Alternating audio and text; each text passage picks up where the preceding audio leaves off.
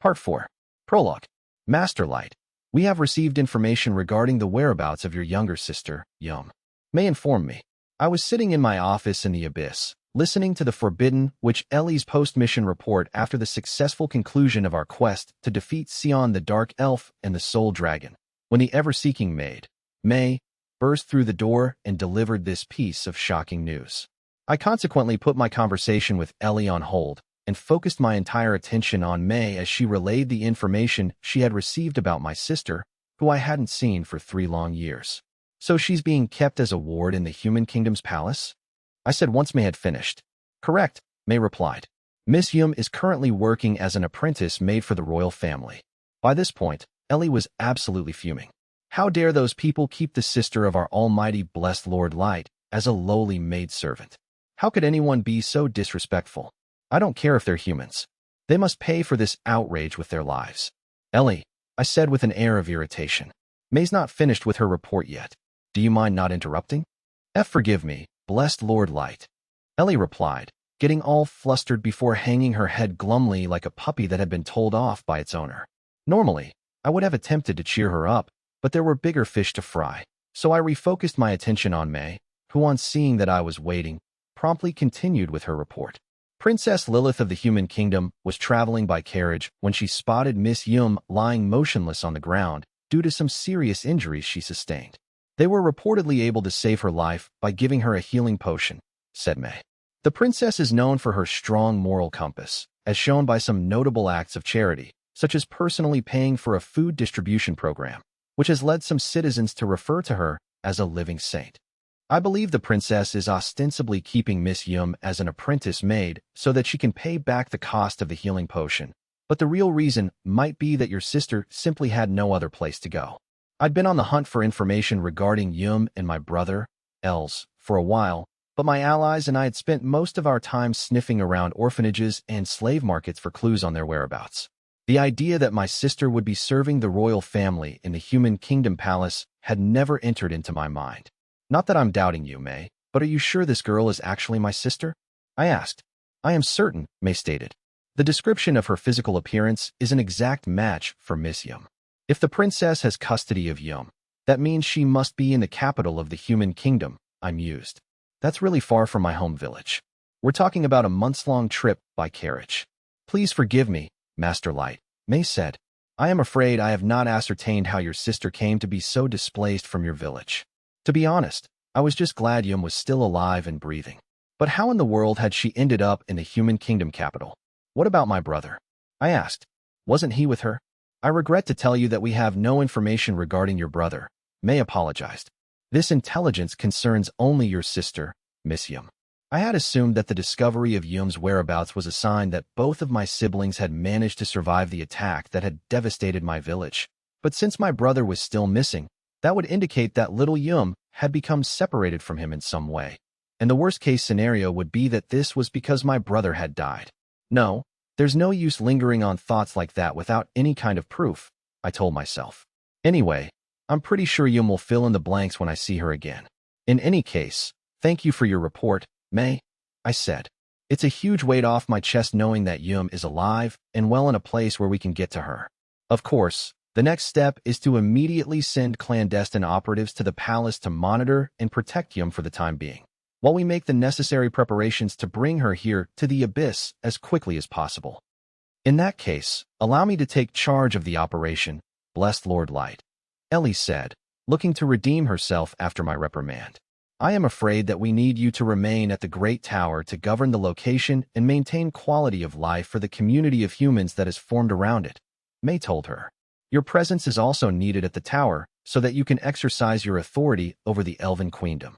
Ellie grumbled something incoherent and was visibly seething after hearing May's inarguable reasoning for why she couldn't spearhead this new operation. Honestly, she finally spat out. Apart from being my deputy, the level 9999 Forbidden Witch, Ellie also served as the ruler of the Great Tower, which had sprung up near to the Elven Queendom capital. Calling herself the Wicked Witch of the Tower, Ellie had single-handedly conquered the queendom and subsequently forced the nation to liberate all its human slaves. The former slaves had then migrated to the forests surrounding the Great Tower and were presently in the process of building a community there, under the protection of the so-called Tower Witch.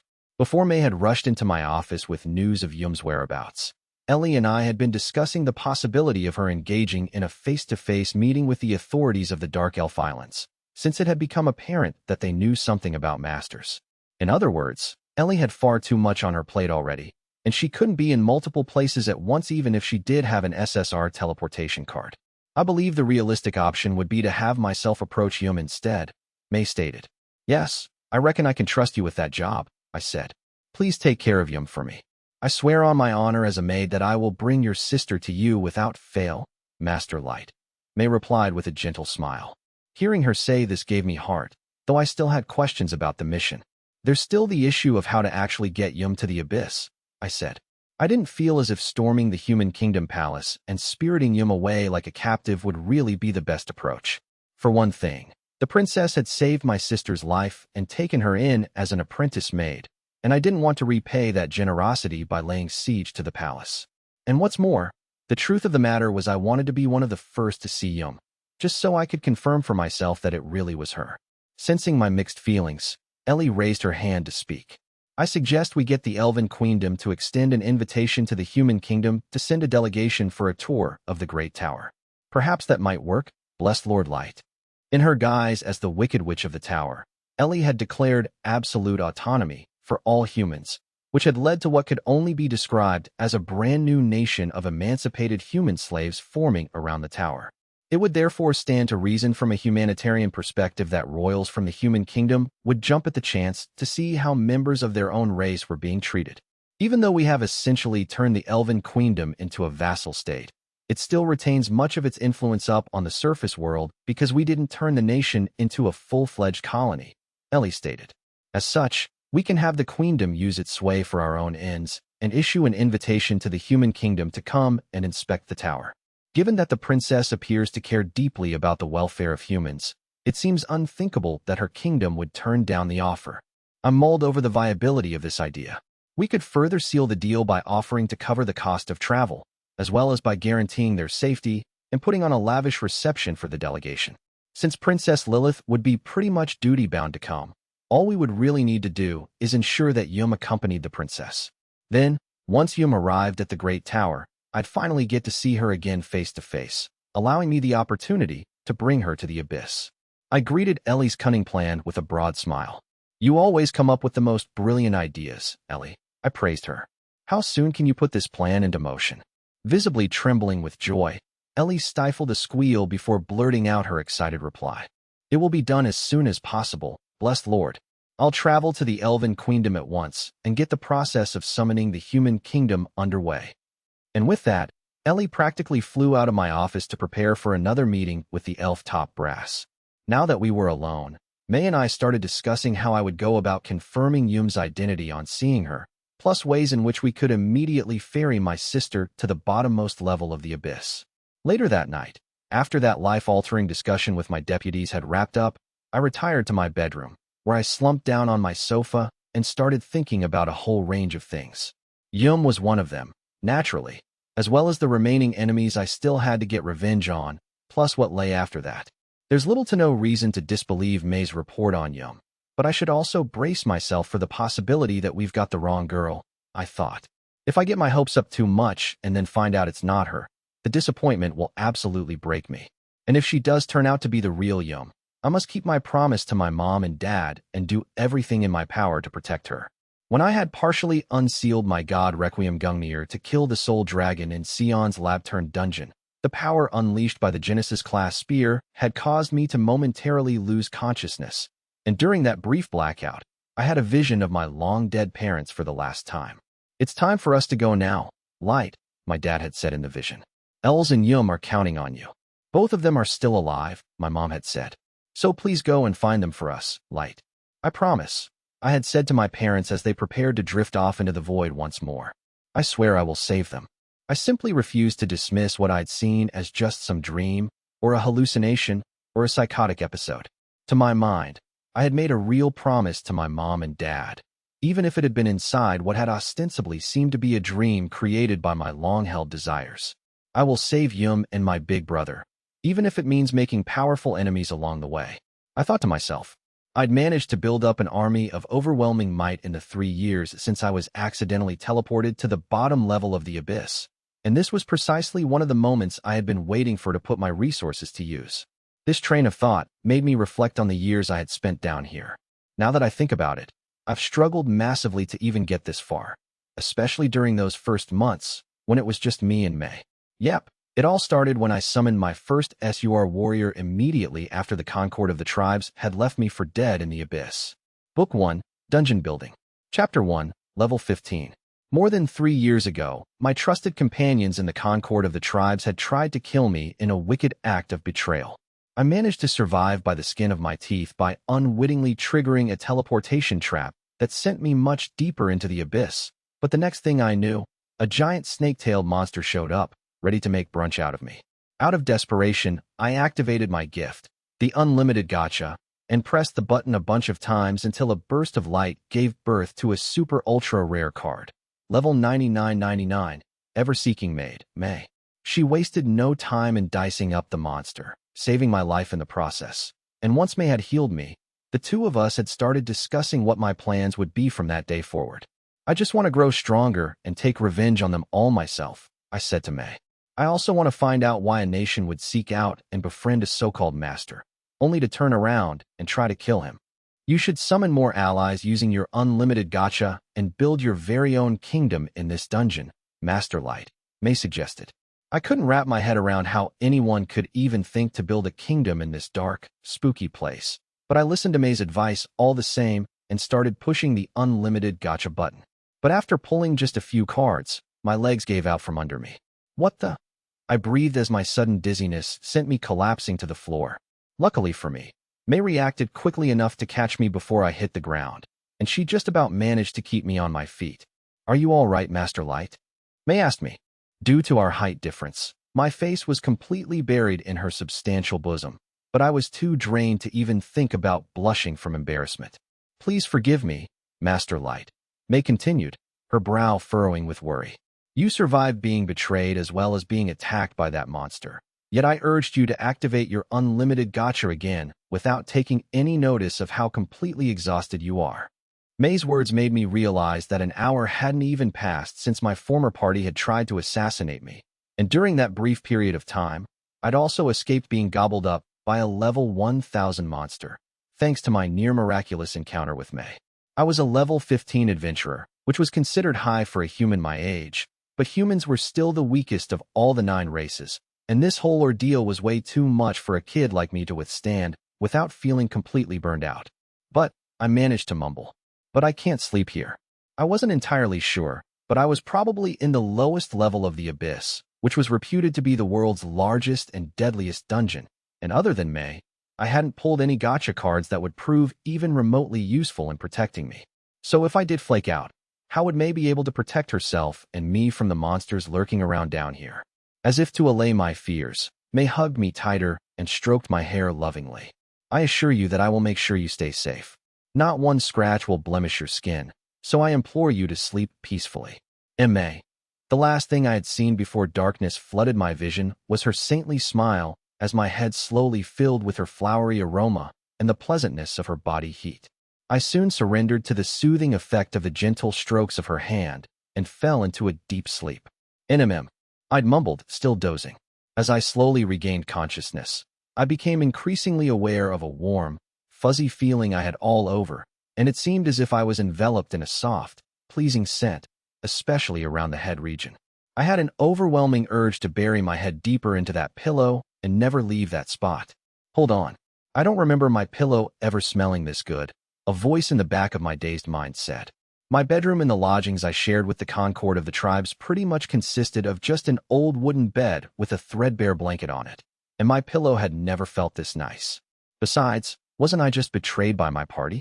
My eyes snapped open and I jumped to my feet, instantly wide awake. I was trapped in the world's most dangerous dungeon. It was most definitely not the time to be taking a nap. Good morning, Master Light. It is not safe to move around so much so soon after waking up. May, I said, half surprised. Yes, it is May, your ever-loyal maid. A beautiful woman with raven hair tied into a long ponytail was kneeling beside me.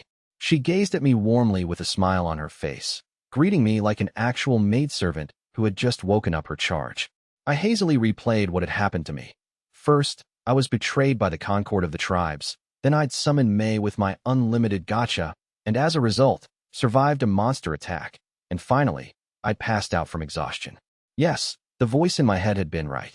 The Concord had indeed double-crossed me, and I could still remember the words of my former party members as they viciously mocked me before trying to snuff out my life. Nonsense, the leader, Drago, had said. We dragon youths simply have too much pride to consort with you inferiors on equal terms. I only consented to this charade because I had orders from above. The beast man, Garu, had howled with laughter. Oh man, this is the funniest thing I've seen in my life. You're killing me. Why are you marveling over this display? Sasha the elf had said, her nose wrinkling as I dragged my wounded body across the ground.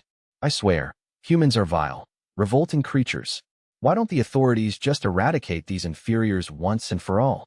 Come on, kill him already, the dwarf, Nano, said, egging on the others. This kid's not a master. He's nothing to us. We're burning daylight as we speak. Along with the other 4 members of the Concord, they had conspired to kill me after welcoming me into their party with open arms.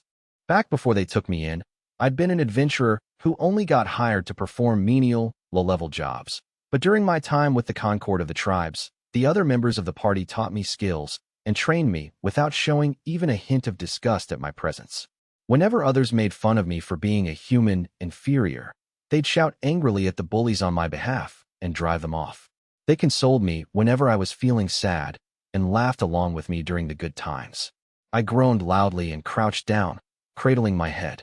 Master Light, May asked, but I continued to wail like a wounded sheep, in total disbelief at how my friends had played me for a fool. I may have been the only human in the Concord of the tribes, but I trusted those turncoats right up until the moment they tried to assassinate me. According to what they'd said, they had determined I wasn't a master, but had decided to kill me just to be on the safe side, specifically by bringing me to the abyss so they could pass off my murder as an accident. It all seemed like some horrible dream, but it wasn't. I had been stabbed in the back by all 8 other members of the Concord of the tribes. This realization crushed me all over again, to the point where I was crying bitter, ugly tears without caring if anyone was watching. May came over to hold me and stroke my back, like a mother consoling a fussy kid. I can only imagine the pain of being betrayed by those you trusted. May sympathized. But everything is all right now. I am here for you, Master Light. Even if the goddess herself forsakes you, I shall never leave your side. May pulled me tighter into her warm, gentle embrace, her soft hands stroking me. May, I managed to get out before the tears started flowing again. I thought I'd lost everything. I thought I was a goner. But now I had May, who swore she would never leave me, even if the gods themselves were against me. Thank you, May. I sobbed, my face pressed tightly against her chest. I had no idea how many minutes had passed by the time I'd cried myself out and come back to my senses. I sat down in front of May and turned crimson over what had just transpired. Sorry for acting so weird, I said. I'm fine now, honest. There is no need to apologize to me, Master Light, May said. In fact, I am immensely glad that I was able to witness this equally precious side of you. I groaned. This perfectly honest reaction from May made me blush even more, and my feeling of humiliation wasn't helped by my stomach picking that exact moment to growl with hunger. I guessed it was to be expected, though, since I'd had nothing to eat since tripping the teleportation trap the day before. Somewhat unsurprisingly, May instantly looked apologetic after hearing the noise my empty belly had made. Master Light, you must have something to eat, May told me. Unfortunately, I am forced to ask you whether your Unlimited Gacha can summon some proper food or ingredients for us. I know a query of this kind goes against my maid code, but the alternative is to feed you a meal made from the monsters that tried to attack us. I would rather not have the flesh of those beasts gracing your tongue, Master Light, since feeding you such questionable fare would also run contrary to my honor as a maid. May's mention of monsters made me realize that we were surrounded by a bunch of things that looked like cocoons made of white strings, and it appeared that trapped inside of them were all the monsters that had tried to attack May and myself. I noticed we were also sitting on a square carpet seemingly made out of the same strings, and lying around us were blankets and other woven things. We hadn't moved an inch from the spot where the teleportation trap had initially dumped me, and as we appeared to be in the dead center of a vast, craggy terrain, It could only have been May who had fashioned these items. Wowed by May's talents, I silently activated the Unlimited Gacha and pressed the button. My gift used to produce bread on the surface, though it was always moldy and inedible up there. But given how my gift seems to work, I'm pretty sure it'll produce real food down here. Anyway, I'll just keep doing pulls until it spits out something we can eat. Thank you most kindly, Master Light, May said. And once you are finished with your meal, we should immediately engage in leveling you up. My hand inadvertently stopped what it was doing. Leveling up? Correct, May replied. At the very least, we need to get you to level 1000 in order to avoid you being killed instantly by the monsters of this dungeon. Luckily, it hadn't taken long for the Unlimited Gacha to spit out an in-bread card, and when I released it, it produced a loaf of bread that was white, fluffy, and had that slight hint of sweetness you only get with wheat. It was actually my first time eating white bread, and it totally blew my mind. I can't believe aristocrats and royalty get to eat stuff this delicious every day. I marveled. May replied with a near-incomprehensible lecture about yeast, or whatever it was she called it. It turned out May wasn't just beautiful, but also every bit as smart as she looked. She's nothing like the simple farm boy I am, I thought. After sitting and digesting for a little bit once we'd eaten the bread, May launched into another lecture, this time on leveling up. The magistrings I spin are produced using mana. This means I am able to manipulate their softness, their strength, their shape, and the material they are made of in order to fit my needs. That explained how it was possible for May's strings to be used to make the soft blankets I'd slept under and the sheer white carpet I was presently sitting on, while at the same time being sharp and tough enough to dice up monsters or ensnare them. Those objects that resemble white cocoons over there contain monsters that attempted to attack us, May continued. Master Light, I must ask you to pick up a stone and throw it at a cocoon from a safe distance. What? That's all I have to do? I asked. We could get a much better weapon if I pulled from my Unlimited Gacha, you know. You are right that your gift can produce useful weapons, May said. But I am afraid you are still only level 15, and I cannot risk you going near one of those cocoons. Yes, I have sworn to protect you at all times, but I cannot rule out the unthinkable happening. You might view it as me being overprotective, but I must ask that you please understand my erring on the side of caution. May did have a point. She may have been level 9999 and armed with powerful magistrings, but there was no guarantee she'd be able to shield me from every single possible danger I might be confronted with. A scratch or even a breath attack by a level 1000 monster would probably be enough to kill me, so I didn't really blame her for being overprotective at that point. Thank you, May, I said, appreciative at how attentively she was looking out for me. I'll do as you say and just throw rocks instead. I am honored that you would display such magnanimity toward me, she said from her seated position and bowing her head. While I was busy bashfully laughing off the unnecessary formality, May raised her head again and promptly got down to business. Now, I suggest that you throw this stone at the cocoon nearest to us, May said as she handed me a rock. If you would, Master Light. Thanks. I took the rock and noticed that it had been chiseled in such a way to make it easier for me to throw it. I could only assume that May had used her magistrings to carve out chunks of rock from the walls or floor around us while I was fast asleep. I stood up at the same time as May and followed her to one of the white cocoons. The strings had partially unraveled at the top, allowing a glimpse of the monster inside, which made me silently tense up. This creature was the same type of snake-tailed behemoth that had tried to devour me the day before. May's appraisal skill identified the monster as a snake hellhound, but this time, it was securely bound by the magistrings to the point where even its mouth was clamped shut by the strings, and it was unable to make a sound. All the creature could do was gaze at us tearfully, as if begging us to spare its life, and truth be known, that made it kind of hard for me to throw the rock at it. Master Light, you may proceed, said May. You got it. I replied non-committally, but I threw the rock anyway. It bounced lazily off the creature's rock-hard, flinty fur, doing 0 damage to the beast, but the important thing was that I had successfully attacked the snake hellhound. It was common knowledge among adventuring parties that combat roles were not limited to vanguard fighters. In bigger parties, there were also people who did their thing from the rear, and if one were to ask if vanguard fighters were the only ones to gain experience points from battles, the answer would be no. I wasn't sure about the exact mechanics of it, but everyone who was involved in a battle got a share of the experience points, based on how much they contributed. That meant scouts, healers, and other people positioned on the back line were able to gain experience points by launching minor attacks on a target the vanguard fighters were already engaged with. Even if the damage done was relatively minor, party members in the rear would still gain experience points using this gambit. But if members of a different party were to launch these types of attacks, it would be frowned upon and viewed as self-serving cheap shots, even being denounced as kill-stealing in some extreme cases. But I deduced that May planned to use this approach to level me up. Nice. While that didn't do any damage, I still got its attention. I said, you could gain experience just by getting an opponent to look at you, which was how scouts managed to raise their levels without engaging in any actual fighting. Splendid. Now, I shall finish it off, May stated before appearing to pull on some invisible strings. The cocoon enveloped the snake hellhound completely once more, and the next thing I knew, the cage of threads shook slightly, then started oozing blood all over the dungeon floor. May was able to kill a level 1000 monster that quickly? Masterlight, has your level gone up? Asked May. Let me check, I said. I activated my stats screen and couldn't believe my eyes. Just by throwing one stupid little rock, I'd shot up a whole 55 levels to level 70. Was that even possible? Holy cow, May, I cried. I can't believe how much my power level has jumped. Congratulations, Masterlight, May said, a faint smile on her face. However, we have only just begun on this journey. I have prepared a number of other monsters for you to strike with rocks, so I urge you to continue. She handed me another chiseled rock and pointed me in the direction of a mass of cocoons that were waiting for me.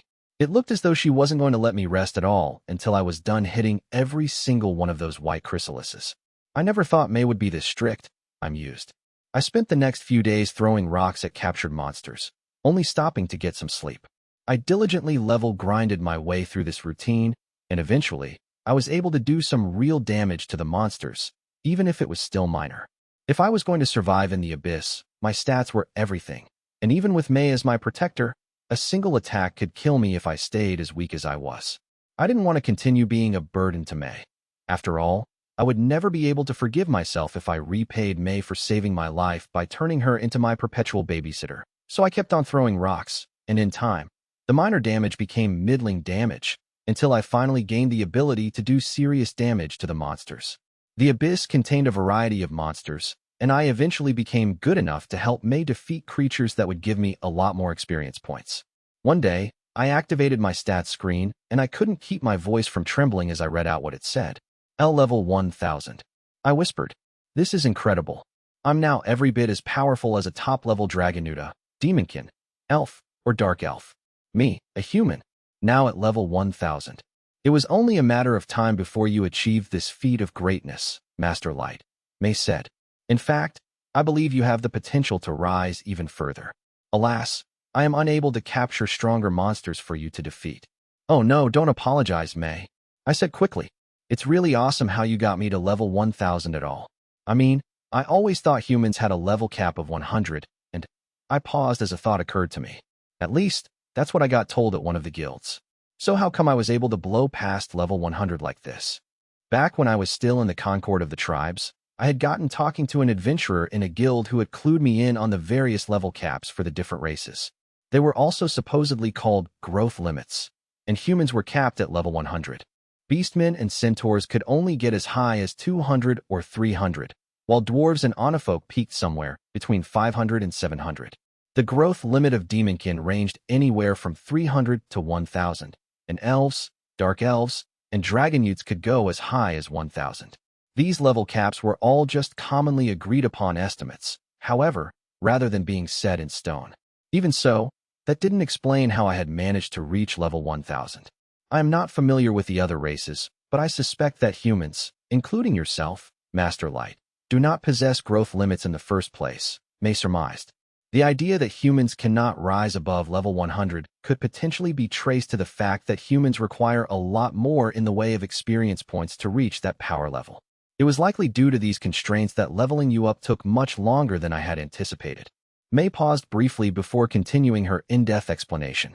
"It is my assumption that no growth limits exist for the other races either, and the established level caps are merely ranges of values where an individual is required to accumulate an inordinate amount of experience points if they wish to further raise their power level. However, Such individuals tend to find themselves left with monsters that do not possess high enough power levels to grant the experience points required. Or rather, the level adjustments may operate differently in accordance with the individual or the race in question. Please be aware that this is based purely on speculation, and there is every possibility that I might be wrong in this. I see, I said. Well, in any case, I'm now level 1000, so I think you're right, May. She may well have hit upon the discovery of the century, but there was no way of telling anyone else about this theory from the bottom of the abyss. However, as far as I can tell, the monsters spawned by this dungeon are not powerful enough for you to level up to the fullest of your potential, May declared. May, I said, looking at my partner in mild disbelief. You do realize that this is the world's largest and deadliest dungeon, right? To my mind, it was too much of a stretch to assume that the abyss didn't contain far bigger monsters that could help to lift my stats. May discreetly ignored my remark. Master Light, I believe that ends our session for today. Before we partake in dinner, I would like us to take a bath, so that we may properly wash off all the sweat and grime that is clinging to us. Chapter 2. The Bath. Once May had helped me to reach level 1000, I'd finally earned a chance to rest and relax for the first time since becoming trapped in the abyss. May decided to end my leveling session right then and there and suggested taking a bath before eating dinner. A bath? I'd asked. You mean those large tubs filled with hot water that royalty and aristocrats have? While I'd heard that wealthy people like to soak their whole bodies in these things called baths, I'd never experienced one personally before. Even when I joined the Concord of the tribes, the only way to wash was by wiping myself down with a wet towel in my bedroom or bathing in a nearby river whenever we set up camp somewhere. Yes, that is precisely the type of bath I had in mind, May answered. I promise you will find it pleasant, and you will soon forget all about your fatigue. May, I said, unable to hide my disbelief at her suggestion. That's not going to be possible. First of all, we'd need a whole lot of water, and it has to be heated up. And we don't have a tub or even some kind of box big enough for a person to sit in. It was next to impossible for me to take a bath up on the surface. So how in the world are we going to make a bath down here in this dungeon? On the contrary, it will be quite simple, May stated. Allow me to make all the necessary preparations. I watched on in awe as May promptly went about making an actual bath from scratch. First, she wove a perfectly solid tub using her magic strings, and when it was done, it was certainly big enough for at least one person to sit in it comfortably. Next, she snapped her fingers and caused water to appear out of thin air, filling the tub nearly to the brim. A few minutes later, I saw steam rising from the water, which told me the water had reached the perfect temperature. Holy smokes, May, I cried gleefully. You really made a bath in no time. Wow, how did you heat the water? It is rather a simple process, May said. Since this tub is made from my magic strings, I simply converted the mana in the strings into thermal energy in order to convey heat into the water. May had lost me the moment she had said the words, thermal energy, but I still found the whole thing totally amazing. I couldn't believe I was getting the opportunity to do what only rich people usually got to do. Come, Master Light, it is time we prepared to enter the bath, May stated. First, we must wash ourselves thoroughly before we submerge ourselves in the water to soak. Allow me to assist you, Master Light. Hey, wait a minute. I gasped. Are you saying we're going to take a bath together? Of course, Master Light, said May, who had suddenly started disrobing. Or to put it more accurately, she instantly disintegrated her maid outfit, since it too was apparently made from magic strings, leaving herself only in her underwear. I got a real eyeful of her huge breasts, slender waist, and curvy thighs, and this time, there was much more skin on show than I could handle. I quickly turned around as I felt my face going red to the tips of my ears, but that didn't stop May from approaching me from behind and wrapping her arms around my chest. Her skin is so soft, I thought wildly.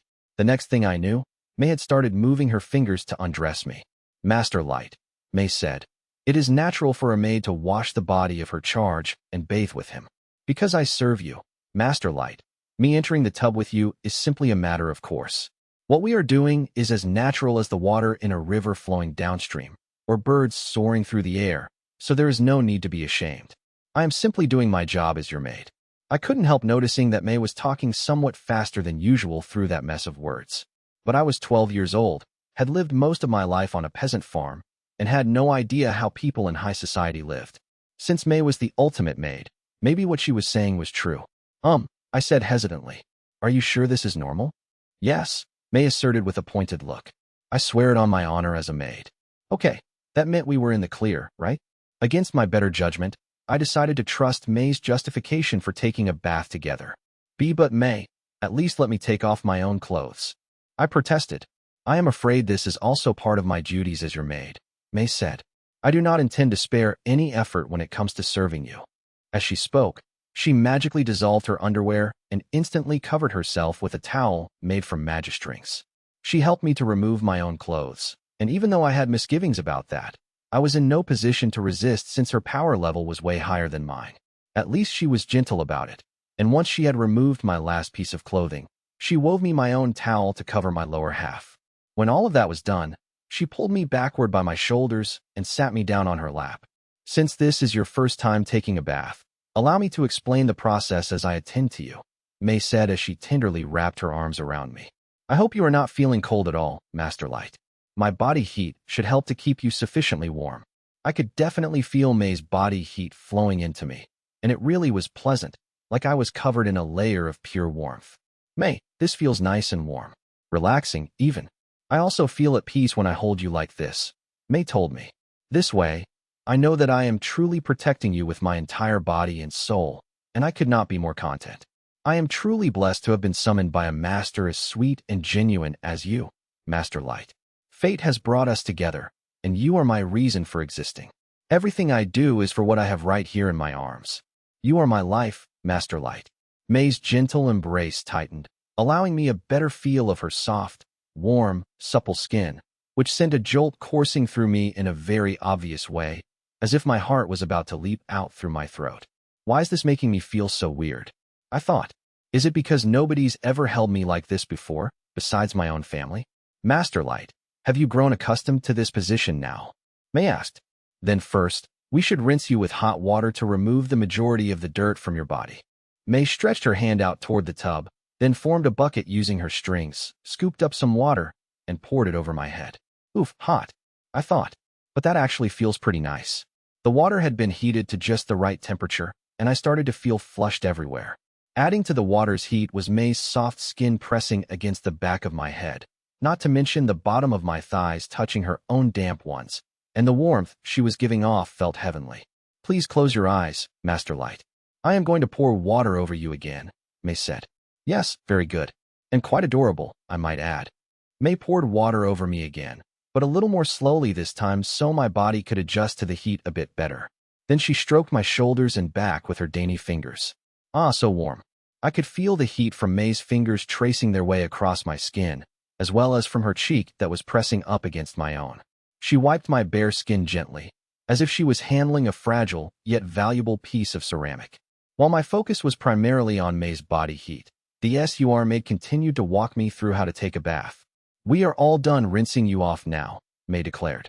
Next, we shall begin washing your body and hair. It is very fortunate that your Unlimited Gacha has produced shampoo and soap for us. Allow me to start with your hair. I will need you to close your eyes to prevent the shampoo from irritating them on contact. Okay, sure.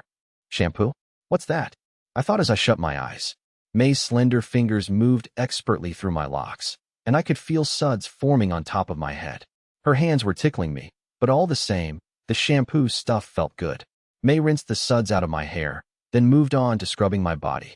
May, I can wash myself. I insisted. I assure you that this is also part of my duties as a maid, May replied firmly. I grumbled quietly as she soaped my back using a towel she had made with her magic strings. For some reason, I found it hard to argue with May whenever she invoked her duties as a maid. She proceeded to gently wash my body with the soapy towel in her hand, and all I could do was sit still with my eyes shut and endure it. Having her wash my back was one thing, but I almost died of embarrassment when she started on the front as well. I have finished washing your body, Master Light, May finally announced. Now that you are fully clean, we are ready to enter the tub. I recommend counting to 100 while sitting in the water all the way up to your shoulders. My present level of self-consciousness wouldn't allow me to utter a word in reply to this, as May guided me across to the tub, her arms wrapped around me the entire time. May sat down behind me in the bathtub, and I ended up with the back of my head pressed against her chest. The heat from the water and the complete mortification I was feeling at how this whole scenario was playing out had caused my mind to stop functioning properly. May drew me closer to her and leaned in to whisper something into my ear. We shall have dinner once we are done bathing. We should take a bath together every day to stay healthy and prevent us from catching any illnesses. Sure, I said faintly. We'll take baths. Together. May balled up one of her hands to make a fist under the surface of the water. Was she getting ready to fight a monster? If she was, I hadn't seen any sign of a creature creeping up to us. I hadn't been totally with it when I'd agreed to May's suggestion of more baths, but a yes was a yes, so we ended up sharing baths every day for an entire month after that. After a very eventful month of living and battling with May, my power level had finally surpassed the 4,000 mark. Unfortunately, the Abyss had only produced monsters with power levels roughly between 1,000 and 4,000, and I was no longer leveling up as fast as I had been before. By this point, May and I had transformed the wide-open, rock-filled space where the teleportation trap had dumped me into a huge living area, complete with tables, chairs, and some other furniture that my Unlimited Gacha had dropped. We couldn't afford to make our shelter any smaller than it was, because if a monster happened to spawn inside an average-sized room, we'd have to deal with it in cramped conditions. So instead, May had covered the exits with her magistrings to stop any intruders from wandering in, and if any creature were to spawn inside our makeshift dwelling, we had plenty of space to comfortably battle it. As evidence of just how much I'd grown used to this unpredictable new lifestyle, I was presently sitting at a table in my living quarters/combat zone and leisurely sipping tea that May had brewed. It turns out you were right to be worried, May, I said to my partner. Most of the monsters in the Abyss only go up to level 4,000, so it's a lot more difficult for me to level up now. True, though at the very least, your gift has afforded you a higher standard of living, on top of furnishing you with weapons, May pointed out.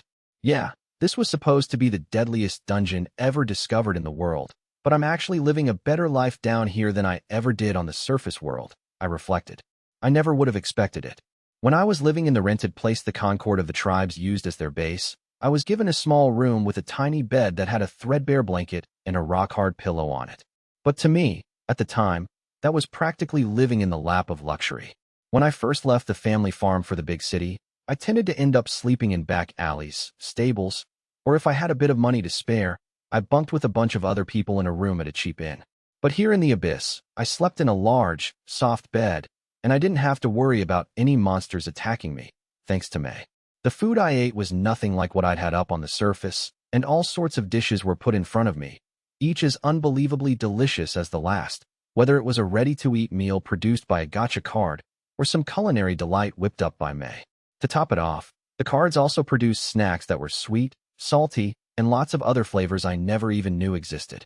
Of course, I took a bath every day like I was royalty, and by this point, I had an extensive wardrobe of clothes too. Heck, I even had enough underwear for me to change into a new pair every day. There was absolutely no contest between the hard-knock life I'd endured up on the surface to life down here in the Abyss. And it's not just my new life, I continued. The Unlimited Gacha has also produced a Phantasma-class spear that even a human kid like me can use. I can't imagine that ever happening up on the surface. I was presently using the UR spear, Urigen, as my main weapon, which had magical wind properties and also boosted my speed. Whenever I stabbed a monster with the Urigen, then infused it with mana, the weapon unleashed a small whirlwind that would open up the wound and churn the creature's innards. The Urigen wind could also be used to blast a monster back if I needed to get some distance between me and it. So basically, it was a very handy weapon that had all sorts of capabilities. These weren't the only reasons I'd picked the Urigen as my weapon of choice, though. Back when I was questing with the Concord of the tribes, my party mates trained me in the use of all kinds of weapons, but I'd found that I was most adept with spears. My next best weapon was the bow, and I was worst with the sword.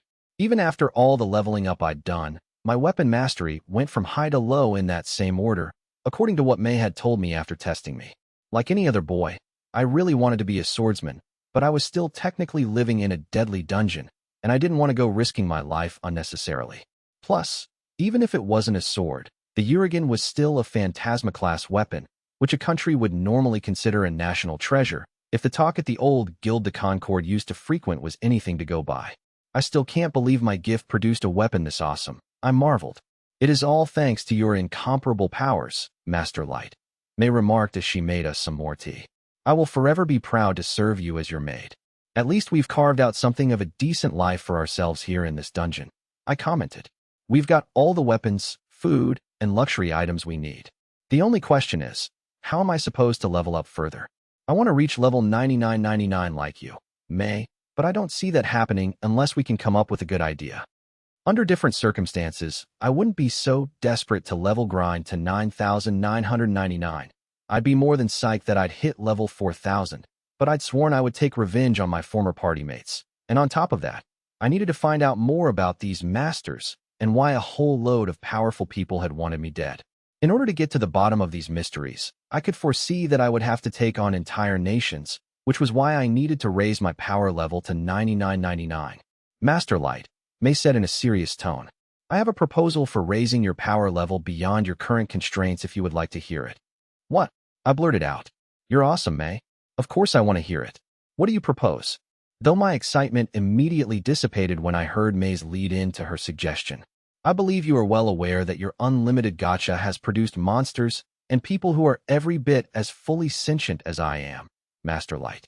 Throughout the month that I'd been living in the Abyss, I'd been pulling from my Unlimited Gacha whenever I had any free time. Apart from everything else my gift tossed out, it also produced cards that would let me summon living beings, such as monsters, fairy maids, merchants, and even this group of funny-looking guys called the Mohawks. They were all listed as having power levels ranging from the teens up to around the 5,000 mark, but I kept all of these cards in my SSSR item box, which had also been produced by the Unlimited Gacha. Unlike most other single-use gacha spell cards that disappeared the moment you used them, the item box was a card that granted its user the ability to activate a magic spell that called up the item box just by thinking about it. Up to this point, I'd been using the item box to safeguard all the cards that had living beings, meaning May was still the only other person I had summoned and released here in the Abyss. If we were to bring forth any other allies, they would be too low-level to survive in the dungeon without our constant protection. In fact, it had been May who had said, I do not believe we have the time or necessary resources to attend to those individuals, so I recommend limiting the inhabitants of our abode to just you and I. Though May had agreed that if another super ultra rare card showed up, I should release it, but I hadn't pulled another one yet. So why would she suggest releasing some of the cards I did have? If you were to summon high-level beings, I believe they would be willing to assist you in your desire to level up, May said in a deliberately measured tone and with a super composed look on her face. The ones you would summon, I presume, would share my fealty toward you and would gladly offer themselves up for you too. May, this was the first time I could recall ever screaming in fury at my maid. Are you telling me to do the same thing to my cards that the Concord of the tribes did to me? You want me to snuff out their lives as if they're nothing more than garbage to me? Those fake comrades betrayed me, but now I'm supposed to betray my true ones. May froze, then quickly fell to her knees and bowed her head deeply in contrition. Please excuse my impropriety, Master Light. I beg your forgiveness for my thoughtless words. I rose from my seat and walked over to May. When I reached her, I lifted her head, guiding her back up onto her feet, then embraced her in a tight bear hug. As before, due to our difference in height, I got a face full of bosom in this position, but I felt like I needed to do it in order to hide my tears. May, I said before pausing as I tried to put my thoughts into words. May, I don't ever want to hear you saying anything about allies sacrificing themselves for me.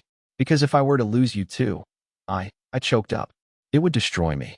I promise that I will always be here for you, Master Light, May said, lovingly stroking my head and back. You are precious to me, and I dedicate my entire body and soul to you. On my honor as a maid, I pledge absolute allegiance to you. I will be with you for as long as there are birds in the sky and branches on the trees. I said between sobs as I hugged her tighter. Thank you, May. A few minutes later, I let go of May and attempted to hide my reddened face and eyes by wiping them with my sleeves. Anyway, I refused to level up by murdering my allies. But I do want to continue leveling up, so I think it's probably about time we went and defeated that thing. By that thing, do you mean the monster that lives in the deepest part of the dungeon? May asked. Yup, I replied, unwavering in my decision. If I want to level up, I have to go defeat the Abyss's dungeon guardian. Chapter 3, the Orochi. May was always insisting that she wasn't all that strong. I can do most things, but due to that, my fighting abilities are not exceptional, she had once said to me. But whenever I fought May in mock battles, I would always lose to her without even getting a clean hit in. If she was classing herself as weak, I wondered how tough a level 99 specialized fighter would be. But since May was such a versatile warrior, she took on the role of scout and mapped out the entirety of the bottom level of the abyss, including the location of all the traps, plus how to get to the dungeon's guardian monster. For those of you wondering what a guardian monster is, it's basically the creature that protects the dungeon core. Because of the importance of this duty, the guardian would always be the strongest boss of any dungeon. And if an adventurer were to get past said guardian, he or she would end up having access to the dungeon core, which was believed to be the thing that maintained a dungeon. May had discovered a huge pair of doors on this level of the abyss, and her senses had detected what she described as a large monster, approximately level 5,000, lurking on the other side of them. Judging by its power level, that thing could only have been the dungeon guardian. If that monster is level 5,000, we shouldn't lose to it with you around, right? I said, making sure I had some insurance in case things went south. Of course, Master Light, May replied. My magistrings would be able to tear the creature limb from limb the moment I enter through those doors. And yet, May didn't see herself as strong. Anyway, I think I should take on this monster first. For training purposes, I explained. Be sure not to turn that thing into mincemeat before I get to have a whack at it. Understood, Master Light, May said. However, if I judge that you are in danger at any point, I shall take it upon myself to intervene. I must not allow you to be overwhelmed by the creature. Fine, if you want, I said in an exasperated tone. Sheesh, you're so overprotective. It is entirely natural for a maid to be protective of her master, May replied simply. Sure, I was calling May overprotective like some rebellious kid, but deep down, I was glad she cared so much for me. It was almost like having a big sister. We ultimately decided we'd fight the guardian monster the next day, since we didn't want to rush into it. And to prepare for the big battle, I warmed my body up by taking another bath with May. As soon as we awoke the following day, we ate breakfast and I changed into my battle gear. Then we headed off to the dungeon guardian's chamber. We encountered some level 1000 monsters on the way, but I dispatched all of them by myself, treating these battles as warm-ups for the main event. In the month I'd been trapped in the abyss, I had raised my power level significantly and amassed an arsenal of weapons. On top of that, all the monsters I ran into were creatures I was already used to seeing, so their intervention didn't slow me down one bit as I continued on to my destination. In other words, it was basically like taking a stroll. It didn't take us long to reach the double doors, which had a sinister-looking tableau sculpted in relief on them. And if I'd had to guess the height of the doorway, I'd say it was around 4 or 5 meters tall. I did a light pre-battle workout with the Urigan before turning to May. So as I said yesterday, I don't want you helping me out at all, I said. Remember, I'm using this fight for training purposes. Understood, Master Light, May replied. But if I feel you are in danger, I will step in. If you prefer that not to happen, take care not to overtax yourself. Yeah, I heard you the first time. I really did sound like a kid being bratty with his older sister. I placed a hand on one of the double doors and both of them automatically swung open, revealing a dark interior that immediately brightened as firelit lamps cast their light across the ceiling and the walls. The ceiling was very high, and the cavern looked big enough to fit a small village inside. I took the lead entering the chamber, with May courteously following 3 paces behind. So that's the Abyss's dungeon guardian, huh? I mused as I peered over at the rear of the chamber. Curled up, there was a gigantic creature that looked kind of like a 7-headed hydra covered in red scales. When it noticed me, the monster slowly raised its dragon-like heads, which proceeded to circle lazily around in the air, their mouths letting out soft-sounding growls. I couldn't see any wings on the creature, but the total length of its body was easily a good 15 meters. This is apparently a level 5000 Orochi, May said, reciting the readings from her appraisal scan. It possesses elevated physical, magical, and defensive capabilities, and each of its 7 heads can unleash a unique attack. The creature can also spawn minions and is capable of regeneration. Well, that confirmed it. This monster was about 1000 levels above me, which would normally put me at a hopeless disadvantage. But before I could mull over this gap in our power levels any further, one of the Hydra heads suddenly lurched forward with its mouth wide open and spat out a large black mass that barreled toward us at lightning speed. I automatically jumped to the right to avoid this projectile, while May dashed to the left. A second later, the The black mass careened into the spot we had just been standing in, carving a good-sized hole out of the rocky floor and spraying debris far and wide. "That's sneak," I shouted. It purposely moved around slowly to trick us into letting our guards down before launching that boulder at us. "I would think stealth and underhandedness would be natural attributes for a monster to possess," May said, almost jokingly. I was too tense to respond to May's flippant remarks, but luckily, despite how fast it had flown toward us, I'd been able to dodge the boulder just in time, thanks to the speed boost granted to me by the Urigan. I believed that this Phantasma-class spear, plus the Unlimited Gacha cards I had brought with me, would prove enough to bridge the gap in our levels, allowing me to fight the Orochi on an equal footing. I fired back with a card I'd drawn from my item box. "SSR Detonation Inferno. Release," I yelled. The SSR Detonation Inferno was an advanced tactical class magic attack that combined an explosion with flames. It tended to work on most monsters, and in this instance, it exploded around the Orochi, surrounding the creature in thick smoke. This attack should have caused a heavy amount of damage to the level 5000 Dungeon Guardian, but when the smoke cleared, the Orochi simply roared back at me in anger. "And not even a scratch," I cried out. "And it's even preparing to strike back."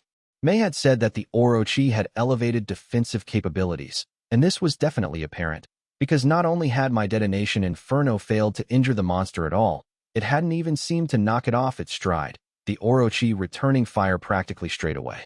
One of its heads breathed out a ball of fire, while another spewed some sort of liquid blob, and both hurtled toward me at high speed.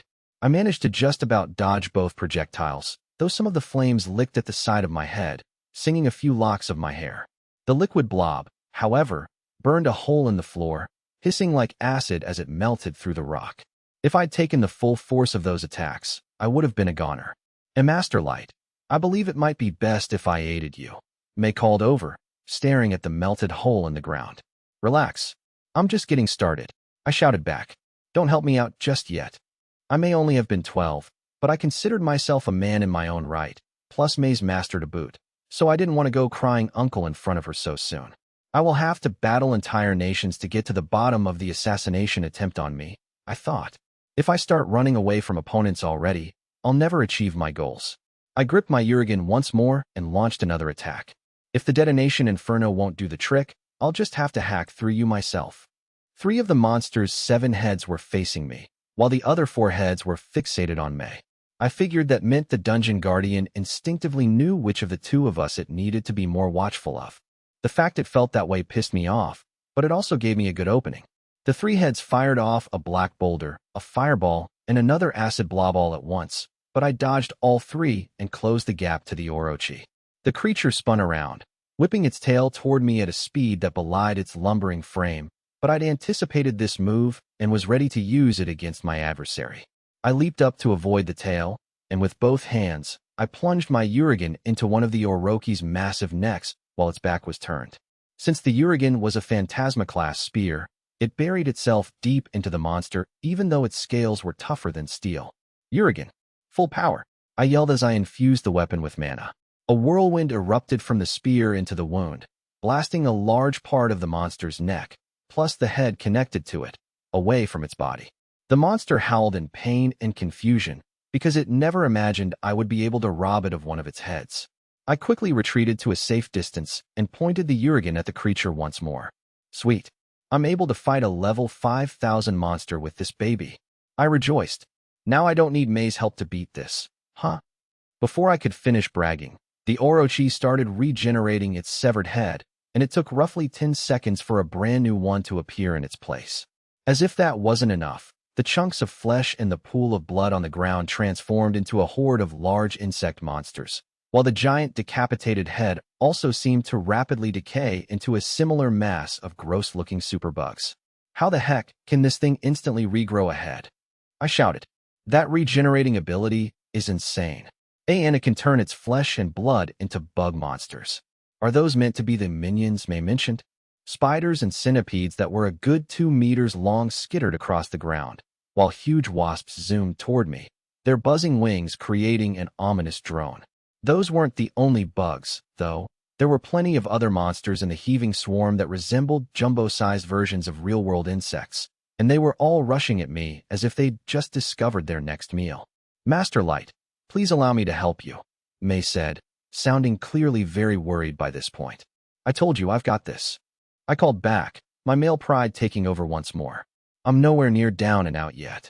As May looked on like an anxious sister watching her baby brother buying something at the market for the very first time, I activated my item box and retrieved another gacha card. SSR Blue Rose Fire, Release. The card roasted the 400-strong insect monster army and lit up the cavern in a bright, ice blue blaze.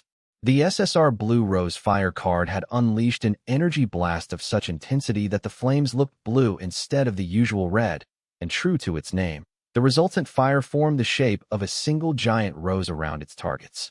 The Blue Rose Fire was hot enough to melt steel, so the bug monsters had stood no chance and were immediately incinerated. Yes, I exclaimed, proclaiming victory. Now I should be able to take down that guardian, no matter how many more insects it produces.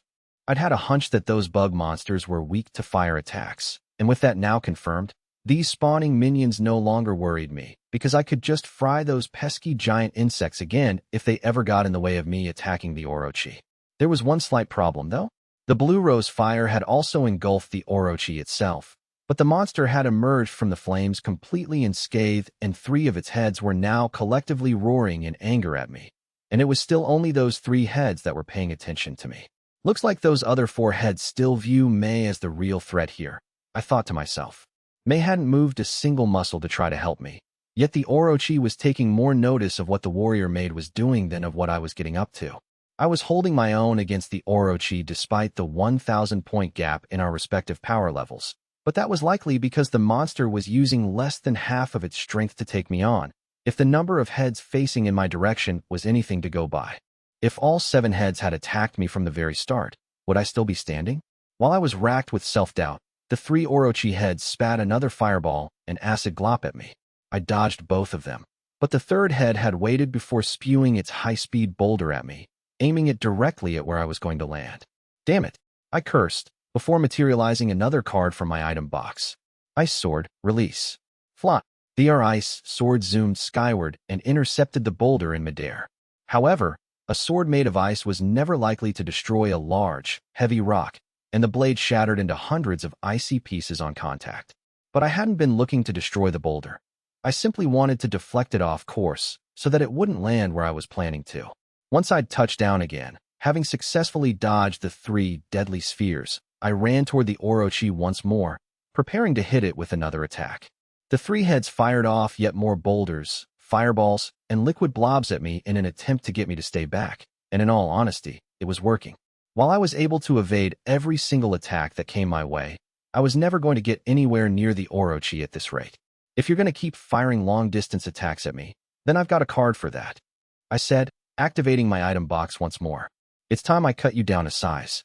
SSSR Divine Windstorm, Release. I figured if the double super rare Blue Rose Fire didn't work on the Orochi, then this triple super rare card ought to do the trick. The Divine Windstorm was an extremely decisive tactical class spell that solidified blasts of air into invisible blades that sliced a target to pieces.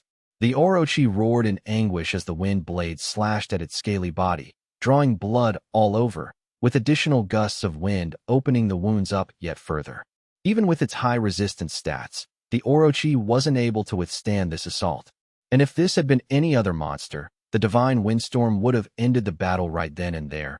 But I was facing a level 5,000 Dungeon Guardian, so obviously my victory wasn't assured just yet. I released another gacha card with the intention of making sure that none of the blood or sliced-off flesh could turn into any more of those annoying insect monsters. Smite my enemy with righteous fury, I intoned. SSSR Rolling Thunder, Release.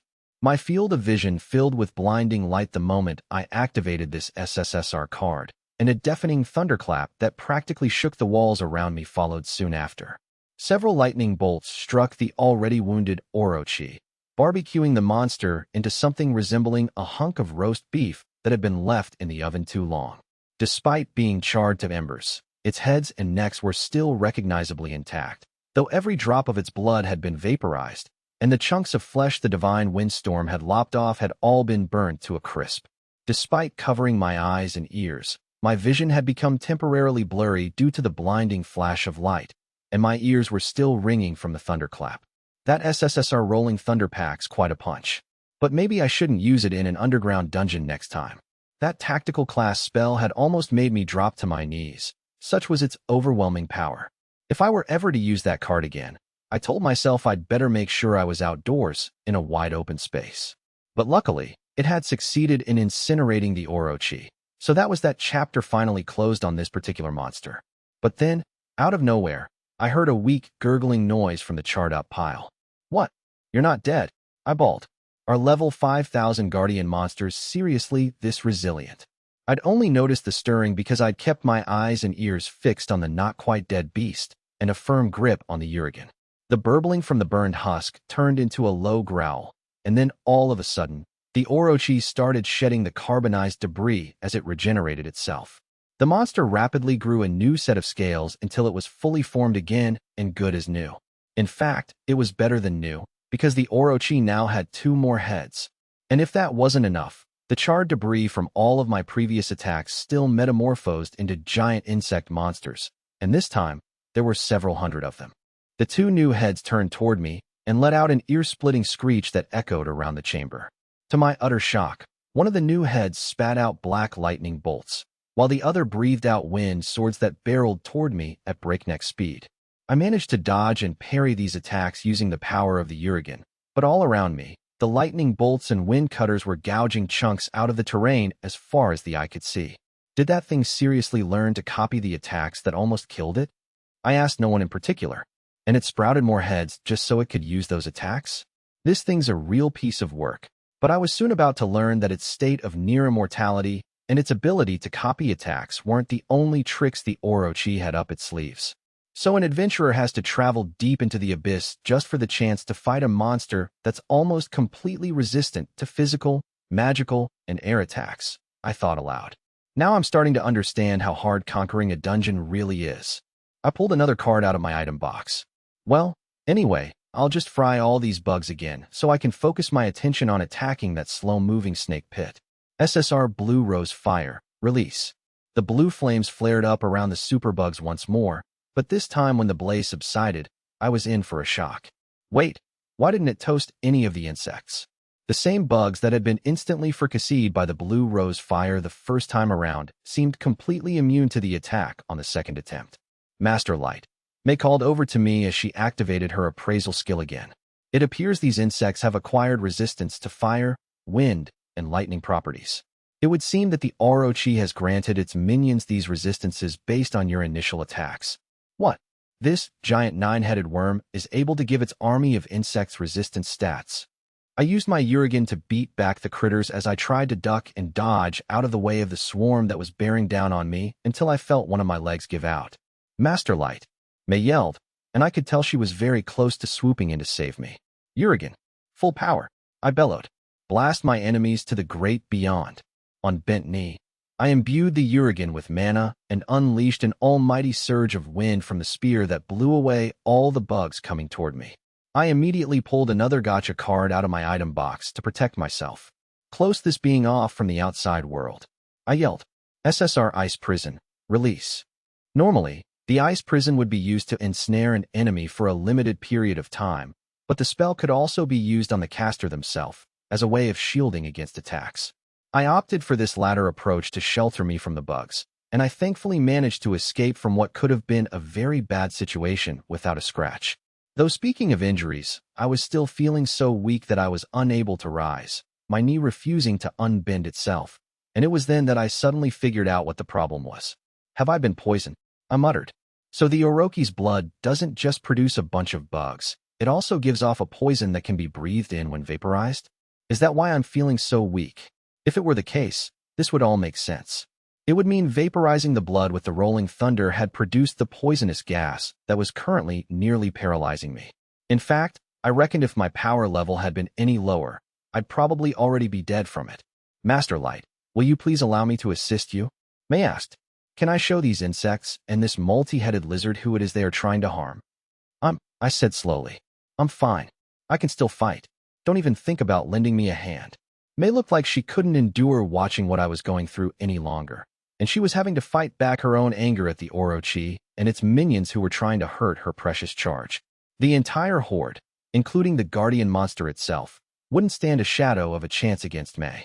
This entire time, the maid had been using her magistrings to slice up any stray insect monsters that had attempted to approach her, creating what was basically a protective bubble around her. As a result, most of the otherwise mindless bugs had figured out to stay well away from May, and even the Orochi remained cautious of her. After I told her to stand down, I saw May's brow wrinkle with worry, but I honestly wasn't keeping her out of the game out of spite. I was actually trying to tell her that things had now turned in my favor, though the Orochi didn't seem to get the memo either, because it chose that moment to let out a loud growling roar, as if to express that its victory was all but guaranteed. I guess it did have a few good reasons to feel upbeat about its chances. After all, I was still weakened by the poison, and the ice prison protecting me was starting to be worn down by the mass of bug monsters scraping themselves against its walls, meaning it wouldn't be long before they broke through. So unless I was May, it would be impossible for someone like me to stage any kind of a comeback in this situation. Nevertheless, I didn't feel the least bit defeated. SSR Poison Cancellation, Release. I activated this poison antidote card to restore my strength, then materialized another gacha card from my item box. SSR Detonation Inferno, Release. I infused the Urigan with mana to create a wind shield and blasted the ice prison around me into glassy shards that instantly killed all of the bug monsters that were within close range, and left plenty of others on the verge of death. These creatures might have acquired a new resistance to fire, but they remained totally vulnerable to physical ice attacks. Even with that attack being effective, I was still left with the prospect of having to deal with over 1,000 bug monsters that had survived the flying ice shards. Naturally, with me facing those numbers, the Orochi still believed it had this battle won.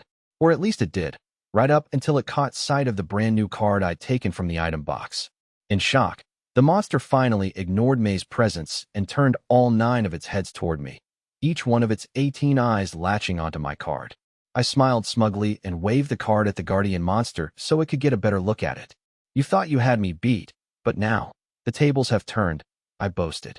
This is the only UR attack magic card I have in my arsenal, and this seems like the perfect time to unleash it. I wasn't bluffing, and the Orochi knew it. Terrified expressions immediately appeared on all of its heads once it had read what was on the UR card. This time, the Orochi didn't dare rely on the bug monsters to finish me off, and all 9 heads rushed toward me at once out of sheer desperation. This one card I was holding up had made the creature fear for its very life. It's too late for you, I declared, knowing the Orochi was too far away to get to me before I could activate my trump card. UR Venom, Release. The Orochi's heads roared loudly in despair as the Venom card covered it in slime mold that instantly started eating away at its flesh. The slime mold also blanketed the bug monsters and consumed every insect in the room, living or dead. The Orochi and the bug monsters attempted to flee, but the mold clung to them as it multiplied and decayed their soft tissue. My enemies were rapidly dissolving to death before my very eyes as I stood rooted to the spot. To fill in the blanks here, the reason the UR Venom was such a powerful attack was because it used living slime mold spores, rather than some non-living poison that could be easily countered with an antidote ability. But that wasn't all. Another quirk of the card was that the slime mold multiplied exponentially and gained potency in proportion with the number of enemies that were available to consume. This was precisely why I hadn't used the card at the beginning of the battle, because if I'd used the UR Venom when the Orochi was alone, the card wouldn't have been powerful enough to kill it outright. And even if the slime mold had managed to start eating away at the Orochi's flesh, the monster would have had plenty of time to develop a resistance to the attack. But as soon as the Orochi spawned several boatloads of bug minions, it inadvertently created the perfect situation for the UR Venom to work to its maximum effect. The truth of the matter was, I hadn't really wanted to use the Venom card at all, especially if one of my other cards had been enough to defeat the Orochi, since it was the only UR magical attack card the Unlimited Gacha had produced up to this point. But at the same time, I also wasn't going to just keep hoarding the card forever, since I knew the Unlimited Gacha would produce another UR Venom card in time anyway. The Venom had already killed all of the bug monsters by this point, and the only creature left standing was the Orochi, which was roaring loudly as it frantically tried to remove the slime mold from its body by any means possible. Its 9 heads fired all sorts of attacks at itself. Boulders, fire, acid blobs, invisible wind blades, and even black lightning. The monster was literally mutilating itself and ripping off chunks of its own flesh, but unfortunately for it, those pieces of flesh were transforming into yet more bug monsters for the slime mold to consume, which only made the venom more lethal. This ugly, vicious cycle repeated itself until at long last, the Orochi collapsed onto its side, with no energy left to even cry out. With the Urigan in hand, I strolled through the fuzzy carpet that the slime mold had created and approached the fallen monster. Orochi, for what it's worth, I don't actually despise you, I said to my adversary. But you see, I need you to rot away into nothingness so I can gain the power I require to take revenge on my enemies. The Orochi used the last of its strength to gurgle something from one of its mouths, which was seemingly an attempt to beg for its life. I paid it no heed and rammed my spear deep into the monster's flesh. Urigan, full power. I imbued the spear with mana, and it produced a whirlwind that tore through the monster's decomposing body. Because the Orochi was in such a decrepit state by this point, it couldn't resist the attack at all, and the creature was blown apart completely, from each of its 9 heads right down to its single tail. Despite the huge level gap between me and the Orochi, I had managed to emerge victorious without any help from May. All the tiny pieces of bone, sinew, and various organs that had been scattered everywhere by the Urigan's attack were immediately consumed by the slime mold, until there was nothing left of the Abyss's guardian monster. Chapter 4. Light, level 4200. I had successfully defeated the Orochi using the Venom card, but I was left with a cavern that was totally carpeted with slime mold. I thought about cleaning up the mess by using another one of my Unlimited Gacha cards, but May beat me to the punch by waving around a bunch of her magistrings to mop up all traces of the mold within a matter of seconds. While I was looking around the room, stunned at May's handiwork, she formed a handkerchief with her magistrings, knelt down in front of me, and wiped some gunk off my cheek. Master Light, I thought I told you not to overextend yourself, May half chided me. I didn't overextend myself, I protested. I knew I had enough gacha cards to beat that monster. And actually, I want to know if you're all right. The Orochi's poison filled this whole cavern, so you should tell me if it affected you at all. I have another antidote card if you need it. I am thankful to you for the amount of care you are showing me, May replied with a broad smile on her face. However, a maid can never be poisoned, so you have nothing to worry about there. Wow, so poison doesn't work on maids, huh? I thought after hearing this self-assured statement. That's really something. The two of us made our way toward a door at the very back of the cavern that had opened the moment I vanquished the Orochi.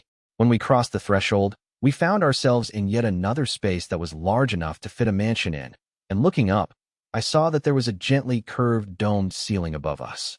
Smack dab in the center of the room was the circular dungeon core, floating a little way off the ground. So this is the dungeon core, I said. It's bigger than I thought. It certainly is big, indeed, May agreed. I also imagined it would be quite a bit smaller than this. I drew closer to the dungeon core, which was giving off a sort of mellow glow, and placed a hand on its surface. It was neither hot nor cool to the touch. So this thing was the core for the world's biggest and deadliest dungeon, huh? Master Light, May said in a near-chiding tone. Don't worry, I'm not going to break it, I said as I turned to face May. I need to keep this thing around. If I were to smash the core right there and then, the abyss would stop functioning as a dungeon, meaning no more monsters would be spawned, and I would finally be able to use my teleportation card to instantly beam myself back to the spot where I was almost killed by my former party. From there, it would be a nice, easy trek up to the surface. But that approach didn't necessarily jibe with my objectives, and in fact, I'd even go as far as to say it would be totally self-defeating. If I wanted retribution and to uncover the truth, I would need to fight whole nations, and to be able to do that, I'd need to form a nation of my own. And the only place a nation like that could be built was right here in the bottommost depths of the abyss. One of the reasons for this was it turned out my Unlimited Gacha only produced good cards when I was somewhere with a lot of mana, and the higher the concentration of the surrounding mana, the better my chances of pulling powerful cards. I'd managed to summon the SUR maid May when I was at the lowest part of the abyss, and it was that tier in particular that was awash with mana.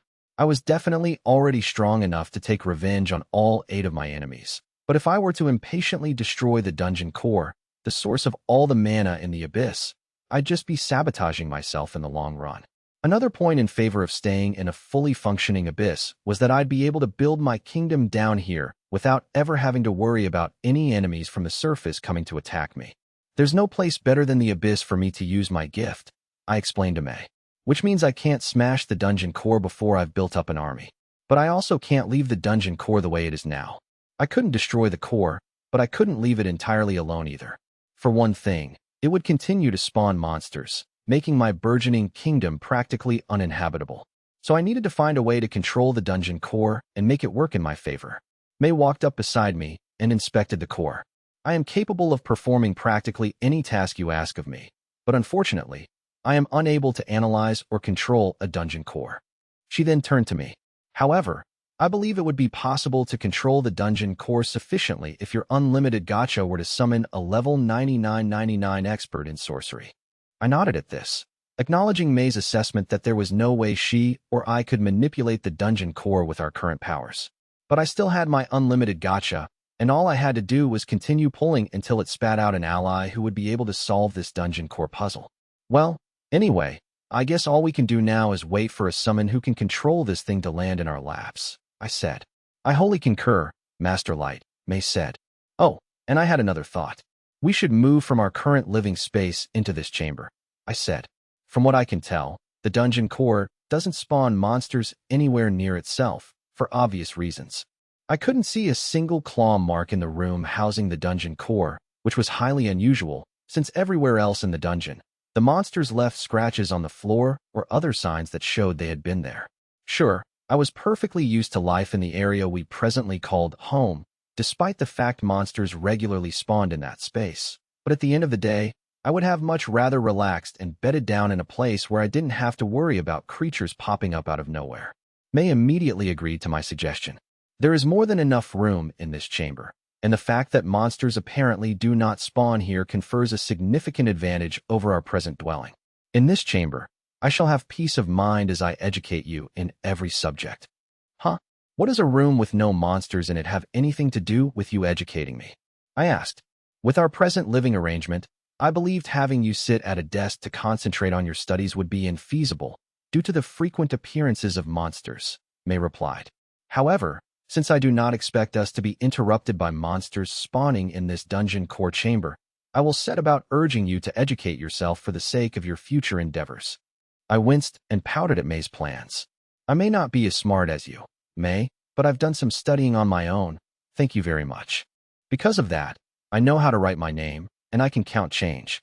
No store has ever cheated me out of money. Sure, I may have been tooting my own horn here, but it was really unusual for a poor farm boy to be as educated as me.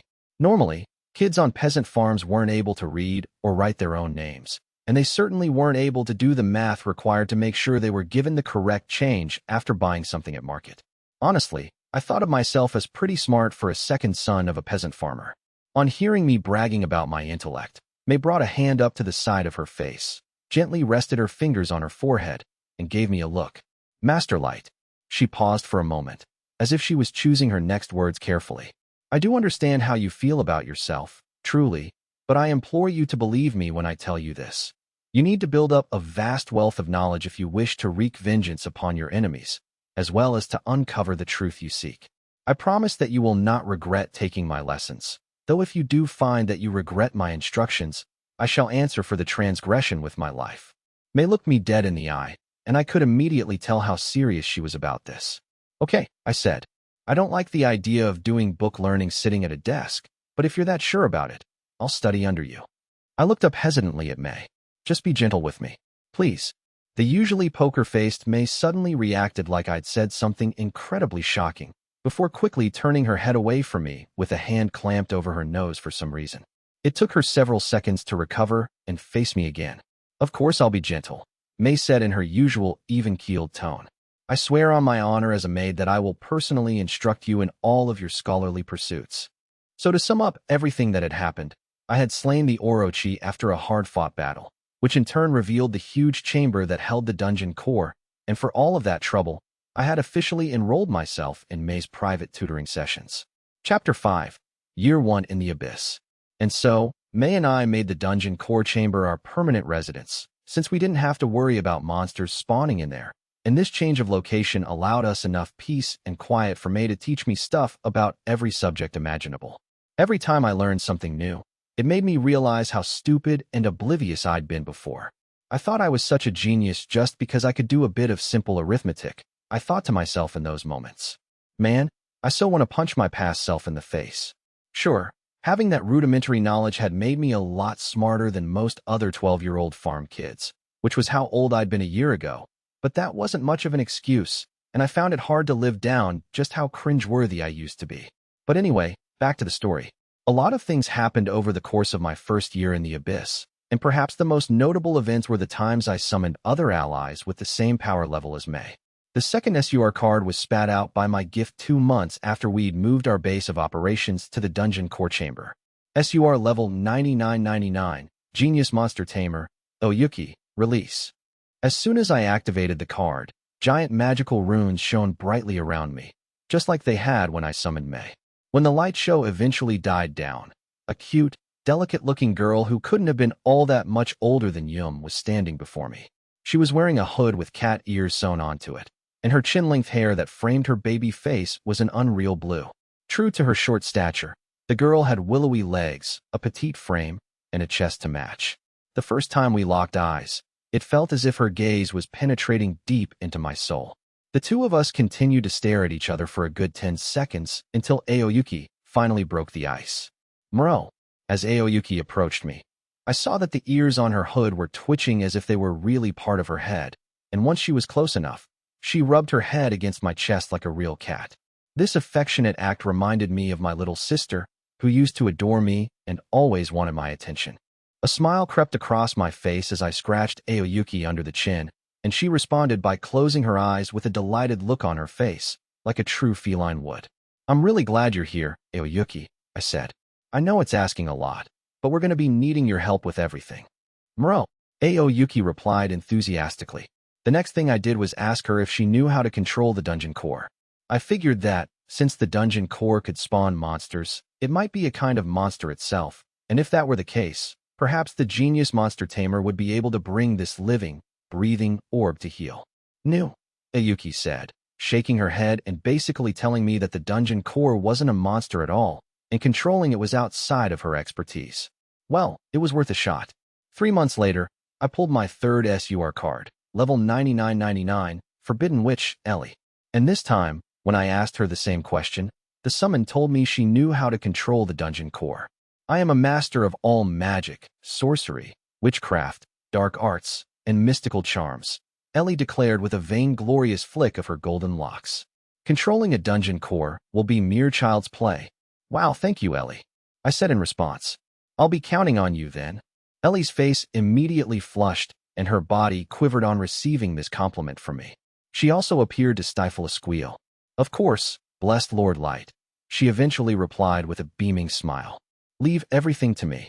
But this particular dungeon core wasn't as easy to manipulate as she had thought, and one day, after about a month of no headway being made, Ellie was crouching in front of the floating orb and holding her head in frustration. "I am utterly disappointing my blessed Lord by failing to complete the very first job he gave me," Ellie wailed. "How can a dungeon core be this incomprehensible?" "It ain't the end of the world, Ellie. If you need any help at all, just ask. Nazuna, your #1 job is to just sit somewhere and be quiet," Ellie said with barely concealed annoyance. "If you can do that, it would help me immensely." "Oh, that's all I gotta do," Nazuna replied. "All righty, I got this."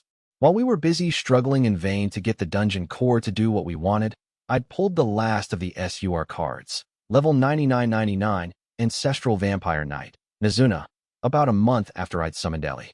Since it had taken Ellie and Aoyuki 3 months each to pop out, I must have really lucked out with Nazuna. Over that whole period, I'd also pulled a UR Bracelet of Youth, which stopped my body from physically aging. I'd taken to wearing it so that I would never forget the pain of my betrayal and my thirst for revenge. Around the same time, my gift also spat out a UR card holder, which was a tool that allowed me to skip the whole process of drawing each card from my item box and releasing it in hand. Thanks to the card holder, I found myself able to use a much wider range of combat tactics. When I'd first summoned Nazuna, my plan was to get her to train me so I could become a better fighter, since she was supremely skilled in wielding broadswords, spears, and halberds, among other weapons. But while Nazuna was indeed unbelievably strong, there was one huge problem. Master, all you need to do with a spear is go swoosh. Papa.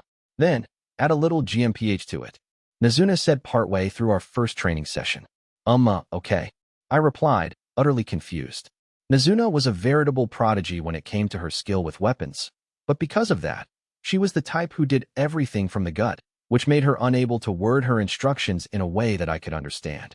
To her credit, Nazuna did all she could to train me using visual demonstrations, but when it comes down to it, everyone has their strengths and weaknesses. As such, I got Maid to continue training me in close combat, and whenever I had time, I went to Ellie for instruction on magic. That said, I was still really glad I'd summoned Nazuna, since her sunny disposition made her the life and soul of the dungeon. It took Ellie 6 months to decipher the dungeon core enough for her to be able to partially control the orb.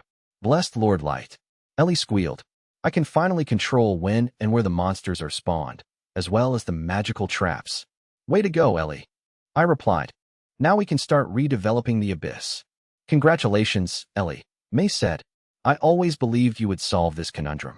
Muro, Aoyuki concurred. Huh? What's this? What are we all excited about? Nazuna said, glancing around at the four of us with a puzzled look on her face. Nazuna's ignorant interjection aside, Ellie basked in the praise and humbly bowed her head. It was all thanks to you, blessed Lord Light, Ellie said. Whatever success I attain will always be your achievement, though hearing your compliments delights me to the fullest. However, according to Ellie, the dungeon core was still jamming all teleportation magic, so it looked like I would be stuck in the bottommost level of the abyss for quite some time to come. But the fact that we could now control where monsters and traps spawned was a huge hurdle cleared, since it meant I could release living beings, such as fairy maids and builders, that would have been too weak to survive in the dungeon on their own otherwise. In short, I could finally concentrate on building my new kingdom and deploying my allies to the fullest extent of their abilities. I turned and addressed my inner circle. Now, let's quickly build up an army that's powerful enough to A. Exact the revenge I seek, and B. Get to the truth the surface nations have been hiding from us. Whenever Ellie wasn't working on the dungeon core, she would tutor me in all things magic. On this particular day, Ellie was writing stuff to do with magic spells up on the chalkboard, while I watched on from my seat at my desk. Once Ellie had finished writing, she put down the chalk, patted the dust from her hands, and turned to face me. We will now begin our lesson on the different types of magic, as well as the difference between black magic and forbidden magic, Ellie stated, pointing at the chalkboard. She was wearing her usual witch's garb, and she had a self-satisfied look on her face. First, we will start with the 3 types of magic, Ellie continued. These are usually classified as combat class, tactical class, and strategic class. Basically, all attack, defense, healing, and support spells fall into these 3 categories. A veteran mage would be capable of chant cancellation, and depending on the amount of mana released, they could intensify the power of the spell or even use their imagination to manipulate the spell into a specific shape. I'd already learned about these concepts, so I fully understood what Ellie was talking about. So how would we classify a particular spell into one of these 3 types? I asked. The super witch cleared her throat softly, then launched into a lengthy explanation. Basically, combat class magic consisted of minor attack spells a mage could cast by themselves, such as fire arrow or ice sword.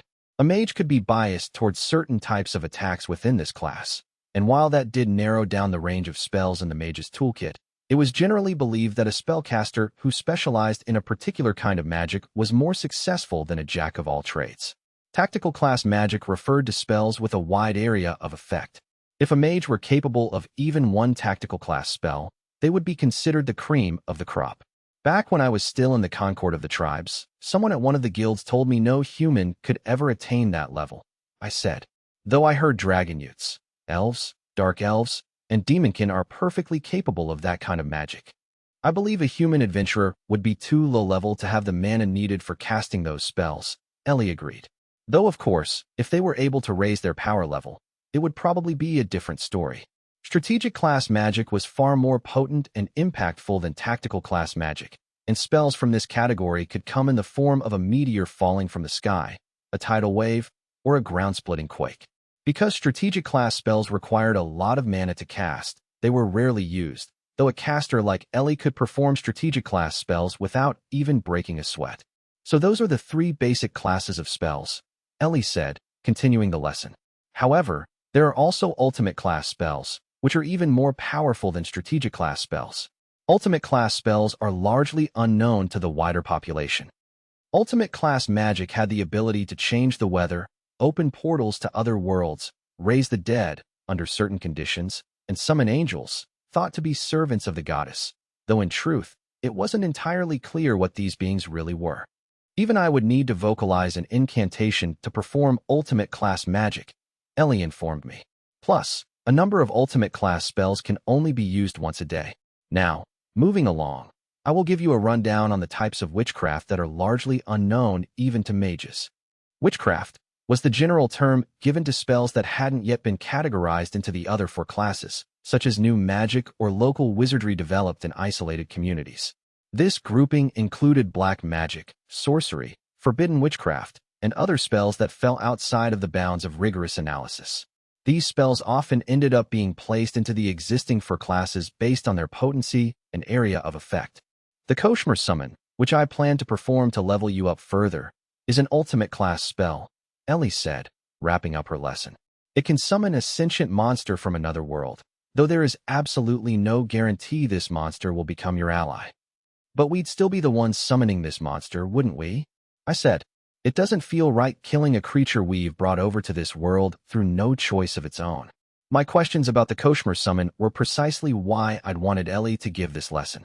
I managed to reach level 4200 after slaying the Orochi, the level 5000 Dungeon Guardian, but there weren't any other monsters in the Abyss as powerful as the Orochi, so I'd been racking my brain for a long time over how I could continue my level grinding. Ellie had pitched the Koshmer Summon as a solution to my problem. She would open a portal, and I would kill whatever monster came through in order to boost my power level.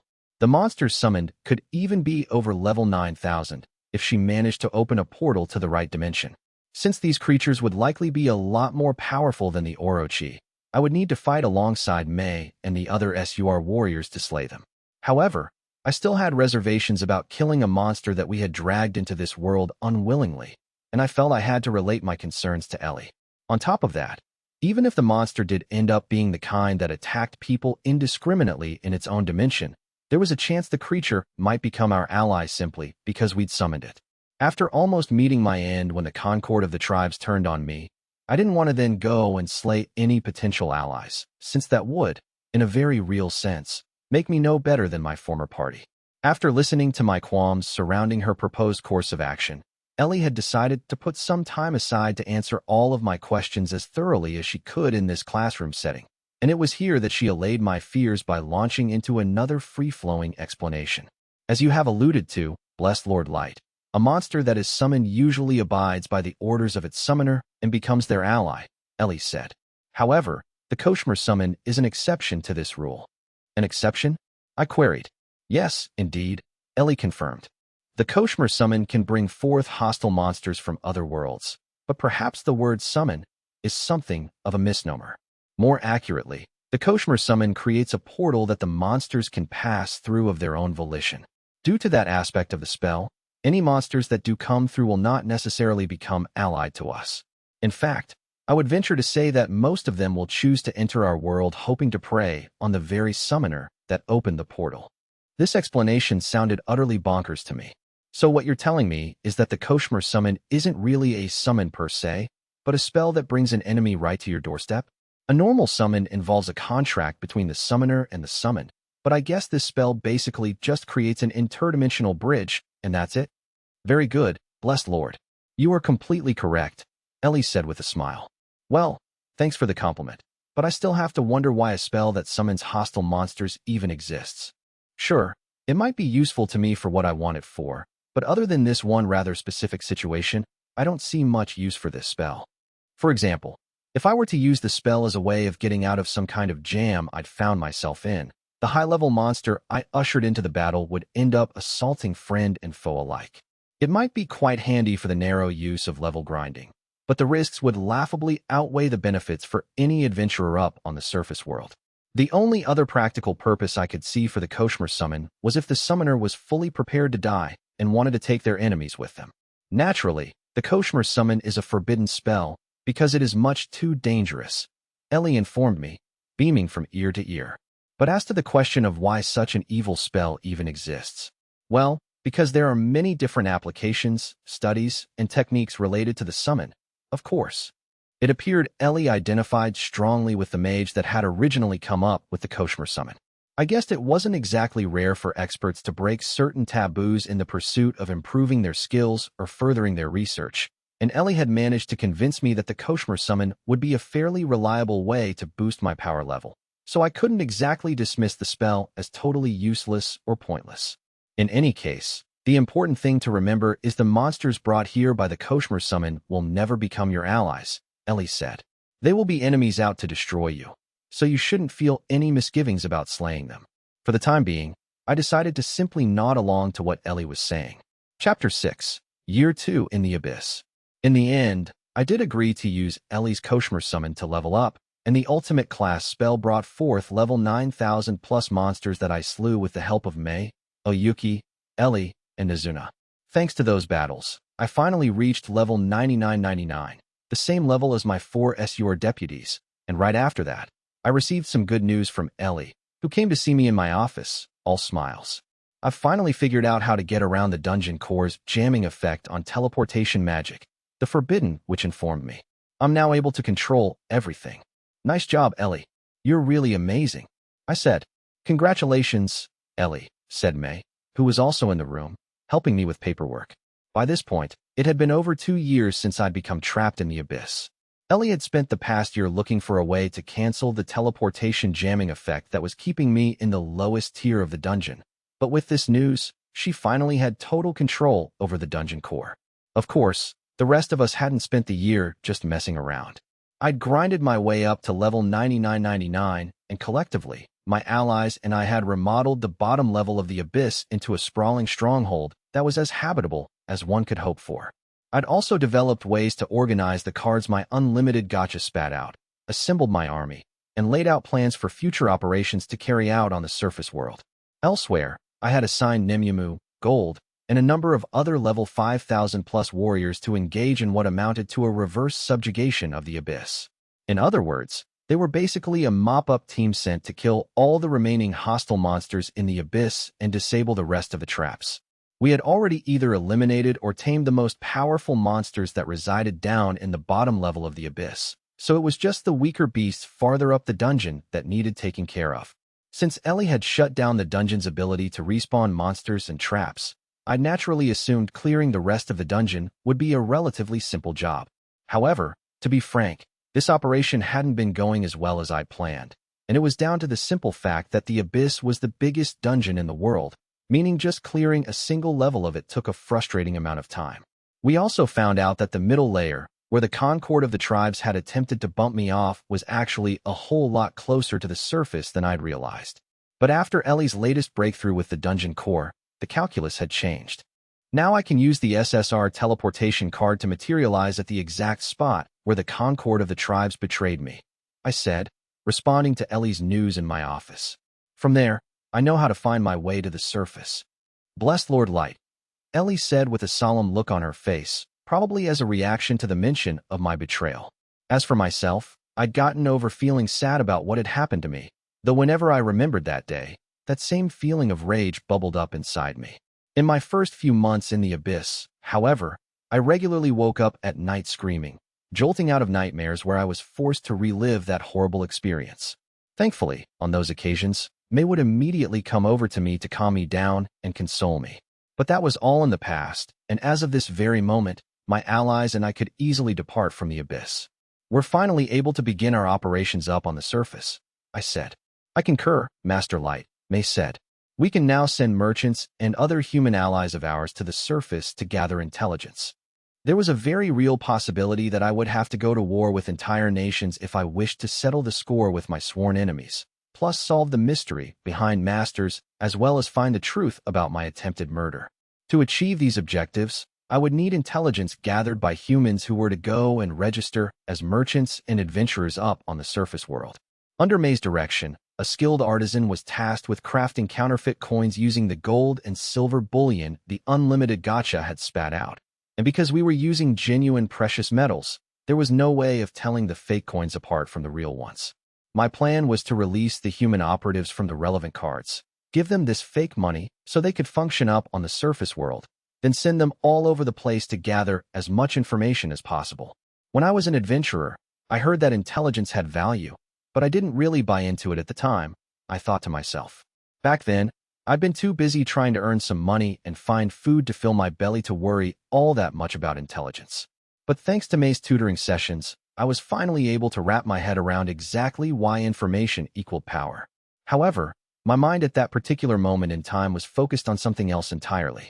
Would it be wrong if I did something for myself first? I asked my 2 lieutenants. Oh, and what might that be?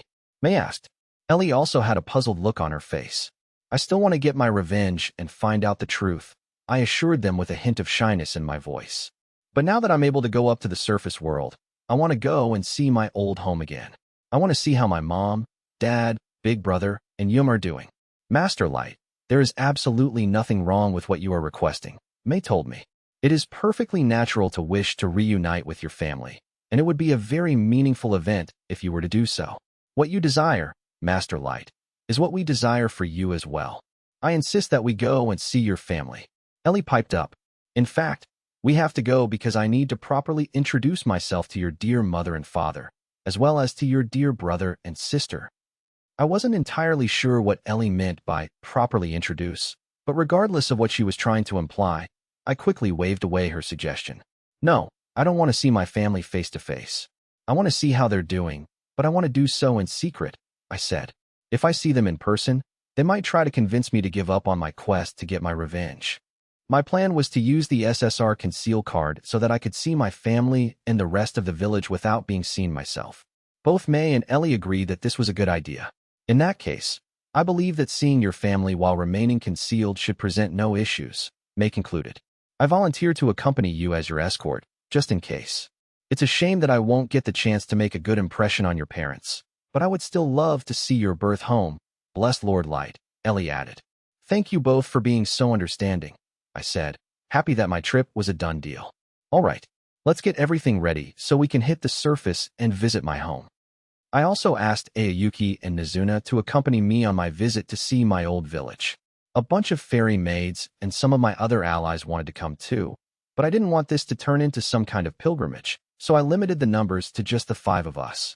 Before heading out, my inner circle and I gathered in my office. Should I maybe wear that other outfit instead, bless Lord? Ellie asked, looking down at her standard issue witch's clothing. I really want to make a good first impression on your family. Actually, yes, I've changed my mind. I need to go change. Ellie, we will be using the SSR conceal card, so your choice of attire does not matter, May said patiently. You're correct, May, Aoyuki said in a rare vocalized observation. But I couldn't help noticing that you've been adjusting your hair, ribbons, and clothing this entire time. I always prepare for any eventuality, a clearly flustered May replied as she flushed slightly and peered down at the shorter Aoyuki. In any case, I fancy you have also chosen to make yourself look rather more presentable than usual for this trip. Mro, Aoyuki mewed, completely ignoring May's almost spiteful glare. I had to agree with Aoyuki that May did seem to be putting an awful lot of effort into her appearance, presumably because she would be seeing her master's parents for the first time, though there was almost zero chance my parents would see her, due to the use of the conceal card. I can't wait to see what your folks look like, Master, Nizuna piped up, seeming innocently excited to visit my old home. I chuckled awkwardly at everyone's antics and pulled out the SSR teleportation card as a way of grabbing the group's attention. Well, there's no time to waste, so I think we should get going, I said. I trust everyone is ready to teleport to the upper levels now. Naturally, I am fully prepared for departure, Master Light, May stated. Mrio, replied Aoyuki. I'm all set to go too, bless Lord, said Ellie. Ready when you are, Master. Nizuna added.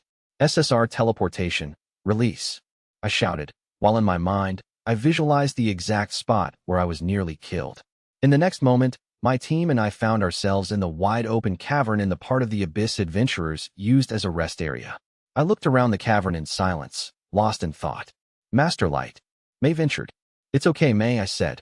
I'm not about to get all emotional over returning to the place I was betrayed. In truth, I could feel several emotions welling up inside of me, but it was stuff like anger and a yearning for revenge rather than sadness.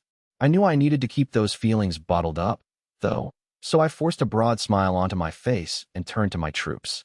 Anyway, let's get out of here and make our way up to the surface, I said. Don't worry, it's not a long trip. I took the lead since I could still remember the way to the entrance that led to the surface. Since we were all level 9999, the trek through the upper levels didn't take us half as long as it had for the Concord of the tribes. It was still morning when we reached the surface, and the sun was shining. So this is the surface world, May said, looking around in fascination. Mro, Oyuki mewed, expressing a similar sentiment of curiosity. It looks like we're completely surrounded by trees, Ellie observed. And the sky is so high.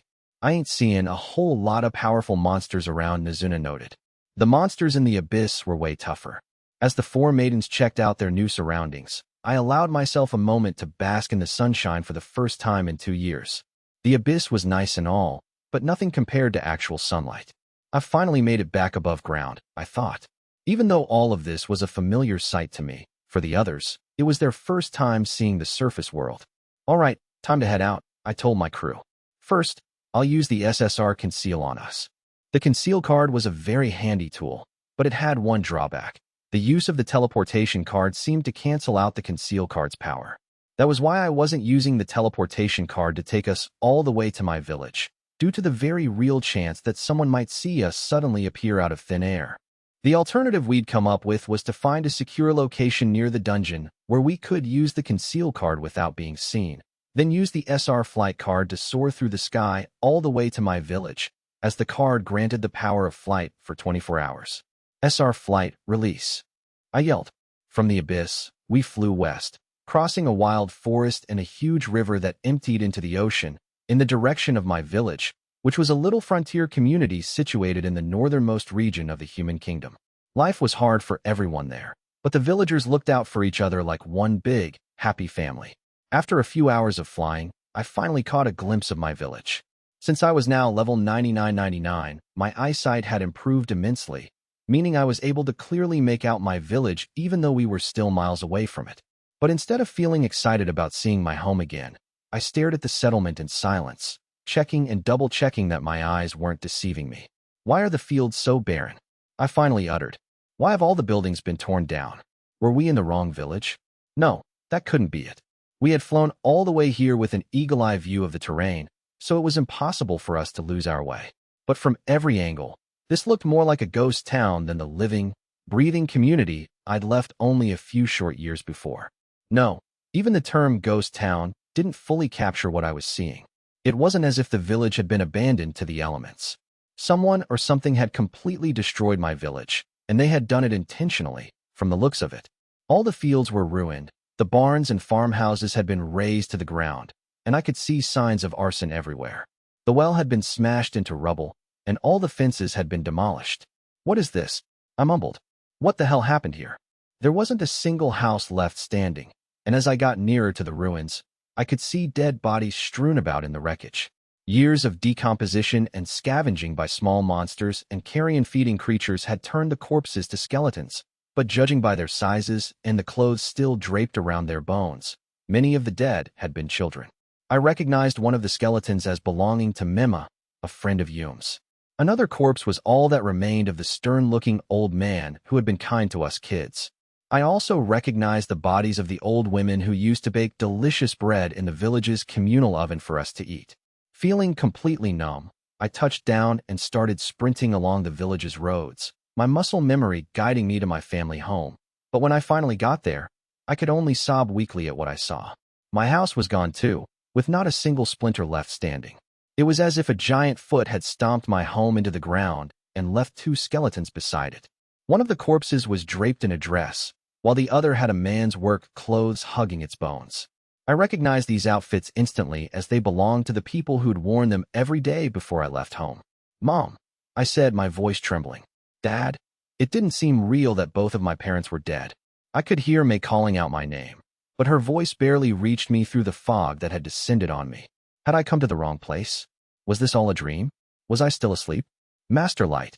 May yelled at me as she shook my shoulder from behind. Can you hear me? May. I slowly emerged from my grief-filled daze to see May, Yuki, Ellie, and Nizuna all looking at me, their faces etched with worry. It was only then that I realized I'd flown away from the other four, without mentioning once that I'd noticed something was wrong. The devastation was clearly why they were looking at me so anxiously, which meant the carnage that lay in front of me was all too real. An overwhelming wave of nausea caused me to drop to my knees and vomit up the undigested contents of my stomach. I looked down at the puddle and could make out bits of the salad, bread, and soup I'd had for breakfast that morning. Master Light. May dashed to my side to prop me up and stroke my back. May didn't seem to care if her clothes got messy, even making a makeshift handkerchief out of her magistrings to wipe my mouth. Ellie magically produced water out of thin air so I could rinse my mouth out, while Aoyuki placed herself in front of me to spare my eyes from having to see that traumatic sight.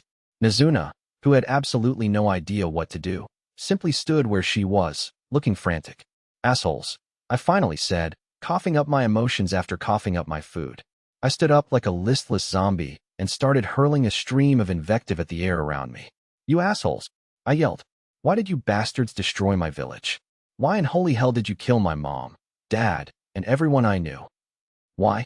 Why the hell did this happen, goddess? What did I do to deserve it? I had a hunch, of course. It was probably because I was a potential master. Sure, there was every possibility that it had been some random monsters or raiders who had destroyed my village, but the timing and the comprehensiveness of the massacre was too on the nose for it to be pure coincidence. No reasonable person would be convinced that this was just some random act of violence. A more likely explanation would be that a nation or a group of nations had wiped out my village, just like they had tried to off me. Unable to bottle up my dark rage any longer, I threw my head back and roared an oath to the skies above. I'll kill them. I swear I will murder every last one of the bastards who destroyed my village.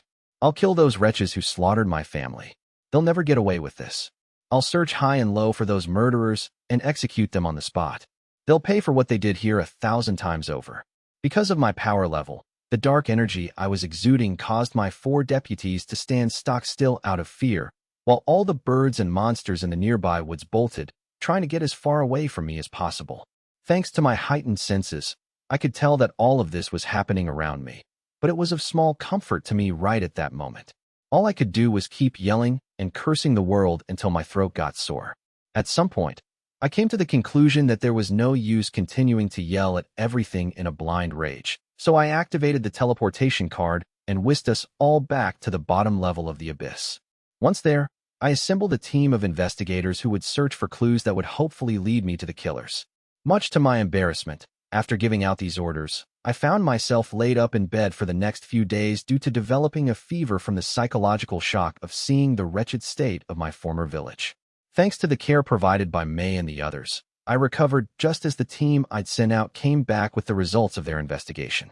But as I'd feared, too much time had passed to uncover much in the way of evidence. All we really knew was A. The destruction took place years ago. B. Every single building, field, barn, stable, and even the village's well had been destroyed in the incident. And C. The killers spared no one, not even those who had tried to flee. It was as if these murderers had harbored a deep antipathy for my village and wanted to wipe it completely off the map. But at this late date, there was no way of knowing if the perpetrators were monsters or members of one of the non-human races.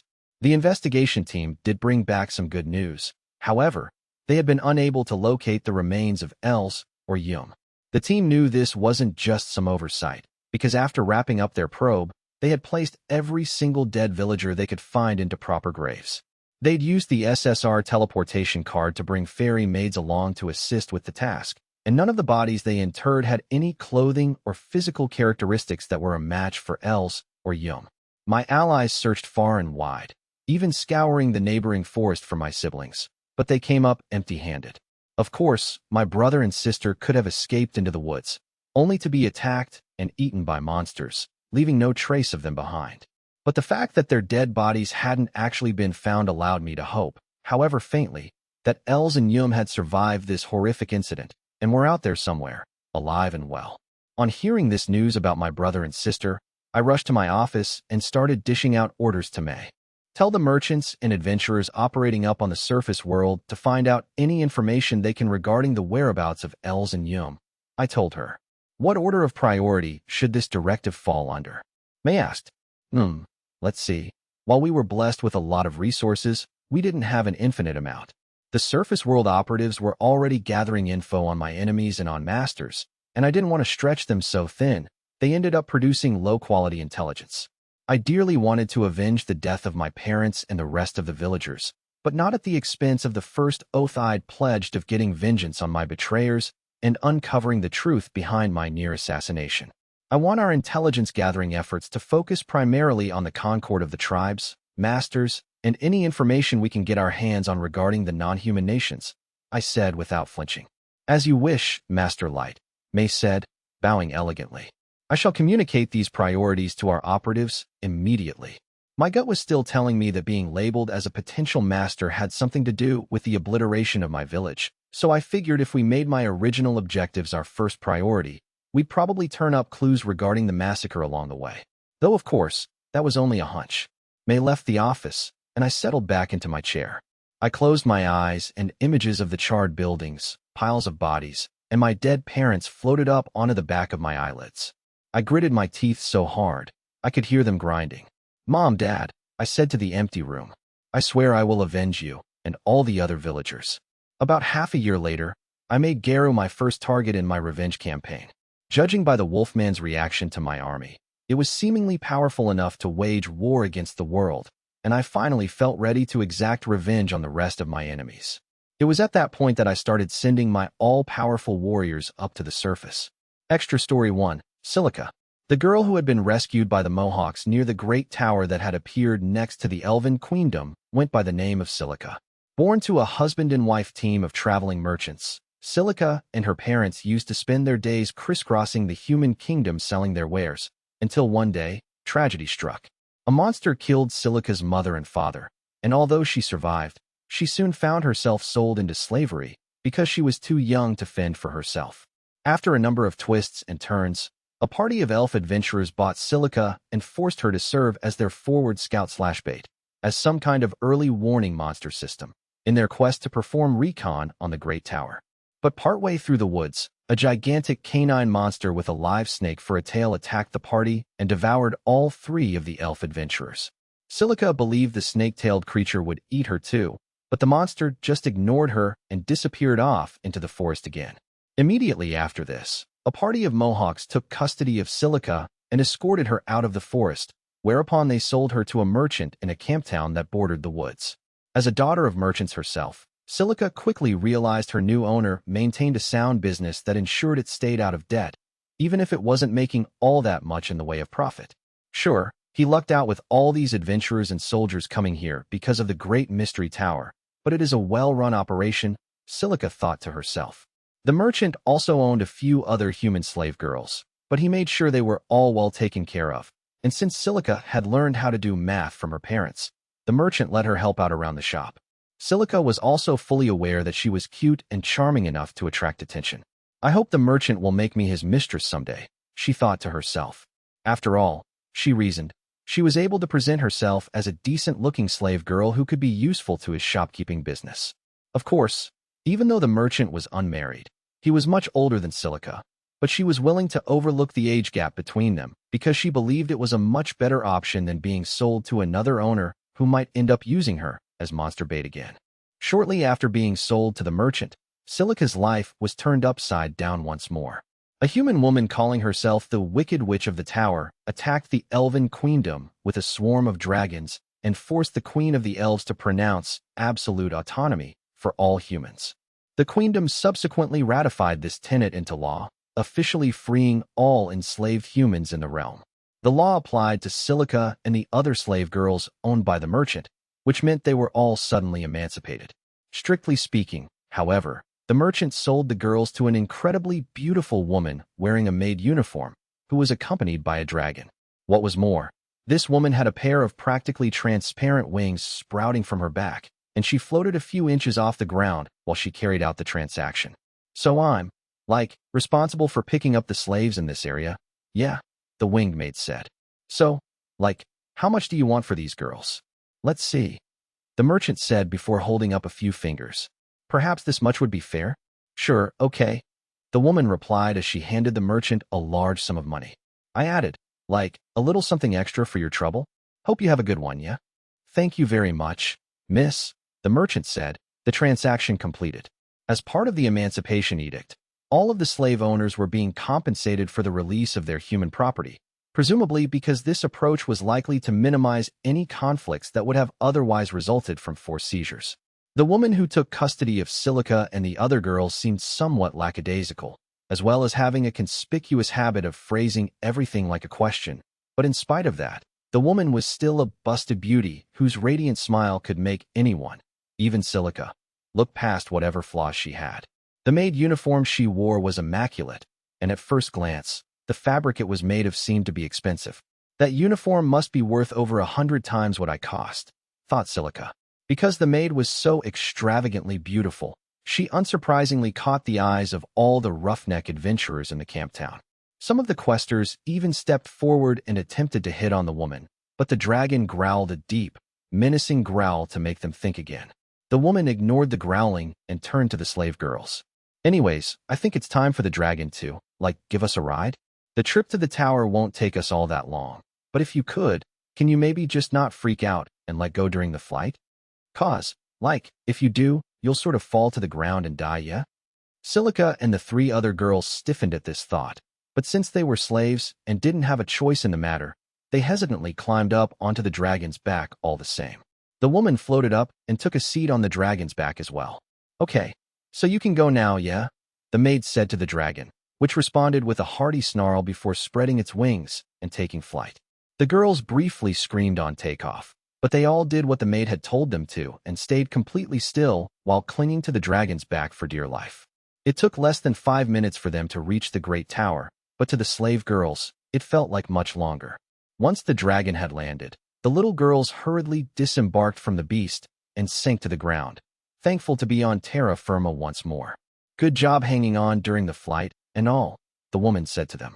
There's not much to do out here, so you might as well, relax and take it easy for the time being, yeah? I need to go give my report, so kinda just wait for me, yeah? You won't wander off into the woods while I'm gone, I hope? We did take care of most of the monsters, but not all of them, so you might end up getting killed if you go in there, if you see what I'm saying? Why yes, we'll be careful, Silica said, speaking for the group. The maid turned to the dragon. Thanks, bud. You're gonna take the rest of the day off now.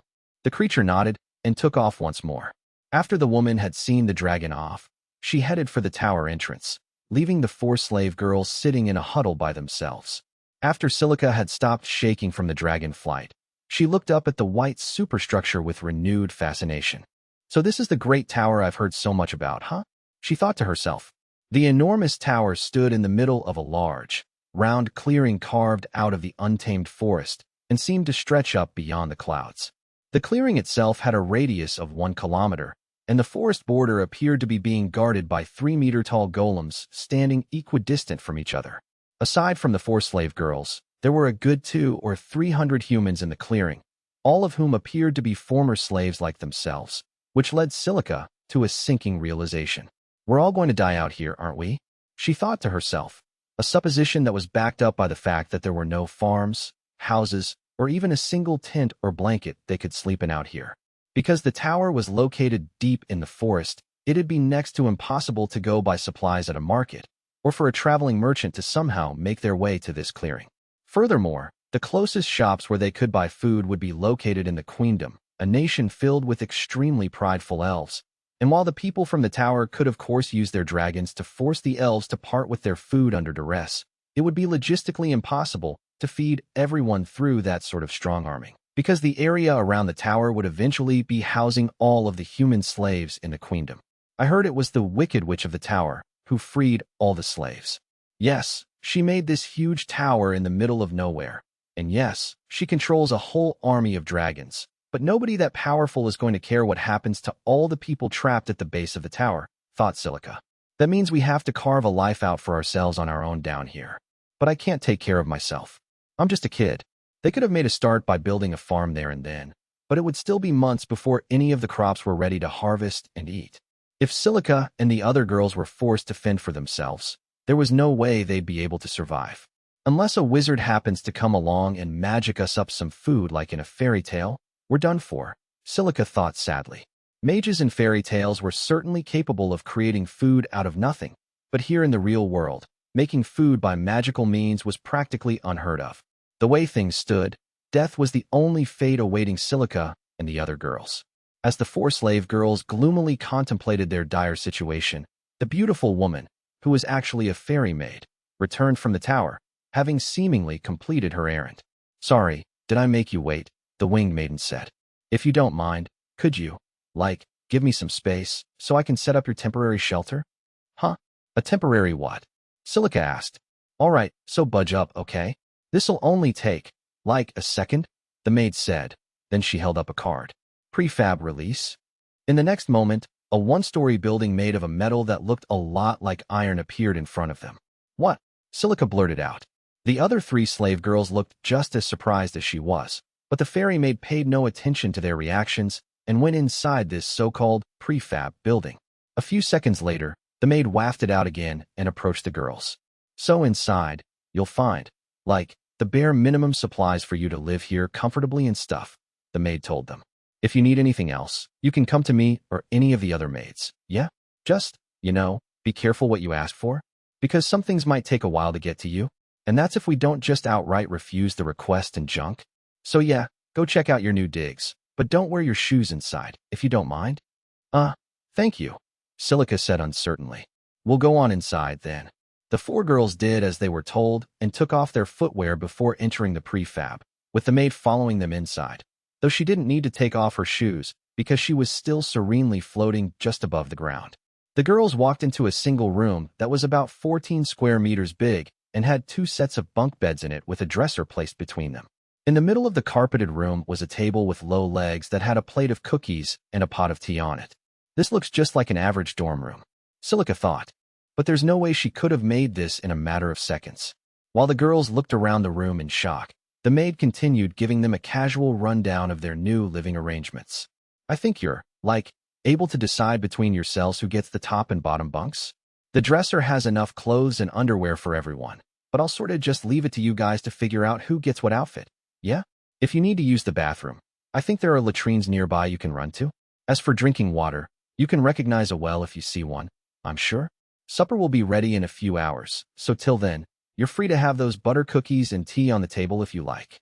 "Excuse me, ma'am," the youngest girl in the group piped up, her eyes glinting with anticipation. "Can we eat the cookies now?"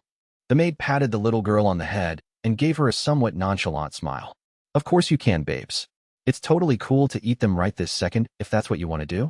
Oh, and another thing, the tea's already brewing in the pot, so all you need to do is, serve yourselves. Anyway, I've got a whole bunch more work to do now, but I'll be back to call you outside for dinner, yeah?" As soon as the maid had left the prefab, the 4 girls rushed to the table and started wolfing down the refreshments. This cookie's so yummy," the youngest girl said. "The tea has this sweet, rich flavor to it," one of the other girls said. "I never dreamed us slave girls would ever get to eat something this good," the 3rd girl added. Unlike the other girls, Silica sat in silent contemplation, wondering what had gone into the cookies and the tea. How can a cookie taste this good? It doesn't taste like someone just dumped a load of pricey sugar into a bowl. Someone actually thought about the best way to balance the flavors and how to get the texture just right. The cookies are all the same shape and perfectly baked, like they've been made by a world-famous chef. If it were up to me, I'd be selling these for 1 silver coin apiece. Silica glanced at the other girls who were also enjoying these cookies that'd probably sell for a higher price than what the girls would fetch at a slave market. Even the tea has just the right amount of high-quality sugar in it to make it tasty enough for a kid to drink. The bed, the carpet, and even the dresser are all made out of quality materials too. If I wanted to, I could probably sell them for several pieces of silver, easy. The way the maid had produced the shelter and the furnishings out of nowhere in less than a minute had shocked all of the girls. But Silica was the only one of the group who realized just how expensive the cookies and the tea they were consuming were, despite the maid acting like they were no big deal. Silica was the daughter of merchants, after all, though that wouldn't be the only thing to surprise Silica that day. After the sun had set, the fairy maids came out of the tower and used magic spells to create giant orbs that flooded the compound with light and made it look like it was still daytime. Supper was a buffet affair, and there was a whole range of stuff to choose from, including but not limited to stew, roasted meat, food fried in oil, bread, salad, fish, both grilled and steamed, and plenty of other things. People lined up in front of the servers with trays, then took their food over to tables with long benches for seats. Those who had finished eating returned their plates and cutlery to collection points. Please form a single line, said a fairy maid with glasses who was standing behind a tall cylindrical pot. We have enough food for everyone. Why you can always ask for seconds too, added a geeky-looking fairy maid, who had an amused look on her face. That remark earned her a smack around the back of the head from a different fairy maid. The fairy maids poured out of the tower like busy worker bees, and even though they came in practically all shapes and sizes, every single one of them was beautiful in their own right. Maybe the tower has the power to create pretty women, Silica thought as she stood in line to get food. Once Silica and the other girls had been given their meals, they found an empty section of table, plunked themselves down, and wasted no time digging in. This stew is delicious. It has so many veggies and so much meat in it. The roast meat is super tasty too. And the fish. The bread is so white and fluffy. This is just like what rich people eat. Silica's 3 roommates excitedly gave their impressions of their supper, but as for Silica herself, she was once again sitting in stunned silence. This bread's so fluffy. It's like someone cut off a piece of a cloud. Whatever the case, I've never eaten the kind of wheat that went into this bread before. Even though every nation in the world grew wheat, the human kingdom was the top producer of the staple food. In fact, farm products were the nation's main export, though the kingdom only earned a pittance selling the produce to the other 8 nations. One might even go as far as to say that the human kingdom was the breadbasket of the world, taking advantage of its location bang in the middle of the mainland, though a less favorable interpretation of the geopolitical situation would be that the non-human nations were essentially robbing the much weaker kingdom blind. For that reason, pretty much all of the wheat used the world over originated from the human kingdom. There were certain varieties grown in other places, sure, but they didn't taste all that different from the standard kind. But Silica knew for certain that the bread she was eating right at that moment was too sweet to be made from any type of wheat that existed anywhere in the known world. I couldn't tell when I was eating the cookies because of the added sugar, but the flour they used to make this bread is obviously different, thought Silica. The flour tastes very sweet and not in a sugary kind of way. But I've never seen or even heard of wheat that can be made into bread that tastes and smells this good. In fact, Silica didn't recognize many of the foods people were sitting and enjoying at the tables, suggesting to her that these meals simply weren't of this world. Is this a dream? Am I dreaming? Silica was beginning to doubt that she was really where she thought she was. Don't you like the food? A chipper voice asked her. Or are you feeling sick, maybe? Shocked out of her stupor, Silica looked up at the fairy maid addressing her, who looked even more beautiful than the rest of her peers. This maid looked so cute. In fact, whatever personality she might have possessed seemed likely to be eclipsed by her sheer beauty. Silica moistened her dry mouth before replying. I am fine, thank you. I don't feel sick. And the food is great. Really? Thank goodness, the super cute maid said, and she flashed the girl a dazzling smile before continuing. You have nothing to worry about here. You girls have been saved. Huh? What do you mean by that? Silica asked. The super cute maid looked the slave girl square in the eye, and it was like she was seeing right through to the girl's mind and reading everything she was thinking. You have been saved by the absolute autonomy of all humans order that was decreed by our dear master. Now that you are in our custody, you will never face another day where you ache from hunger, shiver from the cold, fear your enemies, or suffer acts of bigotry. Our master has vowed to take care of everyone, so your happiness and a better life are guaranteed. Super Cute beamed as she continued to sermonize. All the living, breathing people in this world have the right to be happy. Here, you will find no hierarchies that rank humans as inferior to any other race. Here, humans will never be sold to others. Here, people will not wish death upon you. Here, you are free to stand on your own 2 feet. Here, we will teach you how to fish and grow bountiful crops so that you can stand on your own 2 feet.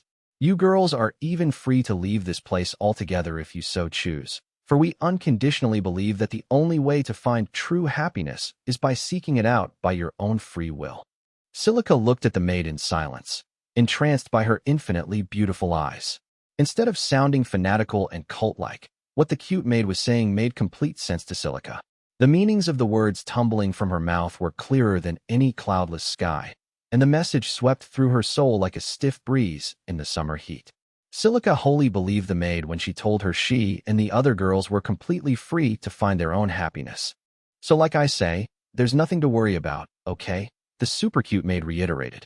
Why yes, I believe you, Silica replied. The maid beamed at her again before departing from the table, leaving Silica to grapple with her newfound realization. The Wicked Witch of the Tower freed us using her powers, and now we're free to live however we want. Silica had lost all hope of living any kind of life when her mother and father were killed. After being sold into slavery, she lived each day expecting to join her parents very soon. Is it really okay for me to live? The tower, which was powerful enough to create this large clearing in the middle of the wild forest, which would be a staggering feat for anyone to pull off. The maid had promised her that no one would go hungry, even if the population of this settlement swelled into the hundreds or even the thousands. In this place, Silica would never need to be cold, fear any foe, or look down in shame due to anti-human bigotry being aimed at her. It was as if she had suddenly found herself living in a fantasy world. We've ended up in the middle of a fairy tale, thought Silica as she ate some more of her stew. Even though the stew had gone tepid while she wasn't paying attention to it, Silica still found it utterly delicious. Extra Story 2, Dungeon Inspections. Back when I was level 4000, I slew the Orochi and gained access to the dungeon core, but instead of destroying the giant floating orb then and there, I decided to keep it around so that I could eventually control the habitat in the abyss. But getting a handle on the dungeon core was easier said than done, and it had taken Ellie 6 whole months before she was even halfway able to control the orb. At that point, I still couldn't teleport out of the abyss due to the dungeon's magical jamming effect, but we did manage to stop monsters and traps from randomly spawning, which finally allowed us the opportunity to start redeveloping the bottommost tier of the abyss. I'd already gotten myself an entire crew that could assist in the remodeling, but their power levels were so low, I couldn't risk releasing them from their cards before, while all the deadly monsters were still roaming about. But with the monsters out of the picture thanks to Ellie gaining partial control of the dungeon core, I could finally start forging an underground kingdom to house my huge army that would soon be mighty enough to wage war on whole nations. On this particular day, I was in my office, looking over documents May had given me outlining the progress of the reconstruction work. The office itself had been built first to make it easier for me to go through all my paperwork. Wow, the redevelopment is going faster than I thought it would, I said. They're already done building the card repository and the cafeteria. We also appeared to be making good progress on the throne room, the large bathing areas, and a number of the other recreational spots. But despite all the headway we were making, May, who was supervising the reconstruction effort, seemed apologetic. I am afraid we still have no timescale for when Ellie will have complete control over the dungeon core, she said, standing in front of my desk. In stark contrast to the rapid progress we had made in redeveloping the abyss, Ellie's deciphering of the dungeon core had largely ground to a halt once more. The Super Witch didn't have a clue how to get around the dungeon core's teleportation blocking magic. Well, we already have our hands full reconstructing the dungeon anyway, so I should sit down with Ellie and tell her she can take her time over it, I said. May, could you set up a meeting? Certainly, Master Light, May replied. As for my 2 other level 9999 lieutenants, Ayuki and Nizuna, the former was busy taming and assuming command of the army of monsters that would soon be capable of taking on armies from other nations, while the latter had been engaging the monsters in mock battles to prepare them for this task. The creatures needed this kind of training, because not even the genius monster tamer could put together a battle-ready army overnight, and the sparring gave Nizuna the chance to move around a bit and blow off some steam. From what I hear, Nizuna's undefeated in those mock battles, though Aoyuki has only given her monsters instructions from the sidelines rather than fighting alongside them, I thought. Still, I gotta say, Nizuna's incredibly strong.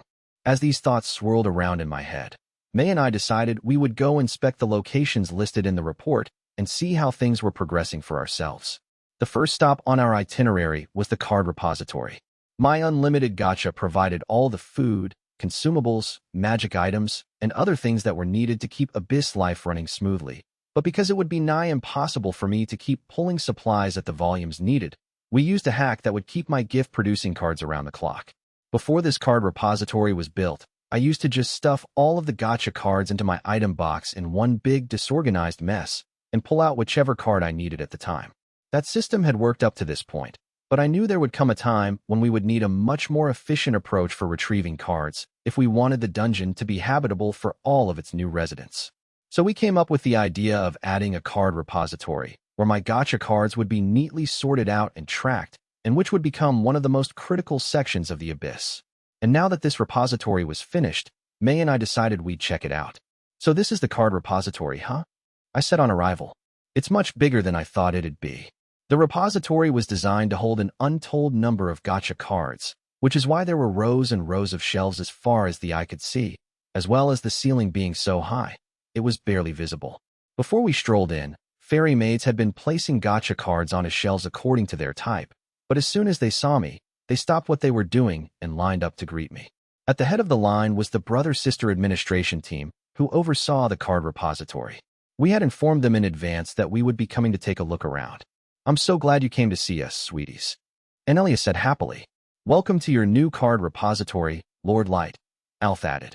Together, these two were officially known as UR Level 5000, card keepers, Anelia and Alf.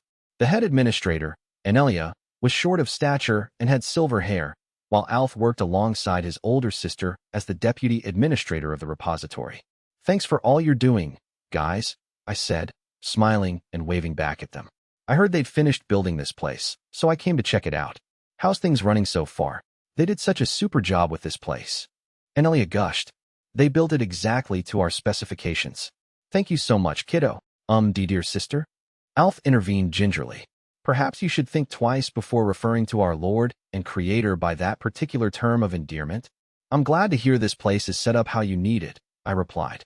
The repository will be the beating heart of the abyss, and it means a lot to me that you like how it has been constructed, since you'll be the ones in charge of it. And Alf, I've already given Anelia permission to call me kiddo, so you don't have to worry about it sounding like she's disrespecting me or anything. I thank you for granting an exemption to my sister, said Alf. He had blonde hair and princely features, but it appeared his sister's attitude had given him a stomachache, meaning he could only manage to flash me an awkward smile. I seriously don't mind that kiddo stuff one bit, I thought to myself. Anelia saw herself as everyone's big sister, so she used kiddo, sweetie, and other terms of endearment with the people she liked. On the other hand, Alf treated me like I was his god, probably because I'd created him using the Unlimited Gacha. Anelia's buddy-buddy attitude was the polar opposite of Alf, who was more the stuffed shirt, religious disciple type, but both siblings had unique magic skills that would be needed to sort and organize the gacha cards that would be flooding in here in droves.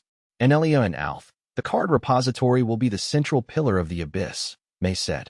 If you discover any problems, or if you have any ideas on how to improve this section, please do not hesitate to inform us.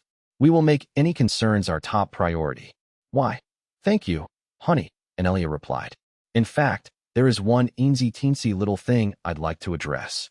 Her expression instantly turned serious, causing the lined-up fairy maids nearby to stiffen nervously. May, she began. Is it okay for me to call you my kiddo, like I do with my special little guy Light? Due to the sudden seriousness that had descended over the room, May had mentally prepared herself for some very bad news, so when these words left the card keeper's mouth, all she could do was stare wordlessly at Anelia. But the expression on the ever-seeking maid's face said it all. What in the world is this woman talking about?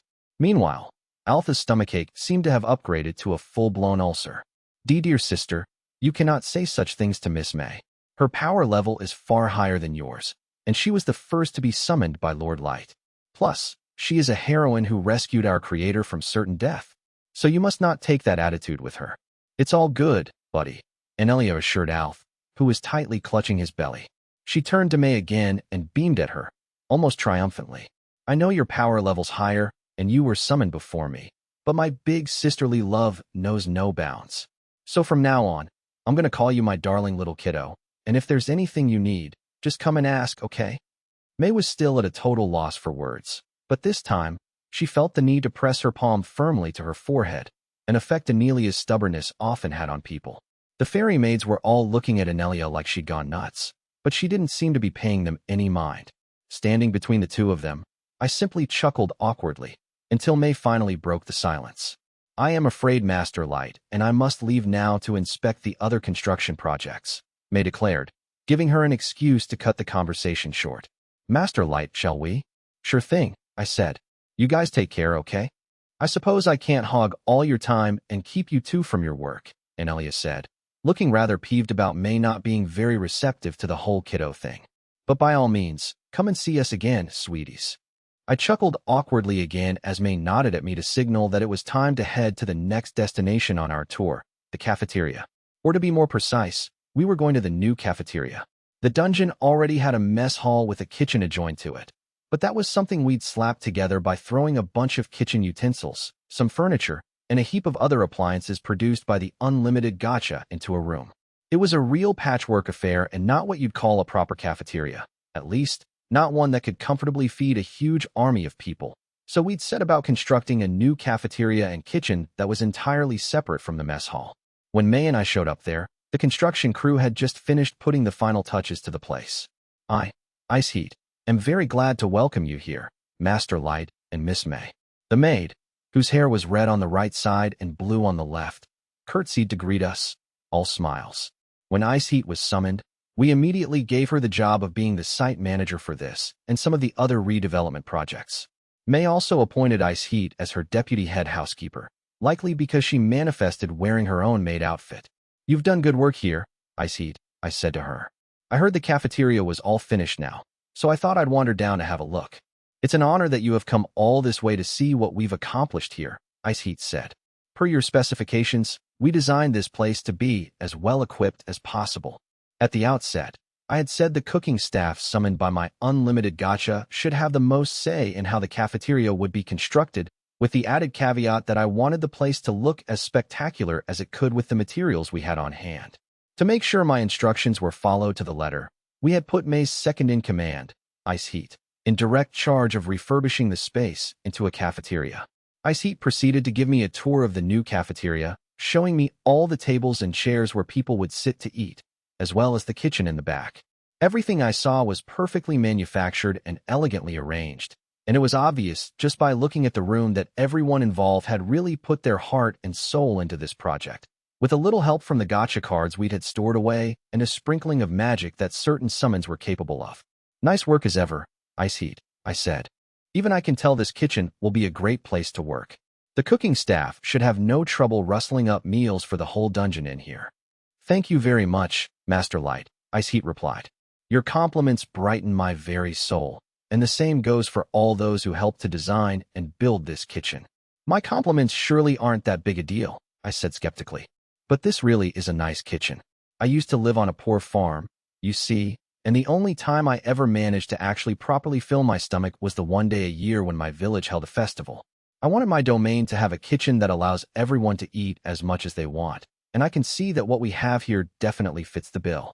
Master Light, both May and Ice Heat said my name with pity in their voices after hearing the real reason for me wanting a bigger kitchen than the one attached to the mess hall. But I hadn't meant to make it sound like a sob story because A, it was ancient history by this point, and B, there were plenty of people like me up on the surface world who had only ever gone to bed hungry. I quickly changed the subject in order to float an idea I'd had bouncing around my head for a while. You know how everyone gets breakfast, lunch, and dinner for free? I said, now that we have this new cafeteria, I was thinking maybe it was time to make luxury items free too. What do you think? Forgive me for sounding blunt, but I am against it, May stated. I find myself agreeing with Miss May, Ice Heat added. There is a very real chance that providing indulgences free of charge will lead to lax discipline. In particular, I'm absolutely certain there will be those who won't be able to handle consuming alcohol. I thought it would be a good idea to start giving away that stuff, since we have a ton of those kinds of cards piling up, I said. But I have to admit, you do have a point, Ice Heat. With the Unlimited Gacha now producing cards around the clock, we've been pulling way more normal cards than we could reasonably get through, and these included indulgences like sweets, alcohol, and cigarettes. Since they were all still in card form, they didn't take up a whole lot of space, relatively speaking, but I still thought it was a waste to just warehouse them and forget about them. At present, everyone had a certain number of luxury items they were allowed to ask for, and they couldn't exceed that number. But I knew there had to be a more efficient way of distributing these types of cards. To be honest, I'd even been thinking about doing away with the quota system altogether as a way of thanking everyone for their hard work, but Ice Heat had reminded me why that might not be such a great idea. Back when I was a struggling adventurer, I saw a good number of wastioids drink themselves into the gutter.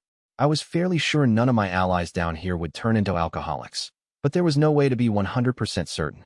I feel as though we do not need to come up with an immediate solution to this problem, May added. Perhaps I can collect a number of suggestions over the next few days and prepare some draft proposals for you, Master Light. Yeah, it's not really a pressing issue, I admitted. We'll go with that, then. I can't wait to see all the ideas that come in. Thank you, Master Light, said May. Since we were in the cafeteria, the three of us decided to have a meal right then and there. Normally, fairy maids would have brought meals to my own private dining room and waited on me. So sitting at a communal table was something of an unusual and quirky experience for me. The last stop on my tour was the throne room, which was still under construction. I'd left Ellie wholly in charge of designing the chamber, since as the second son of a peasant farmer, I didn't really know what a throne room should look like. This was actually the first time I dropped by to see how the throne room was shaping up, and when I arrived, I was in for an unpleasant surprise. What is this? I said. This is the throne room, Master Light, May said simply. Yeah, sure. The throne, the carpet, the bas-relief, and the other decor all look spectacular, I said before spinning around to face May and pointing ahead of us. But what I mean is, what is that huge statue doing behind the throne? A 30-meter-tall marble monstrosity towered over the throne, and even though the statue didn't look close to being finished, it was obviously being made in my image. May looked at me quizzically, as though she didn't understand what the problem was. I believe it will be a magnificent statue that shall show you in all your glory, May stated. Huh, I replied, dumbfounded. To my mind, having a giant megalomaniacal statue of myself casting its shadow over the throne wasn't what you'd call in good taste. Keh. Thanks for coming all this way to see me, Master and Miss May. Mara, who came gliding over to greet us, was the site supervisor of the throne room project, since Ellie was busy with other tasks. Mara was a 2-meter-tall chimera who had been summoned at the same time as Ice Heat, and both had the same UR power level. After Mara had successfully maneuvered her hulking frame into a bow, I put the same question to her. Thanks for all your hard work, Mara, I said. But I'd like to know what's going on with this huge statue behind the throne. Was that part of Ellie's original design, or did someone decide to add it in after? Mara unleashed another burst of her staccato laughter. Oh no. It was all part of Miss Ellie's designs, and no one had any problems with them. This fabulous statue was the centerpiece of her blueprint. I clasped my head with both hands and tried to make sense of how this garish statue could have been part of the designs from the very beginning. Yes, it was my fault for not reviewing Ellie's plans before they moved on to the actual construction phase, but I never imagined she'd include an eyesore like this. While I stood there nursing a slight headache, May and Mara gave their opinions on the statue. It appears the statue is not yet finished, since there are a number of places that obviously need more work, but I am quite sure that it will be one for the ages once it is complete, said May. Ellie has done splendid work with this monument. You took the words right out of my mouth, Miss May, Mara chortled. Of course, we put a lot of work into the throne room overall, but we've given special attention to this epic statue. I can't wait to see what it'll look like when it's finished, if I do say so myself. These two weren't engaging in empty flattery. They really did think the statue was a true work of art. Even the fairy maids helping out with the construction were nodding along to the conversation. However, the statue was simply too much for me. I know everyone's worked hard on it, but this statue's got to go, I thought. I need to see Ellie later and ask her to remove this monstrosity. I was really glad I'd taken the time to inspect the throne room, more so than the card repository and the new cafeteria combined. If I'd failed to spot the statue before completion, there was a very good chance I would have ended up stuck with it, and the mere thought of that was enough to make my skin crawl. I broke up May and Mara's little art appreciation session and gave the order to have Ellie sent to my office immediately. Though, of course, this meeting wasn't set up to inform her that she was free to take her time figuring out the dungeon core, like I'd originally intended to tell her the next time I saw her. No. I sat down behind my desk in my office and waited for the forbidden witch to arrive. When she walked in, I skipped the pleasantries and cut to the chase. I'm sorry, Ellie, but I must ask you to remove that statue from the throne room. May, who was also in my office, looked just as shocked as Ellie at this order to remove that magnificent statue. When Ellie spoke next, I got the impression she was speaking for the both of them. Be blessed, Lord Light.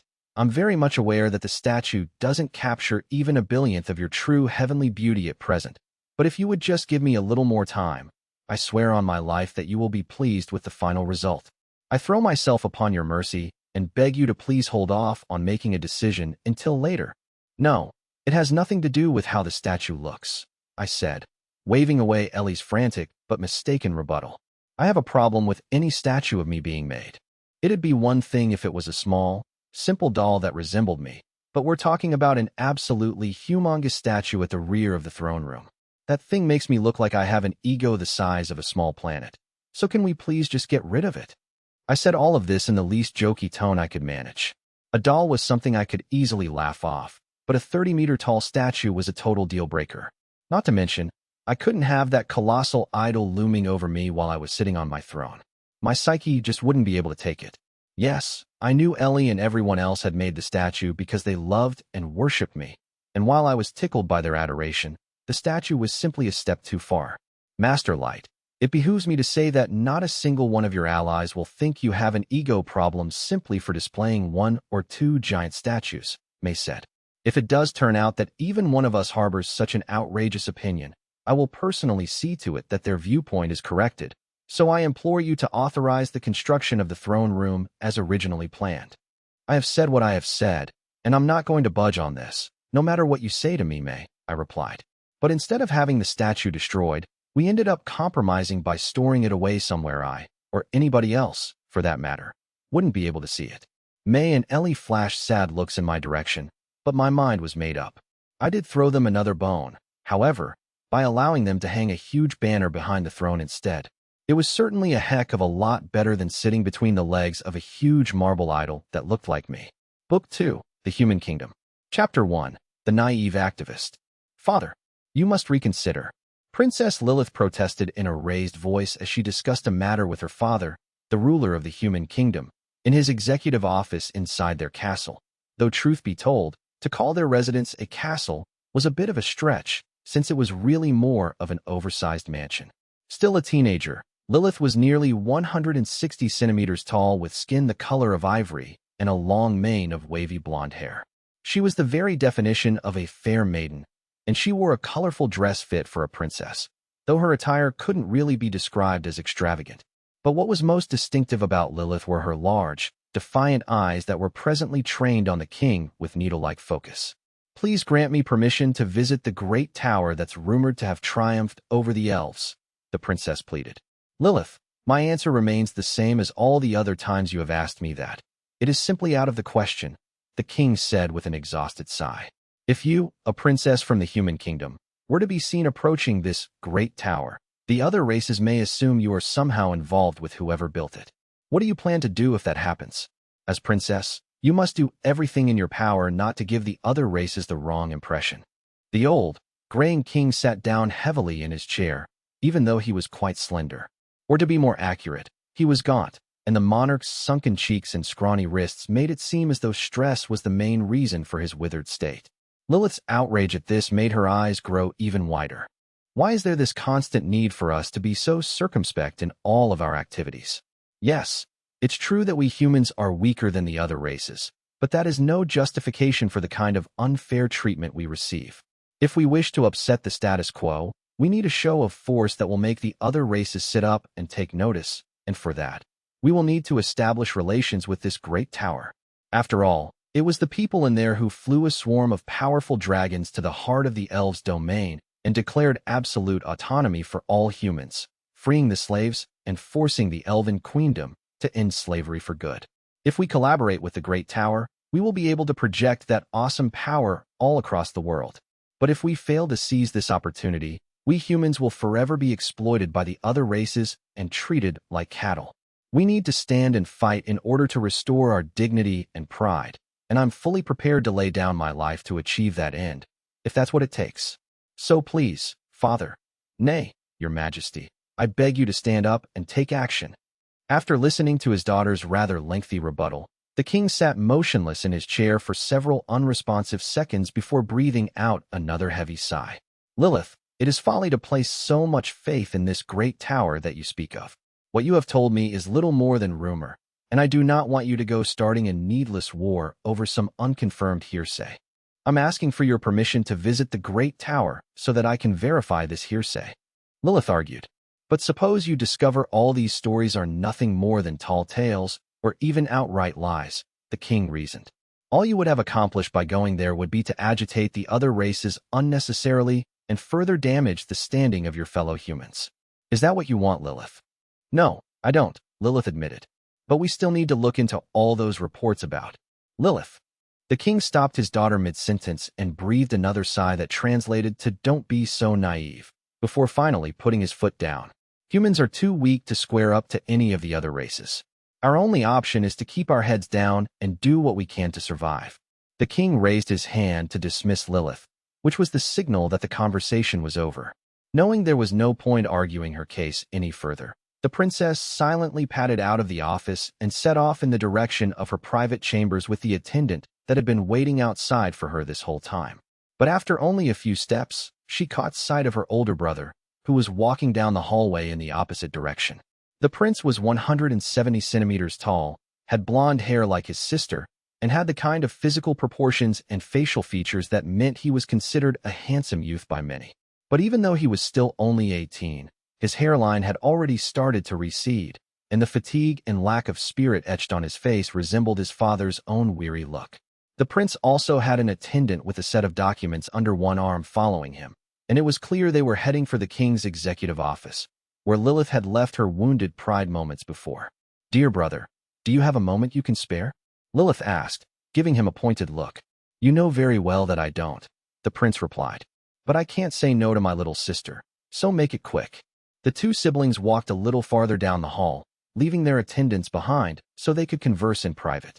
"You need to ask our father to ally our kingdom with the witch that lives in the Great Tower," Lilith said to her brother. "This is our chance for the human race to rise above our lowly station. If you are asking me to talk to him, I can safely assume that our father has already refused you." "Yes," the prince surmised, "as he rightly should have, because I'm against it too." "Dear brother, do you really want humans to continue suffering under these conditions?" Lilith protested. "This has nothing to do with what I want," the prince replied. "Lilith, you need to wake up and face reality."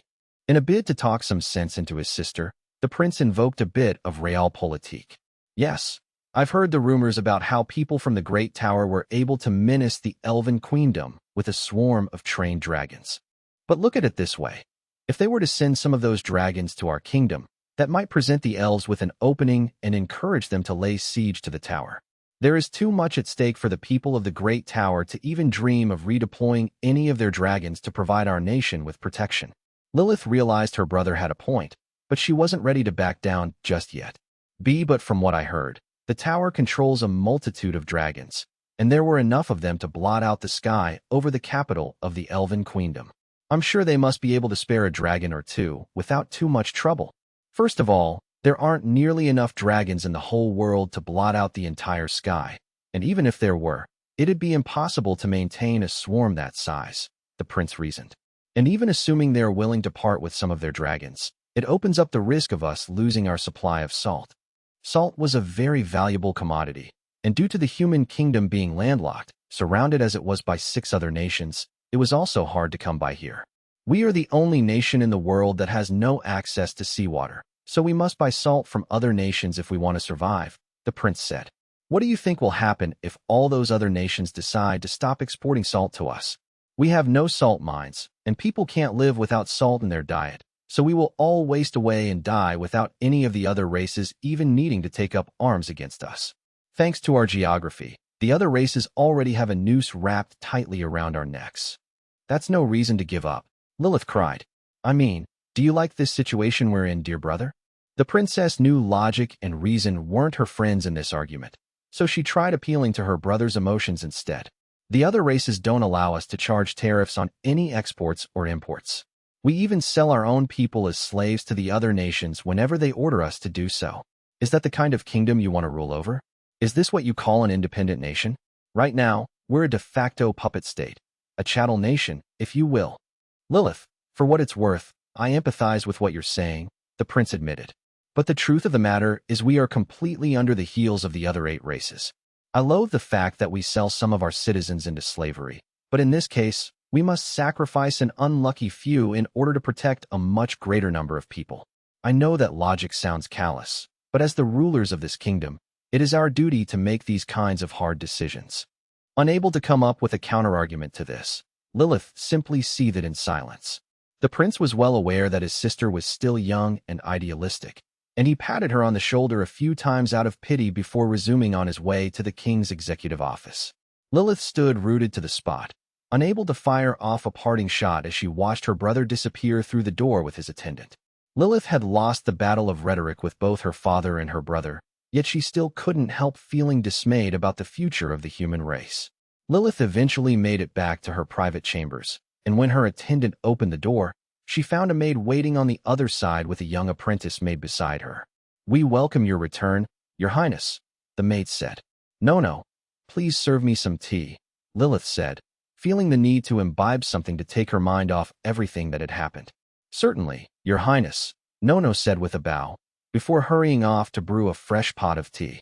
Lilith trudged across the room toward the coffee table, and the apprentice maid dutifully pulled out a chair for the princess to sit on. "Thank you, Yum," Lilith said. "You're too kind, Your Highness." This maid in training had velvety black hair that fell down to just above her shoulders, and in it was a ribbon tied into a bow that looked a bit like a butterfly. Her long-sleeved outfit was as plain as a maid uniform could be, though the fabric was completely unfrayed, giving her a sharp, clean-cut appearance. Yum, who had turned 10 by this point, had somehow ended up in the employ of a princess in the human kingdom after fleeing her home village under mysterious circumstances. Chapter 2. Yum's Whereabouts.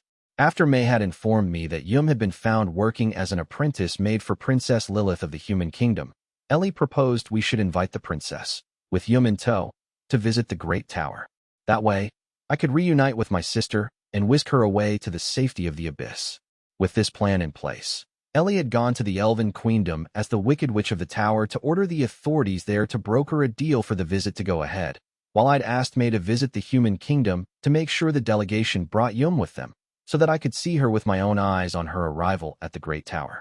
As it turned out, everything went exactly according to plan, and the human kingdom readily accepted our offer to visit the tower. "I can't believe we received a direct invitation to visit the Great Tower," Lilith remarked while sipping tea in her private chambers. "This must be an act of divine providence by the goddess." Lilith reread the letter in her hand, which had come from the Great Tower itself and had been delivered directly to Lilith by an envoy from the Elven Queendom. Petitioning Lilith by name, the letter invited her to visit the new settlement that had sprung up around the tower so she could verify the former slaves were living in a hospitable environment, were well-fed, and were not being mistreated in any way. If the conditions they were living in met with Lilith's approval, these conclusions would be publicized the world over. Naturally, Lilith practically pounced on the invite, because it was everything she could have ever hoped for, and her father, the king, was in no position to refuse a request that came via the Elven Queendom. This development excited Lilith to no end, but the princess's personal maid, No, was a little more wary. "Your Highness, do you really plan to visit the Great Tower?" No asked. "Why, yes, I do," Lilith confirmed. "Are you against the invitation?" "Not as such, but I do find it somewhat suspicious, personally," No said. "This arrangement seems almost too convenient for my liking." Lilith had been demanding to go visit the Great Tower, only to be met by refusals every time from other members of the royal family. But now an official invitation had arrived, hand-delivered by a nation that neither the king nor the prince could turn down. Well, it had all the hallmarks of a setup. "You've been personally invited to this place by an expert mage who has an army of dragons that fought and beat the elves," said a worried-looking No. "What if she's luring you to her, so she can perform some sort of brainwashing spell on you?" Lilith stiffened on hearing No's thoughts on the matter. She had a point. After all, anyone able to topple the Elven Queendom would be capable of pretty much anything. "I cannot rule out that possibility. But it was the Elven Queendom that delivered this letter," Lilith pointed out. "We can't possibly refuse the elves, and in any case, I don't plan to reject the offer. I will visit the tower and be prepared for the worst. But we need to make sure that any maid who wishes to accompany me is aware of the risks, including the worst-case scenario." "Understood, Your Highness," No said. "And if I may be so bold, I wish to come with you." "I hope you're not just saying that because you feel it is incumbent on you to join me," Lilith said. "On the contrary, the thought of being separated from you has never crossed my mind," No remarked. "After all, I've been looking after you ever since you were very young, and I would feel much better coming along on any journey, because I personally worry what trouble you'll get up to once you're out of my eyeline." "Why must you always treat me like I'm still a child, No?" Lilith pouted. "In case you forgot, I'm 15 years old. You'll always be my darling little princess." so that line won't work on me, Your Highness, said a giggling Nono. The two were able to share this light-hearted moment due to their strong, almost familial ties, but in a way, Nono was sort of correct to harbor doubts about the invitation. After all, the invite was indeed nothing more than a ruse, setting things up so that Light could reunite with Yum and spirit her off to the abyss. But where the maid had gotten it wrong was that she was needlessly worried about Lilith's safety. But because Lilith took Nono's concerns very seriously, she spent the next few days recruiting volunteers for the trip with the same somber attitude of a military commander putting together a suicide squad. On the same night that the letter from the Great Tower arrived, in her room, Nono silently inked a letter of her own, the paper and her blank expression pallidly illuminated by a magic item that served as a lamp. If anyone were to read what she'd written, they would have found Nono exchanging pleasantries with an acquaintance and giving some rather bland updates on her daily travails. At least, that's what it looked like at first glance. In truth, she was using an elaborate cipher to document in exhaustive detail all the new intelligence she had gathered about the human kingdom, including word of Lilith's upcoming trip. When Nono had finished penning the report, she stepped outside her room and handed the letter to a soldier accomplice of hers, who was waiting in the hallway. You know what to do, she told him. Understood. The soldier casually grabbed the letter and slipped away into the darkness. Even after the soldier had disappeared from view, Nono continued to stare into the shadows, her wooden expression creasing and settling into one of melancholy. She grabbed her left wrist, and her fingers dug into the flesh with such force. Her right hand turned pale from the pressure it was exerting. On the day Princess Lilith was scheduled to set off on her visit to the Great Tower, she was waiting on the lawn in front of the palace with a crowd of people, because the tower had requested that the human kingdom grant clearance for someone who was to arrive on a dragon. The kingdom had readily complied with the request and informed not just the people of the palace of this, but the citizens of the royal capital as well. As such, many residents had come to the palace in the hopes of seeing this dragon, which had been the kingdom's aim, since a larger welcoming crowd would help to burnish its international prestige. Though not everybody in front of the palace was there just to see the dragon. Lilith's brother, the prince, had also turned up with a group of soldiers and were surveilling the scene in silence. Eventually, the spectators spotted a tiny black dot in the sky, which grew larger and larger until it was clear to everyone that it was a 10-meter-long dragon with blue scales swooping down toward the palace. If it hadn't been for the prior warning they'd received and the fact a human woman was riding on the creature's back, this would have been a frightening sight indeed. But instead of screams, the assembled crowd murmured excitedly. The dragon touched down in front of the palace, and the woman on its back, who was wearing a maid outfit, slipped off and glided gracefully to the ground, as if she wasn't affected by gravity. This allowed the crowd to get a good look at the woman for the first time, and her appearance drew even more attention than the dragon itself. Her hair was black as midnight and tied into a ponytail with a ribbon, and she was a little taller than the average woman. Her face radiated beauty, from the long, feathery lashes that framed her large, circular eyes, to the lips the color of rose petals beneath a straight, svelte nose. Her skin was so pale, it looked almost translucent, and taken as a whole, she looked as if a higher power had put every last drop of effort it could muster into creating the perfect woman. Although the woman was wearing a maid uniform, her attire was clearly made of a higher-grade material than what an ordinary maid would generally wear, and the design of the outfit itself made her appear extra refined. Every man, woman, and child that had congregated on the lawn found themselves enraptured by the beauty of the maid as she bowed gracefully to the crowd. I am an envoy sent by the Wicked Witch of the Tower, the maid announced in a voice as clear as a bell. I must express our gratitude that you have accepted our invitation to visit the tower. I am also honored that I have been given this chance to see the Great Tower in person, blurted out Lilith, who was the first to snap out of the trance induced by May's hypnotic beauty in order to be able to greet the maid. Of course, if the kingdom had been welcoming a representative from one of the 8 other nations, this meeting would have been a much more formal affair, but the royals were unsure whether the Great Tower actually counted as a nation in the first place, which made them equally uncertain what kind of reception this wholly unconventional entity deserved. After all, if the human kingdom were to welcome this envoy in a more formal setting, the non-human nations, aside from the Elven Queendom, might begin to suspect that the kingdom was in collusion with a non-state actor that was threatening to disrupt the international order. If that were to happen and the Great Tower subsequently entered into a conflict with another nation, the human kingdom might end up being dragged into the hostilities as well, despite having no formal ties with the tower. So since a full-on state reception was out of the question, the kingdom had settled on this more informal gathering, attended by members of the royal family, as well as a bunch of vassals. Thankfully, the Great Tower had only sent someone who appeared to be a maid, even if she did look as pretty as the goddess of beauty herself, so the human kingdom could claim plausible deniability over how close the two sides were. Forgive me for the abrupt nature of this question, but are you prepared to depart for the Great Tower? May asked. I believe we are almost ready to go, Lilith replied, glancing sidelong at her brother, who was still ogling May. Lilith nudged the prince standing beside her with her elbow to snap him out of his stupor. Pardon my manners. Allow me to introduce myself, Lilith's brother said, blushing. I am Chloe, Crown Prince of the Human Kingdom. I greet you on behalf of my father, the king, who unfortunately cannot be here with us today, due to health reasons. After this short introduction, Chloe seized his opportunity to make a request. Oh, and one more thing. I would be extremely grateful if you allowed me to accompany my sister, Lilith, on her tour of the Great Tower. This completely unsolicited proposition made Lilith silently seethe. The invitation from the Great Tower had only mentioned her by name, not her brother. Yet here he was, suddenly volunteering to come along so that he could serve as Lilith's minder and prevent her from engaging in any political dealings.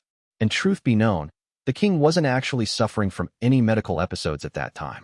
It was just a falsehood cooked up to serve as a convenient sob story to assure Chloe's place on this trip. For her part, Lilith would have much preferred to not have a babysitter peering over her shoulder, so this blatant act of interference by her brother and his allies had her fuming. Though the dragon doesn't seem big enough to accommodate my brother and all of his retainers, so perhaps this envoy will see fit to refuse his request, Lilith thought. However, May's response was rather unexpected. You are, of course, free to accompany us, and you are invited to bring along as large a delegation as you desire, May stated. However, I would like to make one small request. May scanned the group of maids from the palace that had come out to see the dragon until her large eyes landed on one particular maid who was of a tender age. Several young girls roughly the same age as this child have settled around the Great Tower, May explained. We plan to have these girls meet with the royals from the human kingdom while you are on your tour, and it would be greatly welcomed if there were someone close in age to them in the delegation. We hope that you will be able to accommodate this request, and we absolutely guarantee this girl's safety. We will cover all expenses and provide everyone with all the food, clothing, and lodging that is needed for the duration of the tour. Both Lilith and Chloe were somewhat skeptical about bringing along the apprentice maid, Yum, as part of the delegation. It wasn't as if there would be absolutely no benefit in having Yum there to entertain the young girls at the tower, but it didn't strike them as totally necessary either. But to Chloe, Yum accompanying them would serve to further justify his participation in the trip, and there was no real reason to deny the request and leave the young maid behind. Oh, we would be delighted if she came too, Chloe said with a smile. Don't you agree, Lilith? Of course, dear brother, Lilith said after a slight pause. Yum, you may accompany me. Why yes, your highness, Yum mumbled, somewhat nervous at suddenly finding herself the center of attention. On hearing Yum's name spoken aloud, May got slightly emotional, but because there were only low-level humans around her, nobody noticed the vibes emanating from her. In the end, the human kingdom delegation consisted of Lilith, Chloe, 5 male knights, 1 female knight, 3 maids, and Yum. However, they all couldn't help wondering exactly how 12 people were going to fit on the back of a dragon, even if the hulking creature was 10 meters long. After all, the delegation would also be taking quite a bit of luggage with them, which only increased the amount of stuff this one dragon would have to carry. Ignoring all of the confused murmurs, May turned and issued an order to the dragon. You may return to the tower. After the dragon had grunted its assent, May pulled out a card. I shall now take you all to your destination, May announced. This trip shall only take a moment, and I guarantee that none of you will be in any danger for its duration. So if you will pardon me, she paused, then raised her voice. Teleportation, release. The card glowed with power, startling the delegation, and a second later, the 12 visitors found themselves standing in the middle of an expansive indoor plaza that was completely white. While Lilith and her entourage looked around in astonishment, May bowed elegantly once more. Welcome to the Great Tower, May said. We would like to welcome you on your tour of this landmark. This is insanity, thought Chloe. Did she really just use a teleportation item? What kind of resources does this great tower have? Teleportation items were very rare and generally only found in dungeons or ruins. Usually, the only people in possession of such items were members of a royal family or other elites who specifically saved them for life and death situations. No sensible person would use a teleportation item for a journey you could do by conventional means. While Chloe was shocked by this turn of events, Lilith couldn't help grinning with a hint of excitement after witnessing the now verifiable power the Wicked Witch of the Tower possessed. May, however, didn't seem to pay the diametrically opposite reactions of the royal siblings any heed as she continued on with the tour. "We are currently on the first floor of the Great Tower," May stated. "A meeting with the witch is scheduled to take place on the third floor. Please follow me." The first floor was replete with evenly spaced columns that were as thick as tree trunks. After the fight with the White Knights, the tower was renovated to serve as a welcome center for guests, which came in especially handy now that the structure overlooked a growing human settlement. At the time of the tower battles, there was nothing connecting the 5 floors to each other, at least not physically. But now, there were staircases that granted access to each floor, though Light and his allies still used the teleportation cards to move between floors because everyone agreed walk-ups are a pain. The renovations also added a reception chamber up on the 3rd floor, where Ellie, better known as the Wicked Witch of the Tower, would formally meet any guests. Plus, there were some waiting rooms, where the servants of the VIPs could retire to. Since Ellie had made this entire tower using her sorcery skills and some gacha cards, redesigning the floors was quite a straightforward task. When Lilith and Chloe's delegation reached the 3rd floor, they were greeted by the sight of 2 fairy maids with semi-transparent wings waiting in front of a pair of double doors. The fairy maids were so dazzlingly beautiful. Every male eye in the delegation was glued to the pair, though admittedly, the fairy maids weren't quite as ravishingly gorgeous as May. "In this chamber, you shall have an audience with the witch of this tower," May said, turning to the delegation. "Though I must ask that only Prince Chloe and Princess Lilith enter through these doors. Inside, you shall find the witch waiting for you. In the meantime, I shall show the knights and servants to the waiting rooms." We appreciate your consideration," Chloe mumbled, his eyes still firmly fixed on the fairy maids. "Everyone, please follow her until we summon you." Meanwhile, Lilith's mind was entirely focused on what they would find on the other side of the doors, where the Wicked Witch of the Tower was purported to be waiting for them. "This way, if you please," May said to the royal siblings' attendants, gesturing down the hall. The maid led the resulting group of 10 around a corner a little way farther down and stopped in front of 2 waiting rooms. A pair of fairy maids stood by each door, all 4 as equally lovely as the pair that had been standing outside the witch's chamber. "This nearest door leads to the men's waiting room," May stated. "The second waiting room is reserved for females."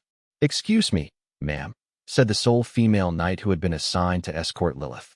"Why are we being separated into men's and women's waiting rooms? Is this really necessary? We believe this arrangement allows everyone the chance to relax, just in case there are those who find being in confined spaces with members of the opposite sex uncomfortable," May explained. "Please rest assured that this is our only intention." May raised a hand, which was the signal for the fairy maids to open the doors, then turned back to the attendants. "You may now retire to your respective rooms until the prince and princess have concluded their audience with the witch. If you need assistance at all, feel free to let us know." The knights briefly glanced at each other, holding a silent conversation just with their eyes, but they weren't really in a position to demand the waiting rooms be changed to mixed-gender spaces. After all, they were dealing with people who could tame dragons and who used teleportation items like they were no big deal, so it was obviously more constructive to humor their hosts than to needlessly defy them. However, the knights were all quick-thinking, skilled fighters, and they silently agreed that if anything were to happen, they would mount an immediate joint response. The women in the delegation walked off toward their waiting room, led by the lone female knight, who entered the room tense and battle-ready. She silently scoped out the room, but all she saw was sofas placed around a coffee table that had fruits and sweets on it that she'd never seen before. Even though the room had no windows, the space was airily decorated with potted plants, paintings, vases, and other objets d'art. The space seemed more appropriate for entertaining socialites than mere servants. "Well, I don't see any potential hiding places for a person or a monster, and I don't sense any danger either," the knight thought to herself. She had been selected to serve as Lilith's personal bodyguard because she was a stronger fighter than most of the male human knights in the kingdom, and she frequently accompanied Lilith whenever the princess left the protection of the palace to go serve food to the needy or to do some other charity work. In the knight's personal opinion, she was somewhat against Lilith doing this kind of work, since it tended to take her to the poorer and more unsafe regions of the kingdom, though the knight did respect the princess's sense of justice. Because of this, even here at the tower, checking for danger came naturally to the knight. After a moment or two, the knight waved the maids into the room, and they were joined by May, who closed the door behind her. But as soon as the door clicked in its frame, the knight noticed a black-haired boy standing on the other side of the room. What in the thought the knight? But that's impossible. I scanned this room high and low to make sure there was no possible place anyone could have been hiding. So how is this kid standing right in front of me without me noticing his presence before? The knight reached for the hilt of her sword and moved in front of the maids to shield them. Who are you? What's your name? The child appeared to be quite a cute-looking human boy and seemed to be wearing rather expensive clothing. The boy ignored the knight and her questions completely, instead fixing his gaze on the group of maids behind her. Or rather, his large, innocent eyes were firmly trained on the youngest maid in the delegation, Yum. Tears welled up in his eyes, and when he finally spoke, his voice cracked with emotion. Why, Yum, Light breathed. You're really alive. Be brother? Yum, brother. Yum ran straight past the knight toward Light, and he dashed to meet her. The knight and the other maids were too stunned to even move a muscle as the two children hugged each other in a tearful embrace. Yum, Light cried. I'm so happy you're all right. Brother, brother, brother. Yum sobbed. I missed you so much, brother. It was a very moving scene, but the knight and the maids wouldn't get to witness all of it. Ugh, what the? The knight spluttered, suddenly feeling faint. She spun around and saw May holding up a card that had the words SR Slumber on it. It would be the last thing she would see before she and the three other maids in the room blacked out. Huh? What's going on, brother? Yum gasped, clinging fearfully to her brother and watching on in horror as her associates suddenly passed out. Don't worry. They'll be fine, Light assured her. They're just taking a little nap. These maids are my allies. The two fairy maids by the door swiftly caught the four affected women before they hit the deck and gently lowered them to the floor, where they made them comfortable. The original plan had been for Light to wait for the female delegation to all take their seats so that they'd be relaxing on the sofas before May hit them with the SR Slumber, so that Light could reveal his presence to Yum without any interference. But the moment Light had caught sight of his little sister, who he had all but given up for dead, his overwhelming urge to wrap his arms around his long-lost sibling then and there meant he had completely forgotten the plan and ended up revealing himself to the rest of Yum's group before they'd been put to sleep.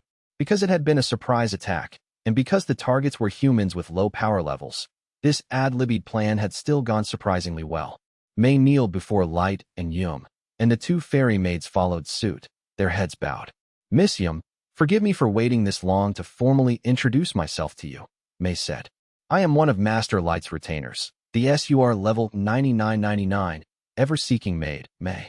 I am most honored to make your acquaintance. Yum looked at Light, her eyes filled with confusion. B brother, she's your retainer? Did she just call you master? And is she really level 9999? Yum paused as she realized something now that she'd had a good look at Light. Gosh, brother, you haven't gotten any bigger since the last time I saw you. A lot has happened since I left the village, Light replied, his voice growing softer as he recalled everything he'd been through. A whole lot. But Light quickly broke out into a smile again, so that his sister wouldn't start worrying. Anyway, we have lots to talk about, so let's go somewhere a bit more comfortable. But I can't leave. I work as the princess's maid, said Yum. The other maids will get mad at me. Don't worry. I've got you covered, Light said as he produced a card from his front pocket. Here, take this. Okay.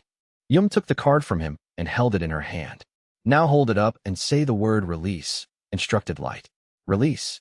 Even though Yum uttered the word with understandable skepticism in her voice, this didn't stop the card from glowing with magical energy and producing an exact body double of Yum right before her eyes. B brother? Yum stammered, grabbing Light in shock once again as she stared at her doppelganger. Don't worry. It's an exact copy of you made by that magic item, Light explained. It won't hurt you. Indeed, I am the look-alike you created using the UR double shadow card.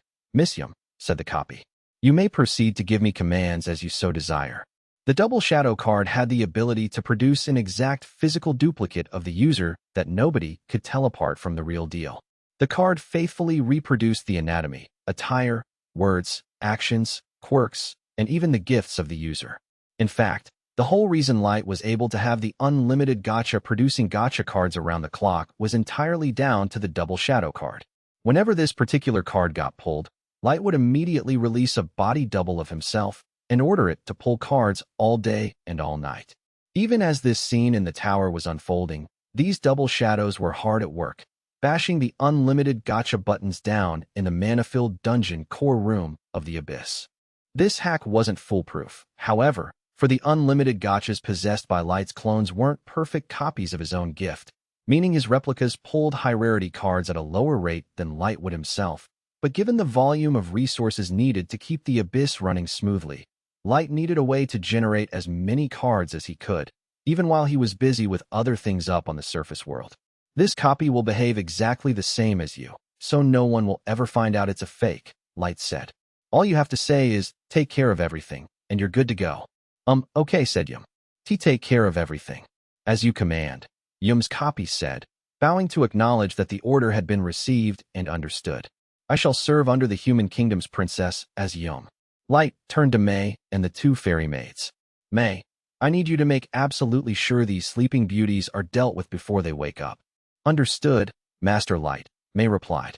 Although the ambiguous wording used might have made it sound as if Light had asked May to bump off the 4 snoozing visitors, Light had actually ordered the SUR Maid to use the SSSR memory control to erase all recollection of having seen a young boy in this waiting room.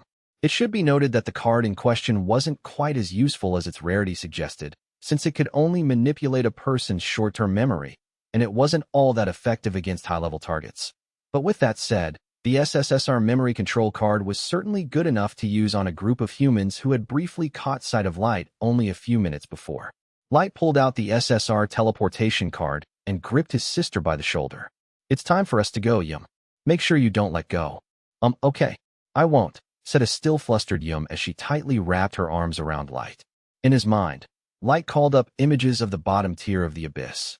SSR teleportation, release. The maids' heads remained bowed in their direction as their view of the waiting room in the tower instantly dissolved and turned into the rocky training grounds in the Abyss, where a crowd consisting of Light's subjects was waiting for them. Because he didn't want to needlessly frighten Yum, Light had explicitly forbidden his more monstrous-looking allies from joining the throng, albeit apologetically. Due to this, most of those gathered were human, or at least human-like, summons. Even so, Yum stiffened with shock when she saw the huge assortment of people in this welcoming party. Maru, hiya master. Is that your sister Witcha? Aoyuki and Nizuna came rushing up to Light and Yum as the group's representatives, since they were the 2 SUR deputies still in the Abyss. Yup, that's right, Light said. Yum, this girl with cat ears is Aoyuki, and this silver-haired girl is Nizuna. They're 2 of my closest allies, so you should greet them properly. Pleased to meet you, Yum said timidly. I'm my brother's little sister, Yum. New. Aoyuki purred like a kitten and nuzzled her head against Yum. Although Aoyuki appeared to be slightly older than Yum, this one affectionate act was enough to win over the young girl. Gosh, she's so cute, just like a real kitty, thought Yum. She stroked Aoyuki under the chin and on her cheek, making the monster tamer cuddle up even closer to her. Aoyuki typically didn't like it when anyone other than Light touched her, so this was a fairly unusual sight. Since you're master's sister, that makes you family to us, Nizuna said. So if you ever need any help, just come to me. Okay, Yum said. Thank you, Nizuna, ma'am. She called me ma'am, Nizuna said, letting out a smug, nasally chuckle. She called me ma'am. Nizuna slapped both hands to her bouncy cheeks, blissfully reveling in her new title. In terms of physical age, Nizuna clearly appeared older than Yum, so it would normally go unremarked on that Yum had used that particular term of respect for the Vampire Knight. But since nobody in the Abyss had ever thought to address Nizuna as ma'am before, the experience was entirely new and exhilarating for her. Don't you fret, little sister. You come straight to Annie Nizuna if you ever need anything, Nizuna told Yum. Okay, will do, Yum mumbled, smiling nervously in the face of Nizuna's unbridled enthusiasm. Others looking to greet Yum included the various fairy maids, Jack, Suzu, Gold, Nimyamu, and Mara, but as a veritable horde of allies had crowded around Yum by this point, it would have taken her an inordinate amount of time to say hello to everyone. And since he feared the endless meet and greets would wear Yum out, Light brought an end to this little gathering. Okay, guys, the rest of you can introduce yourselves to her later, Light called above the clamor of voices. I should show her to her room now, so that she can get some rest. Ice Heat, could you lead the way? Certainly, Master Light, replied the housekeeper he had just addressed, who then turned to Yum. I, myself, am your elder brother's faithful servant. You are level 7777, Frozen Firestorm Grappler, Ice Heat. It is a pleasure to meet you at long last, most eminent sister. Please allow me to guide you to your room, milady. Oh, thank you very much, mumbled Yum, who reacted fretfully at this loftily worded salutation. I remember I used to act like that whenever they overpraised me, Light thought with a wry smirk. Yum's hand grasped in his, as they both followed Ice Heat. Reaching Yum's bedroom marked the completion of Light's mission to retrieve his younger sister and secure her in the abyss, the safest place in the world for her. In her specially prepared room, Yum would get the chance to rest and calm her nerves ahead of the long and rather weighty conversation she would soon have with her brother. Chapter 3. The Meetings. On entering the Great Tower's reception chamber, Lilith and Chloe met a young woman whose face was obscured by a hood, but who was wearing a dress that complemented her shapely figure and accentuated her sizable chest. Welcome to my tower, your highnesses, Ellie greeted them. I am the one you seek to speak with, the Wicked Witch of the tower. I should have expected that the witch controlling this tower would be every bit as ravishing as the maids who serve under her, thought Chloe, though what he actually said was, We thank you for inviting us to tour your tower, my lady. I am Chloe, Crown Prince of the Human Kingdom. My thanks also. I am Princess Lilith, his sister said, following her brother's example. The three seated themselves around a table and engaged in a formal discussion, though there was little about their exchange that could be viewed as remarkable. Ellie briefed the royal siblings on how the Great Tower was treating the humans in the surrounding settlement, on the particulars of the Absolute Autonomy Decree, on the policy positions of the Great Tower, and on the vision going forward. The conversation was congenial, with Chloe and Lilith largely just listening to what the witch had to say while reclining on their respective sofas, and once their meeting had wrapped up, Ellie invited the siblings to retire to the guest rooms. We can conduct a full tour of the tower and its surroundings tomorrow, Ellie told them. You must be exhausted from your trip, so I insist you get some rest before then. We deeply appreciate your consideration, my lady, Chloe said, though in his head, his comeback was more along the lines of, You brought us here using a teleportation item, so we're not in the least bit tired. But while their conversation had been a pleasant one, Chloe had been unable to get a good read on the witch, so he decided to keep his thoughts private out of an abundance of caution. We shall see each other again at dinner, Ellie said. On exiting the reception chamber, Chloe and Lilith found a handful of fairy maids and the rest of their delegation waiting for them. The fairy maids led the 12-strong party down to the second floor, which had been remodeled and now consisted entirely of guest rooms. The delegation's luggage had already been placed in their respective rooms. Lilith's guest suite had fancier furnishings than her own private chamber back in the Human Kingdom Palace. The furniture, the artwork, and the varieties of fruit on the table, many of which she had never seen before, all looked to be of superior quality. In fact, the only thing that let the room down was the complete lack of windows, which gave the space a somewhat claustrophobic feel, but this was easily outweighed by the opulent trappings. With Nono's assistance, Lilith changed into bedroom wear, since the gown she had been wearing up until that point was rather stuffy. The princess planned to change into a different dress for dinner. Your Highness, what do you think of the Wicked Witch of the Tower? Nono asked. I didn't get a look at her face because she wore a hood the whole time, but she was quite sophisticated, knowledgeable, and erudite, Lilith said. But more importantly, I now know she's the genuine article, because she can control dragons and uses teleportation items for normal trips. I need to have a serious discussion with her about forming an alliance with my kingdom. But for that to happen, I need to do something about my brother. Yum handed Nono a comb, and the head maid positioned herself behind Lilith, who had taken a seat in front of a mirror. Did anything exciting happen to you and the other maids while you were waiting? Lilith asked. No, it was uneventful, Nono said, though I did doze off for a minute or two in the waiting room. Perhaps all of today's shocking experiences have worn me out. In truth, May had put Nono and the other witnesses to sleep with the SR slumber card and rewritten their memories with the SSSR memory control card. Those who weren't meant to see the reunion between Light and Yum simply believed they had taken short naps. Lilith giggled. Who would ever have thought someone like you would fall asleep on the job? She teased. Did anything else happen? Anything else? Nono racked her brain for a moment, but couldn't think of anything out of the ordinary. Still staring into the mirror, Lilith asked Yum the same question, and the young maid replied with an innocent smile on her face. The sweets they had on the table were very yummy, but the tea was too bitter, so I put in a lot of milk and sugar. You're still too young to properly appreciate tea, Lilith said, giggling again. It's that particular hint of bitterness that makes tea so exquisite. Though I have to say, I simply love the tea the tower has been serving us. The flavor and the aroma surpass even the most expensive tea leaves I know of. It does make me wonder what variety of tea they used and where they purchased it. Your Highness, you should avoid buying things that are too expensive, Nono warned. Yes, I know, Lilith said, sounding a little exasperated. That money would be better spent on sweets for the poor and for orphans. You're such a kind person, Your Highness, Yum said, a beaming smile plastered across her face. Out of Lilith, her trainer, Nono, the other maids, and the female knight assigned to protect the princess, no one had noticed anything off about Yum. The Yum serving the princess in her guest room was the clone that had been produced by the double shadow card, and this replica could perfectly mimic the real Yum's speech patterns, behaviors, and gestures, and it even retained all of her memories. Even a magic item or an appraisal spell would have had a difficult time identifying a double shadow copy as a fake, though that didn't mean the gacha card wasn't without its flaws. For one thing, a replicated gift was always of lesser quality than the original it was copied from, and a duplicate wouldn't perform as well in battle either. Another drawback was if the user of the double shadow card had any kind of magic items on their person, those items would not be replicated. One easy way to expose a clone was to kill it outright, since a copy would disintegrate rather than leave behind a corpse. Furthermore, a copy could only be made if the intended person physically had the card in their hand at the point of release, which sorely limited the application of the double shadow card.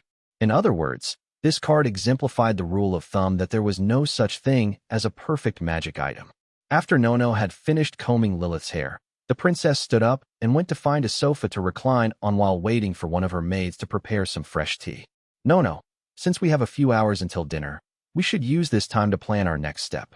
I need to come up with a way to give my brother the slip so I can set up a private meeting with the Tower Witch.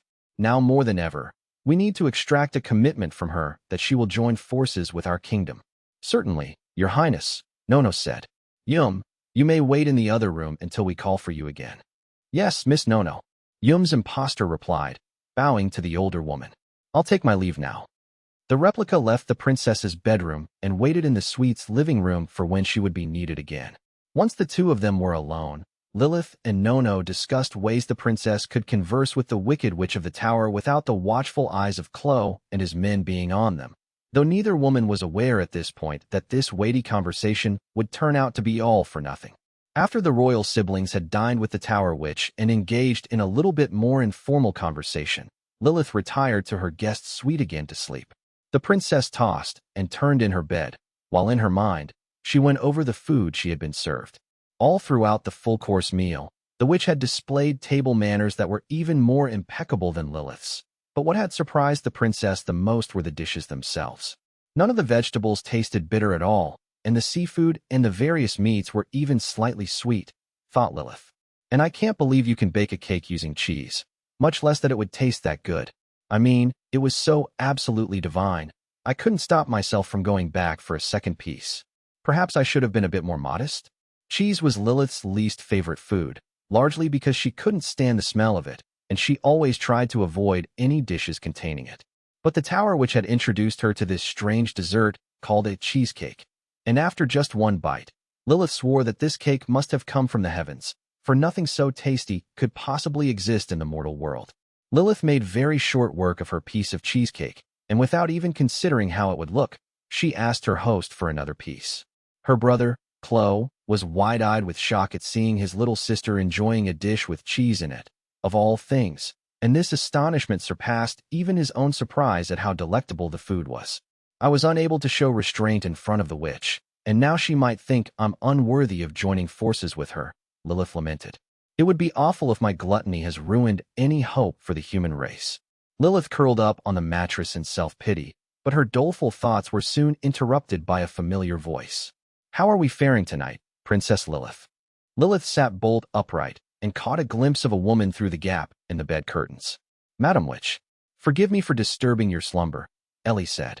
However, I am here to inform you that my lord wishes to speak with you. What? Lilith gasped. The Wicked Witch of the Tower has a lord.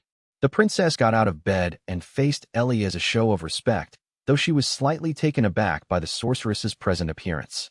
Instead of the hooded garment she had worn during their formal meeting and at dinner, Ellie was dressed in her conventional witch's outfit with her face on full show, revealing golden locks tied up in twin ponytails and large, beguiling eyes framed by long, dark lashes. Although Lilith had been frankly dazzled by the sheer beauty of the fairy maids who seemed to come in all shapes and sizes, the witch was more breathtaking than any of the servants and arguably even rivaled May in the looks department. Indeed, blessed Lord Light, whom I serve, wishes to speak to you directly. This is to be a non-official meeting, conducted in the strictest secrecy, thus making it necessary to visit you at this late hour, despite how discourteous it is. I have taken measures to prevent the servants keeping watch in the other room from noticing your absence, so you are entirely free to take part in this meeting. A secret, non-official meeting? Lilith said. Does that mean my brother will not be in attendance? Correct. My blessed lord only wishes to meet with you, Ellie told her. Lilith silently wondered why the true master of the tower wanted to meet with her, and in secret at that. Is his intention to kidnap me? Or maybe he thinks I'll be easier to manipulate for his own political ends than my brother? Are they going to brainwash me?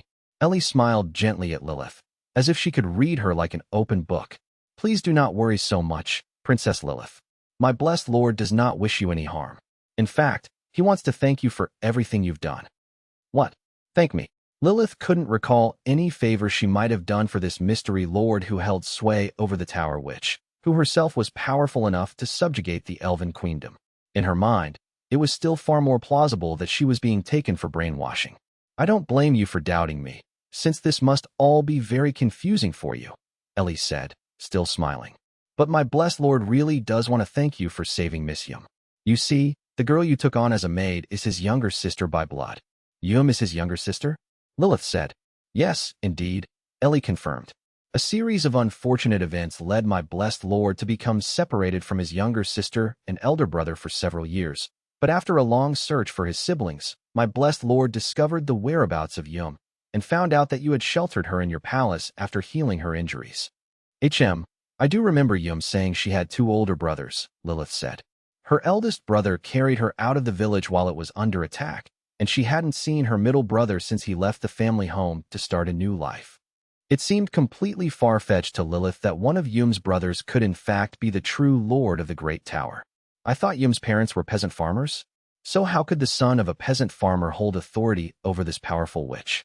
Hearing the reason for this clandestine meeting caused a flood of new questions to swirl around Lilith's mind, but Ellie pressed on without addressing the princess's bewildered state. We invited you on a tour of the tower because we had received word that Miss Yum was working as an apprentice maid in your palace, Ellie explained.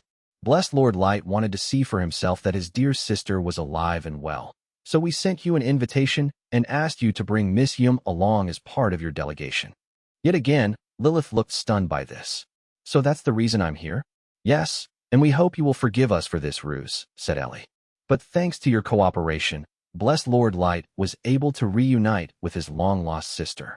We have replaced her with a clone, and the real Miss Yum is safe and sound with us. Wait a second.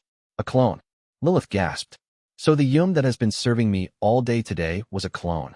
Correct, Your Highness, Ellie said. We ask that you please take into consideration why we thought it would be wiser not to seek your permission before replacing Miss Yum with a clone. But that's not possible, Lilith protested. When did it happen? I never even had an inkling that Yum had been replaced with a clone. She acted so normally. The clones we produce are designed to be completely indistinguishable from the original, Ellie explained. You needn't blame yourself for not being able to tell the difference. If the people of the tower could make clones completely indistinguishable from the originals, that meant they could replace not just Lilith, but the entire royal family with clones. Exactly how much power does this witch have? Lilith thought, a chill running up her spine, though her reaction wasn't one of fear, but one of excitement born out of her overwhelming sense of justice. If we can make good use of this power, we will be able to give the human race a better future to look forward to. From your reaction, I take it you sympathize with the choices we made? Ellie asked. Then we must go, for I do not wish to make blessed Lord Light wait any longer than he is already. Wait, hold on a minute. Lilith practically yelled. Yes, I totally understand why we must meet in secret, but I can't go meeting your lord dressed like this. Even in the darkness, the princess's cheeks glowed red as she clasped her arms around her nightgown, as if trying to cover up her shame. Ellie cast an understanding eye over Lilith, knowing it would be too much to ask a maiden in her mid-teens to show up in front of a male in just her nightwear. You are of course right, Your Highness, said Ellie. Forgive me for not realizing sooner. Allow me. This will only take a few seconds. With a snap of her fingers, Ellie transformed Lilith's nightgown into a full ball gown that was fancier than any the princess had in her wardrobe back at home. Lilith looked down in awe at the various jewels and trimmings that adorned the dress, all of which gave it a sophisticated, high-fashion feel, rather than looking garish like it so easily could have. If Lilith were to wear this gown to a debutante ball, every eye in the room, both male and female, would be on her. I hope this is to your satisfaction, Your Highness, Ellie said, a softly satisfied smile on her face. Why yes, of course it is. At that moment in time, Lilith was too shocked to focus on any misgivings she might have. Ellie's smile broadened. In that case, my blessed Lord Light awaits. Lilith simply nodded in silence at the witch's authoritative tone. Ellie then held up a card. All right, shall we? Teleportation, release. Both Ellie and Lilith disappeared from the second-floor suite, leaving only a quiet bedroom behind. Lilith found herself instantly transported to a dark, underground world, where the only light seemed to come from glowing orbs affixed to walls which, along with the floors and ceiling, appeared to be made of a black, glass-like material that looked smooth to the touch. Lilith didn't know it at the time, but she had arrived at the bottommost level of the abyss, the largest and most notorious dungeon in the known world. Follow me, Princess Lilith, Ellie said as she strolled gracefully onward, her footwear clacking ominously on the glassy floor. It took the two of them a few minutes to reach the giant double doors that led to the throne room, which appeared to be made of some sort of metal Lilith didn't recognize. While the bas-relief artwork on them was so intricate, it simply couldn't have been sculpted by an artisan working in any of the 10 nations. Ellie turned to face Lilith and treated her to a friendly smile. Waiting behind these doors is the most august, distinguished man you will ever encounter. I must ask you to take care not to adopt any attitude toward him that might come across as disrespectful. This warning made Lilith tense up with fear. She had spoken at length with the Wicked Witch of the Tower throughout the day, but this was the first time she had heard this particular note of caution in her voice. The witch continued to smile at her in a friendly manner, but there was zero warmth in her icy, aquamarine eyes. These were the eyes of a rabid true believer, who wouldn't hesitate to kill Lilith if she failed to adhere to proper protocol. And the princess knew her status as a member of the human kingdom's royal family wouldn't be enough to save her from such a fate. Lilith nodded furiously at this request, and Ellie smiled approvingly, as if the princess were an obedient child. Ellie stepped to one side, and the double doors swung open silently like they were on well-oiled hinges.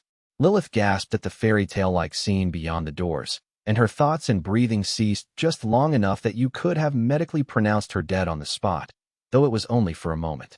The throne room was so spacious, the entirety of the human kingdom's palace could have fit inside it with plenty of room to spare, especially given how the ceiling was so high. It was difficult to say where it ended. A long red carpet led up to a throne, and standing on either side of this carpet were row upon row of creatures, which included an assortment of monsters, dragons, giants, a massive three-headed dog, and a humongous snow-white wolf. Any one of these mythical beasts could have decimated the human kingdom, before going on to cause untold destruction the world would never be able to recover from. Mixed in with the monsters was a vast array of extremely attractive fairy maids that resembled the ones seen in the Great Tower, as well as a few humans, or at least, some people who looked human.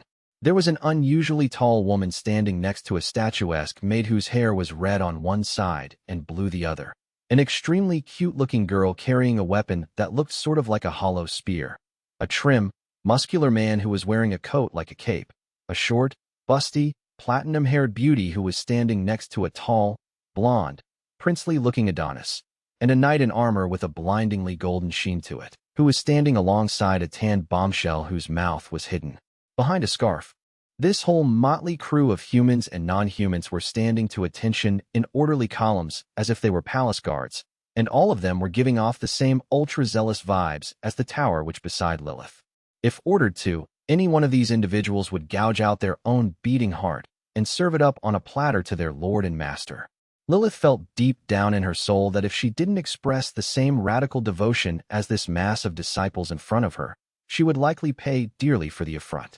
If I show even a hint of discourtesy to this Lord Light character, they will slaughter me without a moment's thought, Lilith told herself. At the end of the red carpet and barely within hearing distance right at the back of the chamber, a throne made of gold and other precious metals, as well as embellished with iridescent jewels, sat atop a dais. Seated on the throne was the Overlord who commanded absolute fealty from this horde of apocalyptic monsters. Wait, is that a human boy? Thought Lilith. He doesn't look older than 13. But even from this distance, Lilith could tell the boy was the manifestation of overwhelming power and darkness. In other words, this child was a god made flesh.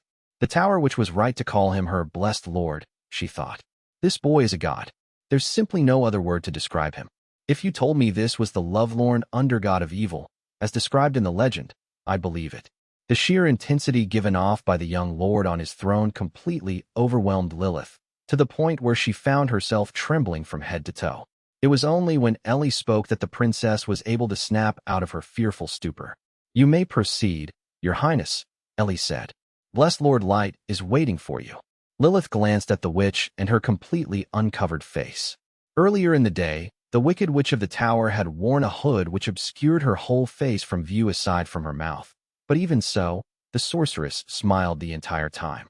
But Lilith was learning that the smile she'd witnessed back then was just the sort of polite, perfunctory one that any host would reserve for a guest, for in the presence of her Lord and God, the smile on the witch's face was truly captivating and filled with absolute, almost sensual love and adoration for the person sitting on the throne. In the face of such fanatical devotion, Lilith had no choice but to comply.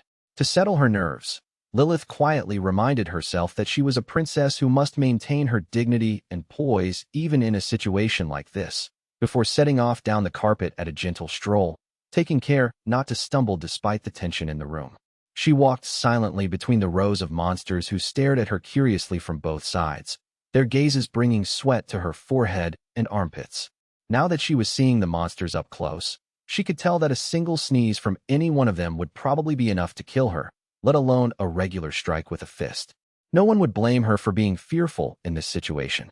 Lilith finally reached the end of what seemed like an interminable trek down the red carpet, and now at the throne, she encountered 3 more maidens standing beside it who were every bit as beautiful as the Tower Witch.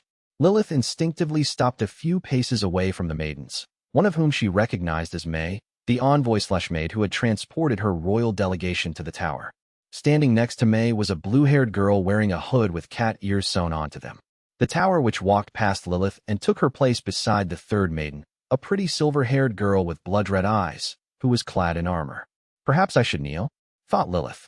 Normally, it would be unthinkable from a national prestige perspective for a member of a royal family to kneel to a leader of another nation, because it signified subservience, and even in a secret meeting like this one, and even if she lacked the arms, wealth, and manpower to prevail over the opposite party, as she did in this moment, it was an act to be avoided. Unsure of what she should do, Lilith simply stood perfectly still where she was for a few awkward seconds, while the thousands of eyes around her started to fume with impatience over why she wasn't kneeling. If this crowd of all-powerful beings seriously wanted to, they could give in to their uninhibited fury and unleash enough dark energy to stop Lilith's heart and kill her on the spot. But luckily for the princess, the loyalists were only slightly peeved by this point, though she could tell it was only a matter of time before they became properly enraged. Lilith began desperately weighing up the prestigious reputation of her kingdom against her desire to make it out of here alive, when the young lord on the throne suddenly spoke up. Hey, that's not how we treat guests. The pressure that had been crushing Lilith instantly vanished like it had never existed. The dark-haired youth straightened up in his ornate chair and addressed Lilith. "Sorry for summoning you here this late," the boy said. "Welcome to my home, Princess Lilith of the Human Kingdom. I'm Yum's brother, Light." The boy named Light got up from his golden throne and padded down the dais steps until he was standing face to face with the princess, though he was somewhat shorter than she was. All of a sudden, and without any hint of hesitation, Light bowed his head. "Yum told me everything," he said. "You saved my sister's life by giving her a healing potion, and you let her work as a maid in your palace. I can't thank you enough for protecting her from harm." Light's actions prompted Ellie and everyone else in the room to bow their heads to Lilith. Light was powerful enough to be considered a god, and the Wicked Witch of the Tower along with every single mythical-looking creature in the room were lowering their heads in gratitude to the princess. Lilith's first reaction to this was a confused fidget, but then a rush of pride washed over her at the treatment she was receiving. However, Lilith didn't think she was out of the woods just yet, so she felt she had to say something. Oh no, I just did what anybody would do," she said, waving her hands in front of her. "You don't have to bow to me. Once again, I find myself grateful that you have such a noble spirit," Light said, lifting his head and flashing her an angelic smile.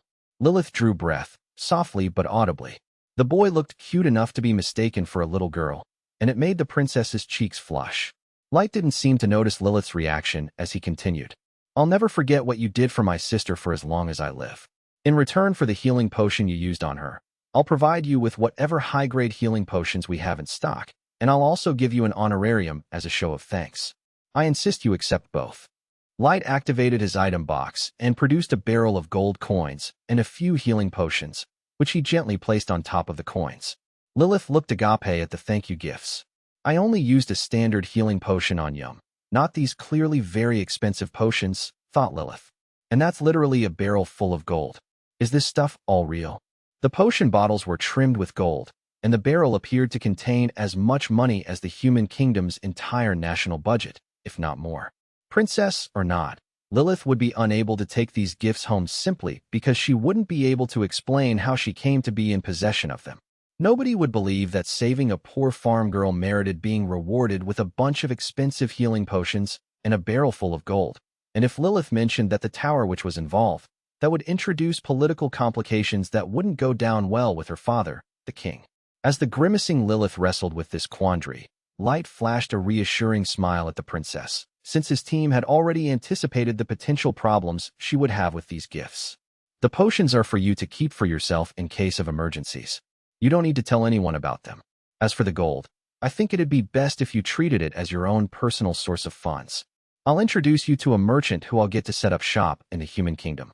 He can be the one who safeguards the barrel of gold for you, and whenever you need to access the money, all you'll have to do is contact him, and he'll provide you with the funds." "Why? Thank you for being so considerate," Lilith said, smiling politely. Since Light had prepared a rationalization for her to take the gifts, she could see no reason to refuse, and it meant, once she returned home, she would have all the money she needed to independently fund her activities. From Light's perspective, he needed Lilith to accept these thank you gifts for rescuing his sister. Simple words of appreciation would be beneath the Overlord of the Abyss. So Light had to arrange something that went beyond the expectations of the princess, while also smoothing the way for her to be able to accept these riches. "However, I still don't feel this is enough to adequately show my appreciation," Light said. "So I'm also willing to give you anything you want. Just name it. You can have a bracelet of youth, a reverse aging elixir, a poison cancellation earring, or anything else that springs to mind." "I can't believe what I'm hearing," Lilith breathed. "Those things all sound like stuff from a fairy tale. I wouldn't know which one to choose." Lilith looked visibly unsettled as Light rattled off the names of these fantastical items. If anyone else in the world had made her the same offer, she would have treated it as some kind of unrealistic joke.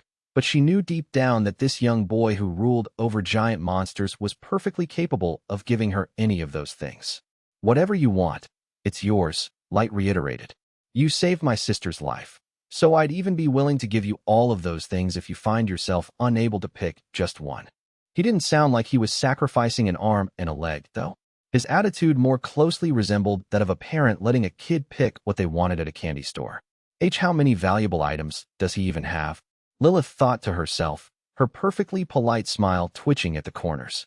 She took a few breaths to calm herself down. "No, I should be glad he's making me this offer. I mean, it doesn't even have to be a magic item, right? I could ask for one or two of those monsters over there to come serve as my kingdom's protectors. That way, none of the other races would ever look down on us humans again, nor force us to sell our crops for practically nothing. We'd be able to levy tariffs and put an end to the slave trade. I could truly solve several problems at once if I went down that route. I could, but Lilith balled her hands up into fists. Am I making the right choice? The princess launched into what was perhaps the most intense internal debate she had ever had in her life. There's no predicting what kind of negative consequences might result from joining hands with this living god of darkness. But he is offering me more than I could ever have dreamed of, and as the princess, the most important thing is to secure a better tomorrow for humans. I have to do whatever it takes to realize that future, even if it means kissing the devil himself and having people curse me as an abomination. Lord Light, I request just one thing, Lilith said as she turned and looked the boy straight in the eye. I want you to lend me your strength so that we humans can enjoy a better future. I implore you. Very well, Light replied, smiling brightly. I wish I could do more for you, but you have my word. Light's answer came so swiftly, Lilith almost believed she'd just been tricked into asking him to join forces with her. But now that she had solicited this favor from him, she couldn't just back out. At that particular moment in time, Lilith had no idea whether her choice would prove to be a blessing or a bane for the human race. The next morning, Lilith ate breakfast, then joined Chloe on a tour of the human settlement that had sprung up around the Great Tower, with Ellie in her Wicked Witch garb serving as their guide. I see the dwellings here are made out of either metal or wood, Lilith noted. The metal buildings are what we call prefab homes, Ellie explained. They are used as temporary shelter for new arrivals. We also construct homes out of lumber we source ourselves, but these are given to families with young children on a priority basis. Light's allies in the tower used the prefab cards to create interim housing for the former slaves brought to the settlement. They also chopped down trees in the forest and used magic to process the resulting lumber into suitable building material to make permanent homes out of. The plan was to give these homes first to families, then eventually to people who didn't have dependents. The custom-built homes also provided work opportunities for the slaves who used to be builders and craftspeople, in the form of making furniture, utensils, and other essential items. Apparently, you have golems plowing the fields, remarked Chloe. Indeed we do, because humans simply lack the brute strength needed to perform such a task, Ellie explained. And as you know, golems never tire from physical labor. But we employ humans to perform the more delicate tasks, like planting seeds and watering the crops. We don't assign golems to perform all the work, and we expect everyone to contribute wherever they are most proficient. I truly admire your way of thinking, my lady, Chloe said. I don't suppose you could see your way to lending us a few of those golems. I'm afraid not, Your Highness, Ellie replied. I have no plans to deploy my golems outside of this settlement. That is rather unfortunate, Chloe said. A few of those golems would have greatly helped in furthering our kingdom's development. Although Chloe was disappointed by the response he'd received, there was a very good reason why Ellie had refused to lend him some of the golems. If these automatons were to take over the work of developing a nation, even temporarily, humans would find themselves robbed of jobs, and with no money to feed themselves as a result. That particular scenario ran counter to the Tower Witch's belief in the absolute autonomy of humans. Furthermore, she did not want other nations to get the mistaken assumption that the golems were to be used for military purposes. The last thing the witch wanted was to go to war with a nation so soon after the erection of the tower, nor did she want to invite the possibility of a faction of humans despising her. Whenever any of the fairy maids noticed the procession led by Ellie, they would stop whatever it was they were doing and bow their heads. By contrast, any humans dropped to their knees, lowered their heads, and folded their hands together as if in prayer. Ellie waved nonchalantly at them, as if all this attention came quite naturally to her. Lilith gazed at the witch with a dazzled expression lighting up her face, her eyes practically shouting her yearning to team up with Ellie for the sake of the human race. Meanwhile, Chloe looked somewhat peeved that the people in the settlement seemed to be blithely ignorant of the fact that human kingdom royalty was walking among them. Ellie ignored Chloe's reaction and led the way to the next destination. I will now show you the outer edges of the settlement. All the while, a keen pair of eyes was watching the tour group from the main entrance to the tower. I can't believe neither my brother nor Nono has so much as an inkling that I've been replaced by a clone, whispered the real Lilith. Chapter 4. a future for humans. Her face shrouded by a hood, Lilith watched Ellie guiding the royal delegation around the settlement from her position at the entrance to the Great Tower. The princess had created a look-alike using the double shadow card and gotten the clone to take her place on the pre-scheduled tour. Lilith required a duplicate of herself to free her up to take part in a series of discussions with Light concerning the next steps they would need to take if they wished to secure a better future for the human race. The talks were expected to take an extended period of time because the two parties needed to discuss a wide range of topics and ensure they were on the same page regarding each other's opinions. If circumstances demanded it, the copy would be sent back to the human kingdom with the delegation to act in Lilith's stead, and as the duplicate was equipped with a number of gacha cards, it would be a fairly straightforward task to switch Lilith back in at a later date. Princess Lilith, have you finished confirming that everything is proceeding to your liking? Asked May. Yes, and thank you for allowing me to do this first, Lilith said. There is no need to thank me, May replied. Master Light was happy to accommodate your request. The princess wanted to make sure nobody could tell the clone wasn't actually her. She was quite willing to believe that the double shadow card was as powerful as advertised, but she felt much more comfortable seeing the clone in action, with Light's permission, of course, than simply taking their word for it. Once Lilith was satisfied that neither her brother nor her own head maid, No, had any idea that she was missing, she rejoined May inside the tower so that the maid could take her to see Light in his office on the 4th floor. Instead of wasting time taking the stairs all the way up there, May used the SSR teleportation card to deposit the two of them at their destination. I still find it hard to believe that they used teleportation items just to get around the tower, thought Lilith. Lord Light and his allies are truly something else. After their surroundings had transformed from rows of thick white pillars to a long and winding hallway, May led Lilith to Light's office. I can't even imagine how such a terrible thing could ever happen to anyone. A pale-faced Lilith was sitting on a sofa opposite me. I'd just finished recounting how I was almost murdered in the abyss, as well as telling her about the journey I was on to find out not only the truth behind my assassination attempt, but also why my home village was razed to the ground. Of course, I only told Lilith the bare minimum that I felt she needed to know, but when I asked her directly about masters and the international conspiracy to seek one out, she couldn't offer me any information that might be of use. Forgive me, Lilith said. I know nothing about those things, despite being royalty. The other races almost never treat me, my father, or my brother as equals when in diplomatic settings. Though just to be sure, I'll try to ask my brother and the others about them when I return. Indirectly, of course. No, there's no need to do that, I said. Even hinting at them might cause people to become suspicious of you.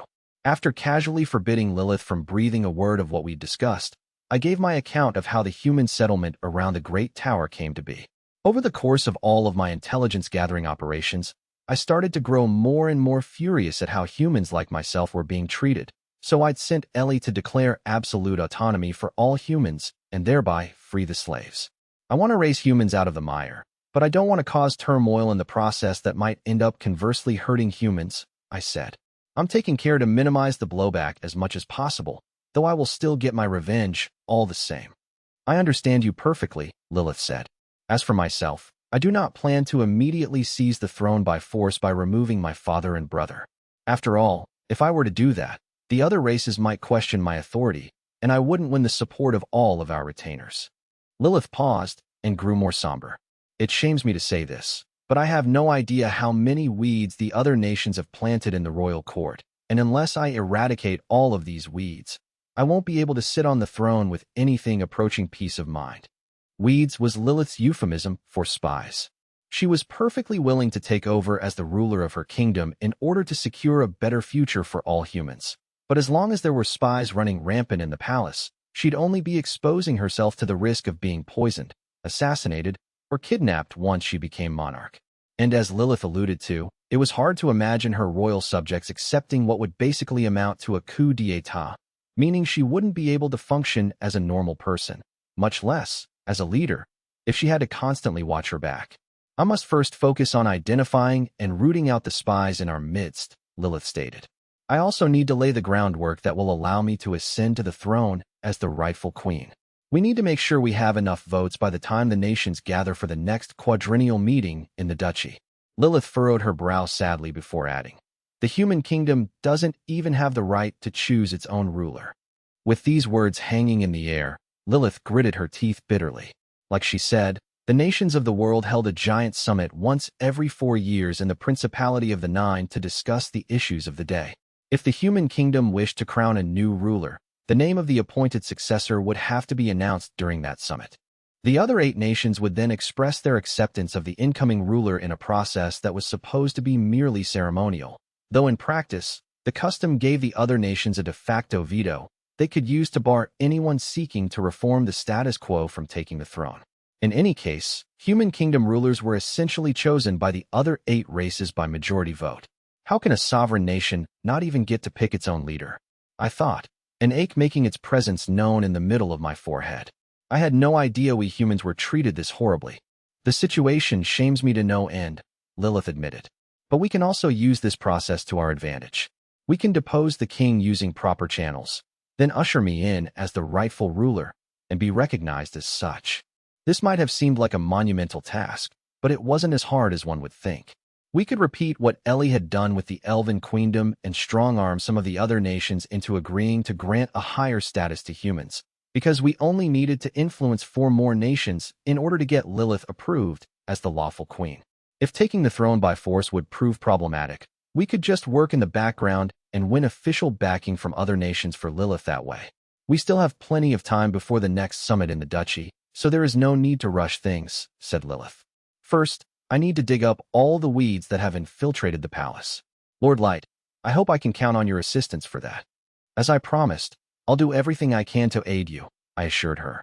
But I can't help wondering what you'll do with any spies you manage to unearth. I'll just find some excuse to dismiss them from their roles, Lilith told me.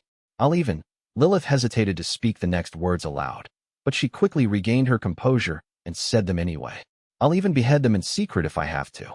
Even if it's my head maid, Nono, who turns out to be a spy. I will stain my hands with blood in order to attain a better future for humankind. The princess was prepared to do what needed to be done, which just proved how much she wanted to join forces with me. As for myself, I wanted to join her in forging a better future for the human race, though there was only so much I could do on that front. I noticed May suddenly react to something. She was also in attendance in my office, quietly listening to the conversation between Lilith and myself. Her reaction was so slight, Lilith failed to notice it, but since I was level 9999, I picked up on it immediately. Looks like she just received some kind of report, I thought. I wonder if that means we have a problem on our hands. I continued to listen to Lilith as she talked about what she planned to do for the human race and for her own kingdom, while keeping one eye firmly fixed on May. But once I'm on the throne, the first thing I will do is institute a rules-based tariff system, Lilith said. Then I will abolish slavery in the kingdom, do away with the unfair price fixing on our crop exports, and it had been a message from Aoyuki via telepathy that had made May blink in the executive office. She had caught wind of an unwanted intruder lurking in the woods near the Great Tower. There were some elves who couldn't stomach the thought of the queendom completely foregoing the slave labor they had relied on for centuries, still clinging to the past, where they had the power to oppress humans. And as it turned out, one such elf had struck out on a quest to bring down the Wicked Witch of the Tower. Chapter 5, Silent Killing. Most of the Elven Queendom's liberated human slaves had flown to the Great Tower settlement on the backs of dragons, since out of all the feasible transportation options available, that was the fastest. Of course, it would have been much faster to use SSR teleportation cards every time, but Light's team had decided that particular approach would overplay their hand. However, a number of former slaves flatly refused to mount the dragons, so they were given horses and bodyguards who escorted them through the wild forest to the Great Tower. This compromise was costlier and more time-consuming, but it was better than having faint-hearted people dying of a cardiac arrest atop a dragon mid-flight, or pregnant women going into labor prematurely from the shock of it all. The infamy arising from such avoidable mishaps would muddy whatever goodwill had been gained from the Absolute Autonomy Declaration. On this particular day, while the royal delegation toured the Great Tower settlement, some new arrivals were trekking through the forest on foot in a silent procession that included pregnant women, the elderly, and the enfeebled. Due to the presence of the snake hellhounds, the wooded area surrounding the Great Tower was entirely free of monsters, but that didn't mean the terrain was entirely free from threats, as evidenced by the pair of vengeful eyes watching the traveling party from afar. I will not stand by and watch as my proud race pays fealty to these inferiors. To hell with that wicked witch of the tower. To hell with absolute autonomy for humans. You inferiors were better off when you were our slaves, before that damn witch went and ruined everything. Junome was what one might call an elf supremacist. In other words, he was a textbook example of an overly conceited elf. Junome was a level 300 adventurer who was usually active outside of the elven queendom, but who had returned to the motherland on hearing that the nation of his birth had bent the knee to this so-called wicked witch of the tower. Upon his homecoming, he observed that ownership of human slaves had been totally prohibited by law, and it wasn't just in the royal capital, but all across the queendom. In the capital itself, cautious elves were constantly peering up at the sky, and they showed fearful deference to any human adventurers and merchants, apparently because they didn't want to anger the tower witch after she'd attacked the capital with a 100-strong swarm of dragons, blotting out the sun. She had also demonstrated the destructive power of her dragons by putting on a coordinated fire-breathing display over an uninhabited area on the edge of the city, an act so ferocious in its intensity, it caused tremors and kicked up a giant cloud of inky smoke and dust that obscured the skies above the royal capital once more. This display prompted all the elves in the city to show a newfound obeisance toward humans, and this sudden change in attitude didn't sit well with Junome at all. How can we elves allow ourselves to live in fear of the lowest of all the races? Don't we have any pride? Have we really fallen so far? I must do something to restore our dignity as a race. Junome had also heard that the White Knights had been eliminated by the Tower Witch, and while he hadn't confirmed the veracity of this rumor, he decided it'd be best to steer clear of the witch altogether and focus on targeting humans traveling to the Great Tower, because that meant he could return home having achieved tangible results, instead of gambling his life away fighting a potentially dangerous enemy. That lousy witch promised she'd keep her precious humans safe, so if I kill these slaves right here, it'll throw mud in her face, thought Junome. The deaths likely wouldn't spell the end of the absolute autonomy decree, but they would at least raise serious questions about the cause itself. People would naturally start doubting if the witch really was committed to protecting humans and if she truly stood by her stated principles. A mighty fortress being toppled by a bunch of small cracks is a tale as old as time, thought Junome. If I kill these inferiors, I'll sully the witch's reputation, and that might eventually lead to the collapse of this whole absolute autonomy for humans nonsense. If my plan works, I may even become immortalized as a hero of my race. Junome's eyes brightened as his hatred for humans along with his lust for glory glowed in them, and he continued to fantasize about the illustrious future awaiting him. Rejoice, you inferior parasites. You're about to turn me into a legendary hero. The procession of former slaves was accompanied by two beautiful young women in maid uniforms, one leading the way, while the other guarded the rear. Both of them looked like formidable fighters, but luckily for Junome, nobody had noticed his presence yet, which allowed him time to work out his escape route before loading his bow. Junome took a deep breath, then shouted, "Death to inferiors. This is what you get for fawning over that damn witch." Junome fired off multiple arrows, and as a level 300 archer, he was sure all of them would hit their marks with deadly consequences. But over the course of the next few moments, he watched on as each of the arrows just vanished, and it wasn't a case of Junome's eyes playing tricks on him.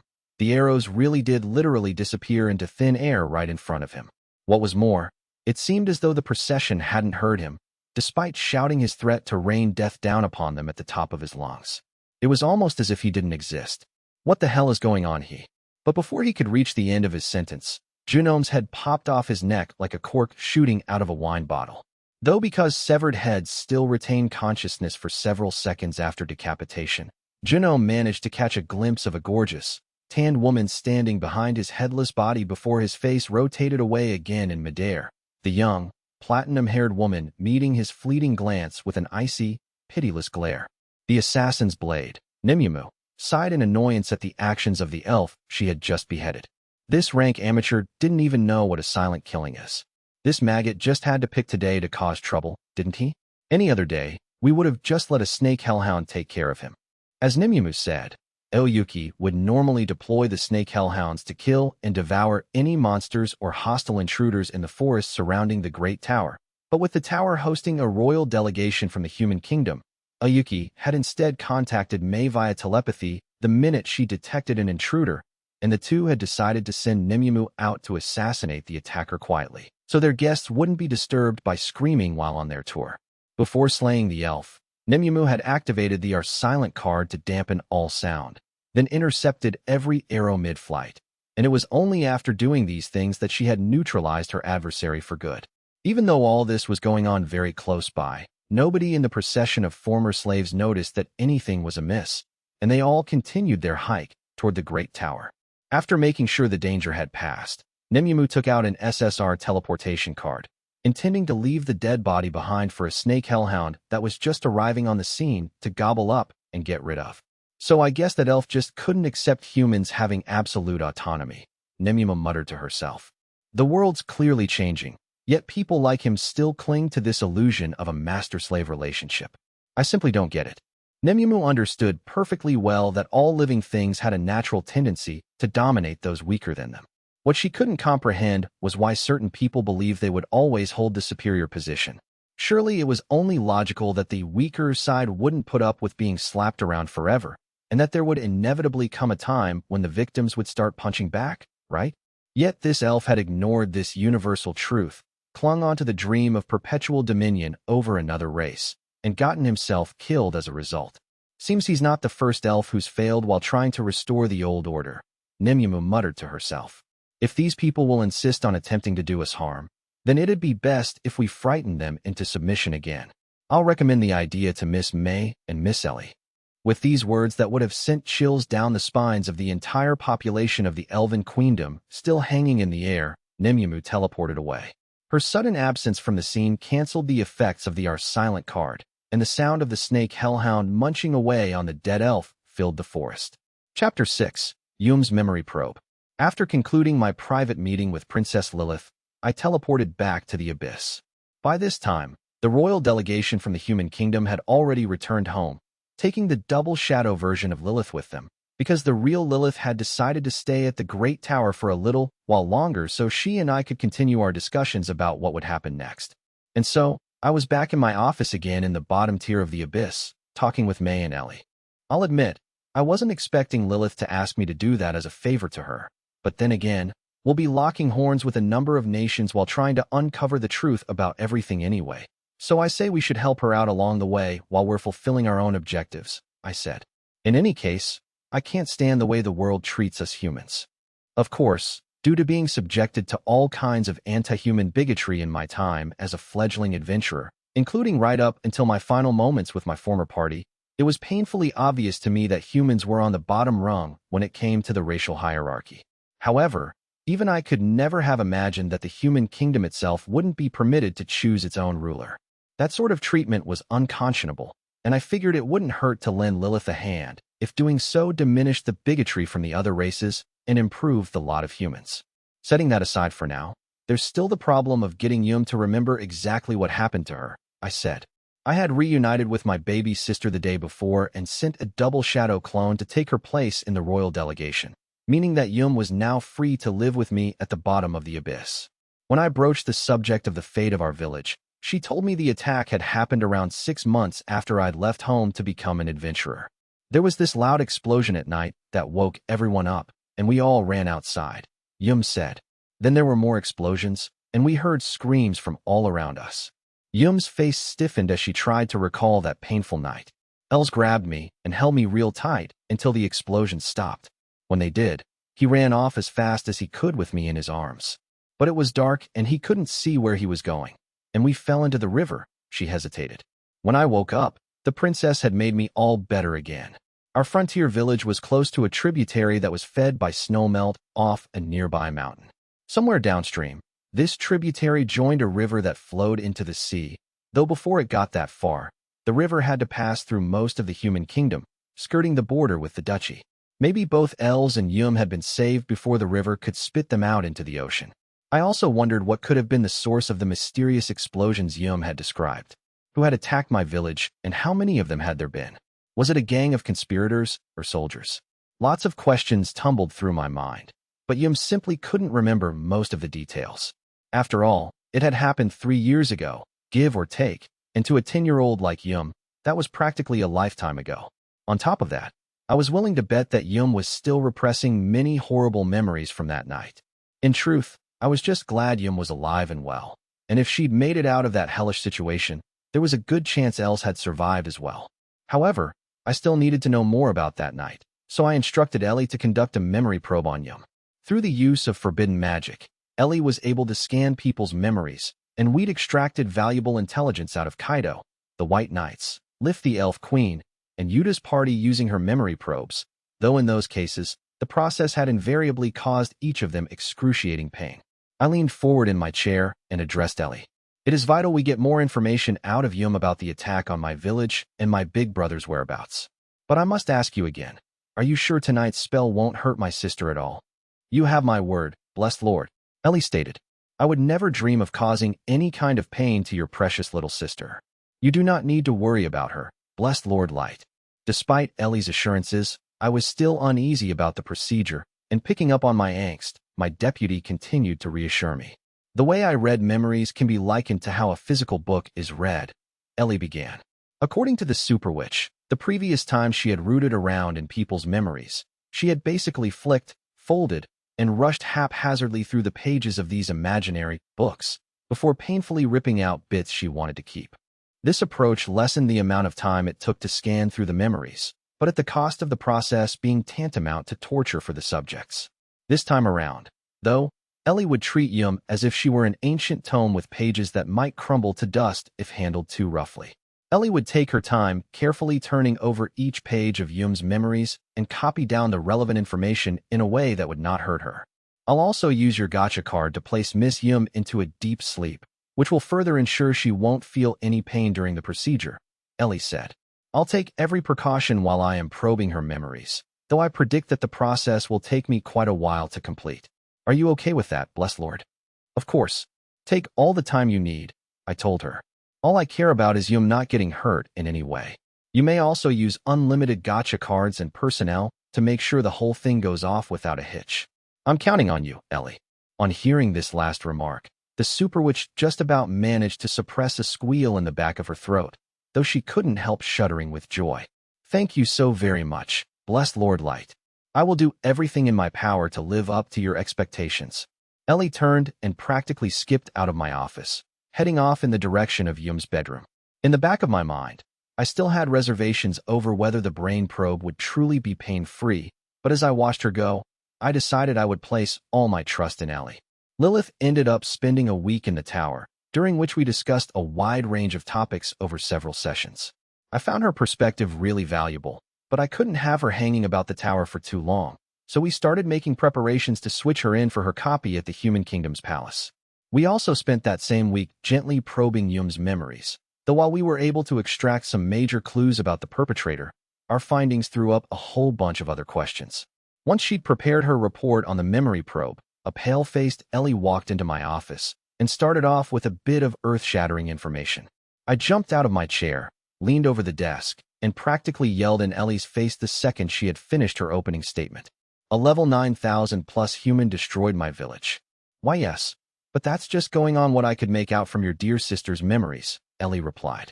May, who was in the office too, also reacted to this new information with a rarely seen shocked expression, her eyes as wide as saucers. Ellie continued to explain how she had come to this conclusion. According to your dear sister's memories, out of the corner of her eye, she saw a figure that looked human floating in the air while your dear elder brother carried her to safety. Apparently, someone had attacked my village from the air, and judging by the look of this figure, the attacker didn't have wings, horns, a tail, or long ears. The assailant wasn't particularly short or tall, but was in fact about average height for a human, as well as having a similar physique. From this set of clues, Ellie was able to safely rule out the potential of this adversary being from any of the other 8 races. How I arrived at this person's power level is a little more complicated to explain, Ellie said, but I estimated it by looking through the mind's eye of your dear sister. According to Ellie, it went without saying that it was very difficult to determine a person's power level just by going off what you could see in someone's memory. She likened the feat to being able to tell different species of fish apart in the murky depths of the sea. In that scenario, it'd be impossible to know exactly what kind of fish you were looking at, but if you were an expert on fish, you could at least tell the size and color of the fish and make a deduction based on that. If this person had been trying his or her best to conceal themselves, it'd be nigh on impossible to estimate their power level, Ellie explained. But this individual didn't seem to bother with any kind of camouflage, and I was able to place their power level in the 9,000 range based on their actions and the remnants of mana that had been discharged. Though I should warn you that this is merely an estimate, and therefore highly subject to error. I sat back down in my chair, lost in thought. Sure, Ellie said there was a good chance the attacker might not be above level 9,000, but I was willing to bet the farm that she was pretty much on the mark, given her ability to analyze trace mana. If your guess is correct, that just throws up a whole heap of new questions, I said after a little thought. The first question on the list would be, how in the world could a human like that have surpassed level 9,000 in the first place? I was also eager to know why a human would destroy a village inhabited by fellow humans, considering all the bigotry our race had to put up with. If that power level was accurate, did that mean the assailant was a master? If so, why did a master raze my village to the ground? And how did my brother and Yum even manage to get away from a level 9,000 master? Was there really no chance of it being a member of some other race, just pretending to be a human master? I know I was able to level up to beyond level 9,000, but I thought it was next to impossible for a human on the surface world to achieve that feat. I muttered, largely to myself. If this is a master we're talking about, then why destroy my village? Was it because I was labeled as a potential master? Am I so much of a threat that they felt the need to wipe out my village and everyone I knew? Does this mean we have a master as one of our enemies? If this attacker was really over level 9,000, then the fact that my brother and Yum had escaped was totally baffling. If it had been me on village-destroying duty, I was in no doubt that I would have been able to kill every single person living there. There would have been absolutely no survivors on my watch. Even at level 5,000, that job would have been easy for me. So did the bad guy allow Els and Yum to flee? And if so, why? I just didn't get it. This is a huge clue about the identity of the person that decimated my village, but it opens up way too many questions, I groaned. Honestly, it's so complicated, I feel like my head's about to explode. Please forgive me, blessed Lord Light. Ellie mumbled as she lowered her ghostly pale face. Oh no, it's not your fault, Ellie, I replied quickly. Sorry, I should have been a bit more careful about what I was saying. I honestly hadn't meant to make it sound like I was blaming Ellie for anything. I was happy we'd gotten this information. Even if it was so confusing, it was giving me a headache. In any case, I now have an important clue about who destroyed my village and killed my parents. Thanks to you, I said to Ellie. I swore vengeance on the Concord of the tribes, but I also need to avenge the deaths of my parents and the people of my village. I swear on my life I shall avenge them all. I lifted my self-imposed power suppression and filled my executive office with the dark energy that was boiling up inside me, the electricity of it laced with bloodlust, fury, and vengeful spite. I was free to unleash my deadly wrath in my office, since the only people in here were my two level 9999 deputies, and the only effect it would have on them would be to make them sweat a little in fear. If a normal human had been here in the room with me, he or she would have keeled over by this point, their hearts stopped dead. Within this pressurized environment, May made a suggestion. Master Light, if you wish to continue with your revenge, shall we make the dwarves your next target? Still wallowing in my wrathful energy, I shifted my gaze to May, who carried on with an impassive expression firmly affixed to her face. Based on the information pieced together by Ellie, we will need some more in-depth intelligence regarding masters, May stated. When Ellie probed the mind of the elf queen, Lif, she recovered a memory suggesting that there is a separate entity that does not fall under the bracket of master.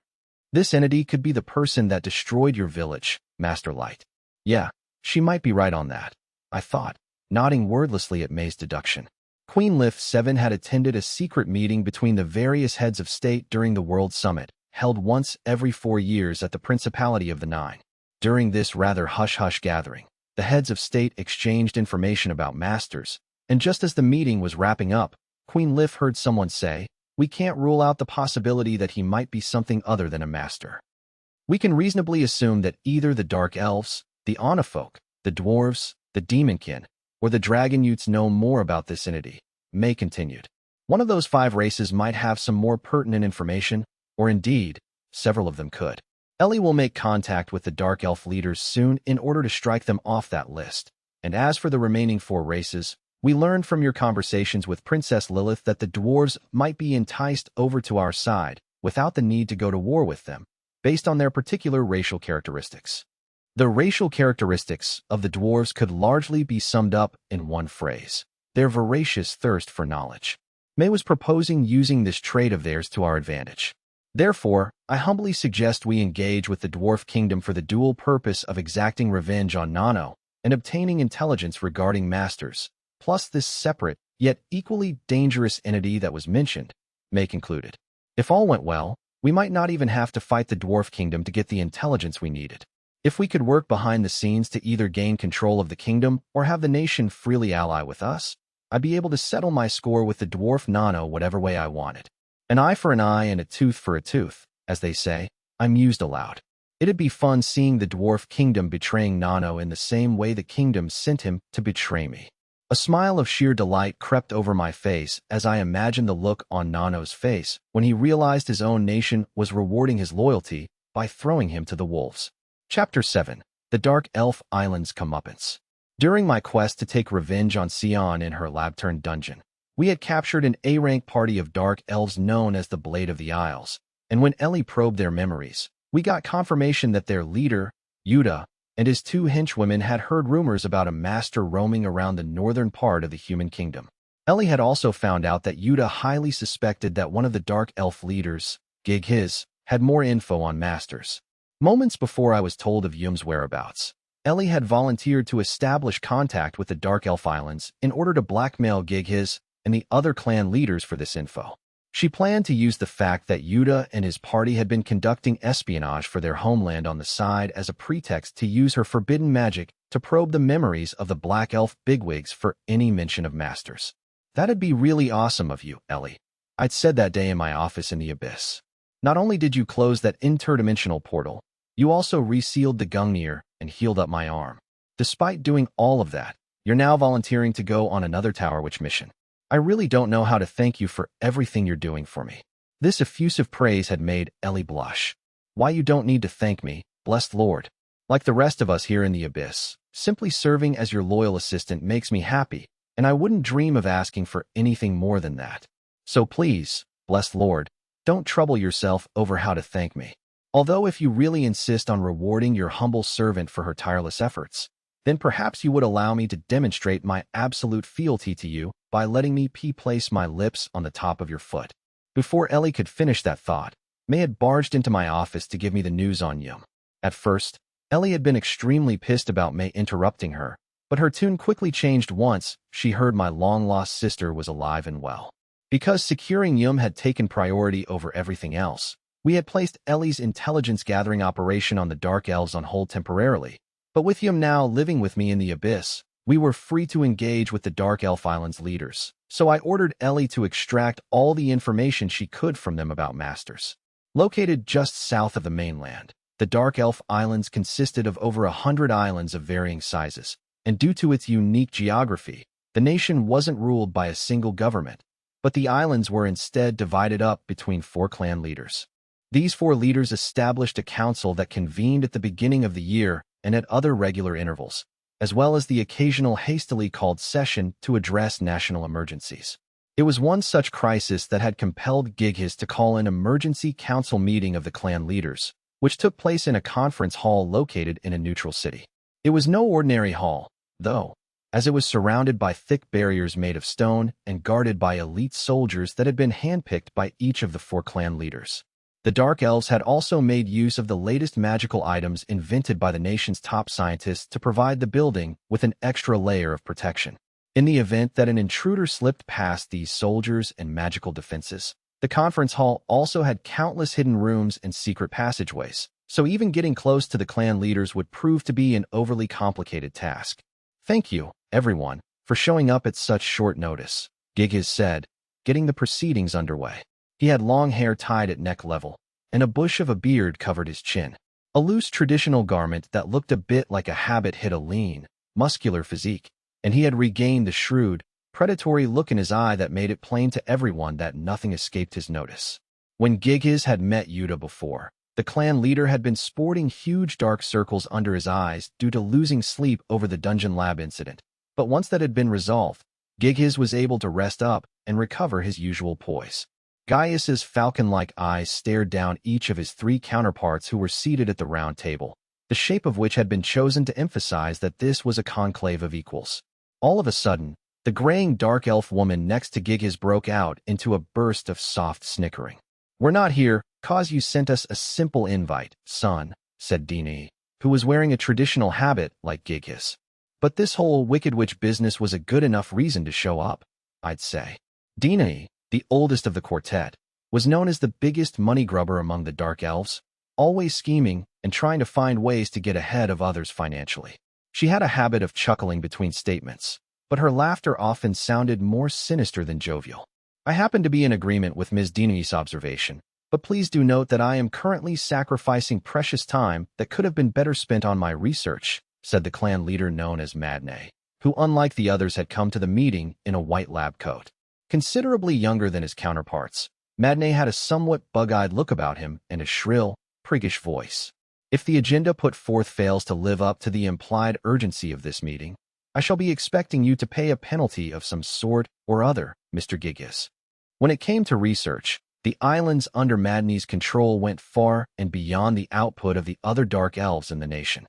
Madne often feuded with Gigiz in order to extract penalties, or in other words, favors that would grant his scientists more resources. Now, it isn't prudent to jump to conclusions," interjected Tycho, the last of the clan leaders to speak. "I understand where you're coming from, Madne, but I suggest waiting until Gigiz has had his say before we start judging him." Compared to Madne, Tycho had a more polite and easygoing attitude, his whole demeanor accentuated by his resting wise guy squint. Despite how he presented himself, however, Tycho was every bit as fit and muscular as Gigiz, and he was known as the fiercest xenophobe of the 4 clan leaders. Tycho's temperament took a truly frightening turn whenever he launched into one of his bigoted tirades. "Yuck, every time I see these people, I'm repulsed by them," Gigiz thought to himself, though he managed to remain expressionless. "They're always looking out for their own, and always trying to one-up each other. They're like rabid goblins slavering over any pound of flesh they can get their claws into. I can't stomach these jerks. I really can't." Although the other leaders definitely wouldn't hesitate to kick down one of their peers if it would benefit their clan, Gigiz was in no position to cast blame, for he was every bit as willing to sabotage the other clans if it worked to his side's advantage, and the only alliances he ever formed were ones of convenience. All 4 clan leaders were birds of a feather. Still bad-mouthing his counterparts in his mind, Gigiz passed around documents that outlined his concerns regarding the Wicked Witch of the Tower. "Here. This should make it plainly obvious why I called this emergency meeting." After scanning the documents, Dini chuckled throatily. "Okay, gotta hand it to you, kid. This is as good a reason as any for a meeting. I never wish to divert any of my allotted time away from my research, but I must agree with Ms. Dini," Madne added. "This does not bode well for us. Not in the least." The documents were copies of correspondence from the Tower Witch, describing in damning detail how Yuda's party had been using their A-rank status to conduct espionage under the direction of the Dark Elf Islands. This accusation was backed up with irrefutable evidence, and the witch had concluded her letter by demanding to know how the Dark Elves wished to respond. "I thought Yuda and his girls bought the farm down in that old lab dungeon," Dinami said, chuckling darkly. "Are we supposed to believe that, in actuality, they double-crossed our nation and fell in with that witch?" "That's highly improbable," Gigiz said. "It was concluded that Yuda's party was indeed killed deep in that lab dungeon, their bodies eaten by monsters. Even if they did fake their own deaths through some kind of elaborate hoax, why would they freely team up with the Wicked Witch? Even assuming she captured them, they're a party of A-rank adventurers, so they should be able to withstand torture and hypnosis. At the very least, any confession they coughed up would be full of lies. Yuda, Era, and Rhea had illegally kidnapped humans with gifts and razed entire human villages to the ground in the process if they deemed it necessary. There was no reason to believe the Wicked Witch of the Tower, who believed in the absolute autonomy of humans, would ever consider joining forces with Yuda's party, given their history. Not to mention, Yuda's party were consummate bigots who looked down on inferiors, meaning their racial pride would never have allowed them to join forces with this shadowy human witch. And since they were high-level adventurers and intelligence operatives, they would have known how to feed their captors false information under duress. In other words, the likelihood that Mr. Yuda and his band betrayed us to the witch would be close to zero, Madne summarized. Which begs the question, from where did the witch glean this information? "It's a conspiracy," Tycho muttered, before his eyes suddenly grew wide and he screamed at the top of his voice. It's those miserable elves. Although his conclusion was entirely based on his racial animus toward the elves, it was the only feasible theory they had at the moment, since the idea that Yuta would betray sensitive information to this extent could be safely dismissed. Plus, for all intents and purposes, the tower which had vanquished the elven queendom and held sway over the nation. So it was entirely plausible that the queendom might have handed over any and all information and evidence about the Dark Elf Island's espionage activities to the witch. But at the end of the day, there was a more important matter that overshadowed pinning down the exact source of this leak. Anyway, leaving all of that aside, it's safe to say we do not want any of this going public, Gigas said, resting his cheek on the palm of his hand. Otherwise, we will find ourselves in a very deep hole to clamber our way out of. Of course, the Dark Elf Islands was hardly the only nation engaging in espionage. It was safe to say that no nation could function effectively without getting its hands dirty in some way. But the nature of spying relied on operatives not getting caught in the act. If the tower which were to publicize Yuta's espionage work, the Dark Elf Islands would have mud on its face, and the other nations would be forced to condemn these clandestine activities. The Elven Queendom in particular would stridently call upon the Dark Elves to take accountability for their actions, and having their bitter rivals turning the screw was the last thing the clan leaders wanted. The witch says she wants to speak with us in person, Gigas said. But we all know she plans to come and hang this explosive secret around our necks like a leash. Dini chuckled. Now why would I want to be lorded over by a human without at least making some good money off it? We cannot call ourselves Dark Elves if we bow our heads to some stinking, low-life inferior. Tycho roared, his eyes bulging and the veins on his forehead pulsating. Just the thought of ever being at the mercy of an inferior makes me shake with fury. The other clan leaders clearly shared Tycho's sentiments over abasing themselves before a human, even though they declined to voice these thoughts. In that moment, the four Dark Elves reached a tacit agreement. Apparently, this wicked witch defeated the Elven Queendom by sicking 100 dragons on them, Gigas pointed out. Now, we'd never be able to ward off 100 dragons either, but if we were dealing with just one female inferior, she should be easy enough to put in her place. Yep, and all we gotta do is invite her for a little sit-down here on home turf. Then do away with her, Dini laughed. Dead men tell no tales, so to speak. Or in this case, dead gals. And if her lackeys try to spill the beans about the whole spying affair, we can just act like they're making it all up to take attention away from their bumbling lady boss. Shoot, we can even claim Yuta's spying was all the witch is doing, if we want.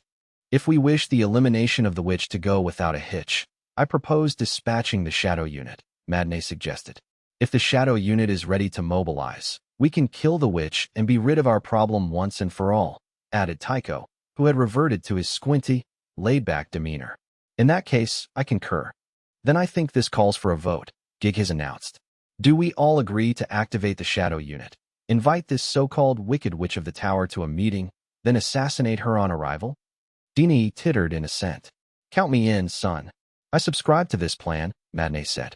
Goes without saying that I agree too. Tycho piped up.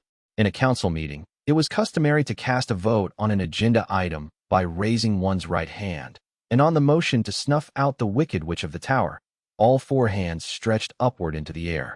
In a former era, a party of dark elf adventurers known as the Spear of the Isles won renown for their exploits on the battlefield, and because of their impressive reputation, laboratories under the control of the Dark Elf Islands tended to give the party the latest magical prototypes to test. The Dark Elf leaders also thought very highly of the Spear of the Isles' fighting prowess until an incident occurred one fateful day. While on a quest, the Spear of the Isles ran into the White Knights, with the then newly appointed Hardy as commander and Mikhail as vice-commander.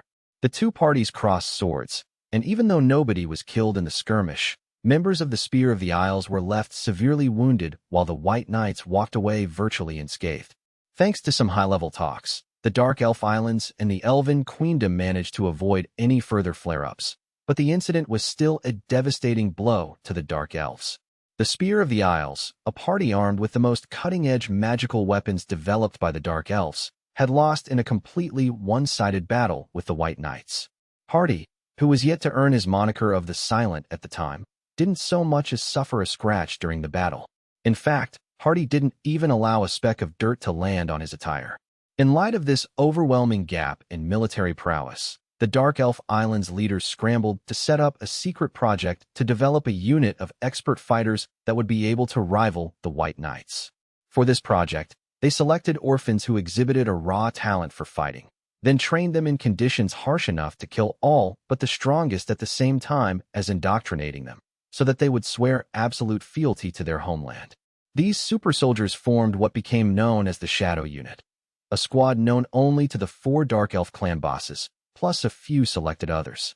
Behind the scenes, this unit received unlimited funding and training time, plus the latest technology, all of which proved enough to see these specialists reach power levels that surpassed even Yuta, who was recognized as the top adventurer in the known world. As far as the Dark Elf leadership knew, the Shadow Unit exceeded the White Knights in terms of strength, which suggested they would be more than capable of slaying a mere human witch. And it was easy to keep the Shadow Unit under wraps, since they could be housed on one of the many islands that were inaccessible to unauthorized personnel. For this assassination plot, the Dark Elf leaders mobilized the 4 top warriors in the unit. On a forested island where the trees cloaked everything in shade and hid the midday sun from view, a masked Dark Elf woman made her presence known. Is everyone present and accounted for? The leadership had sent this woman as a messenger to summon the Shadow Unit. On this island, she went by no name, and the only thing she possessed was loyalty to her island nation. Number 4, present. The first to respond was a 3-meter-tall Goliath who was clad from head to toe in skin-tight metal armor that was so much smoother than conventional armor. It made the warrior look more like a child's doll than a soldier.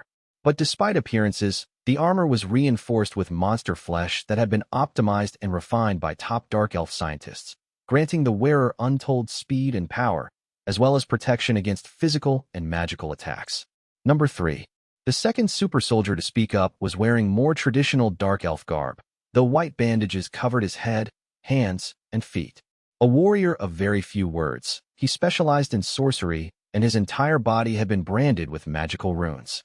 Tattooing runes onto someone's skin would normally drive them to madness, and inevitably, death. But number 3 had an unparalleled strength of mind that allowed him to stay sane, and he had developed his abilities by making full use of sorcery, elixirs, and magic items since youth. That said, he was only able to unseal his magical charms in the heat of battle, which is why he was forced to keep himself entirely bandaged up at all other times. Number 2, at your service.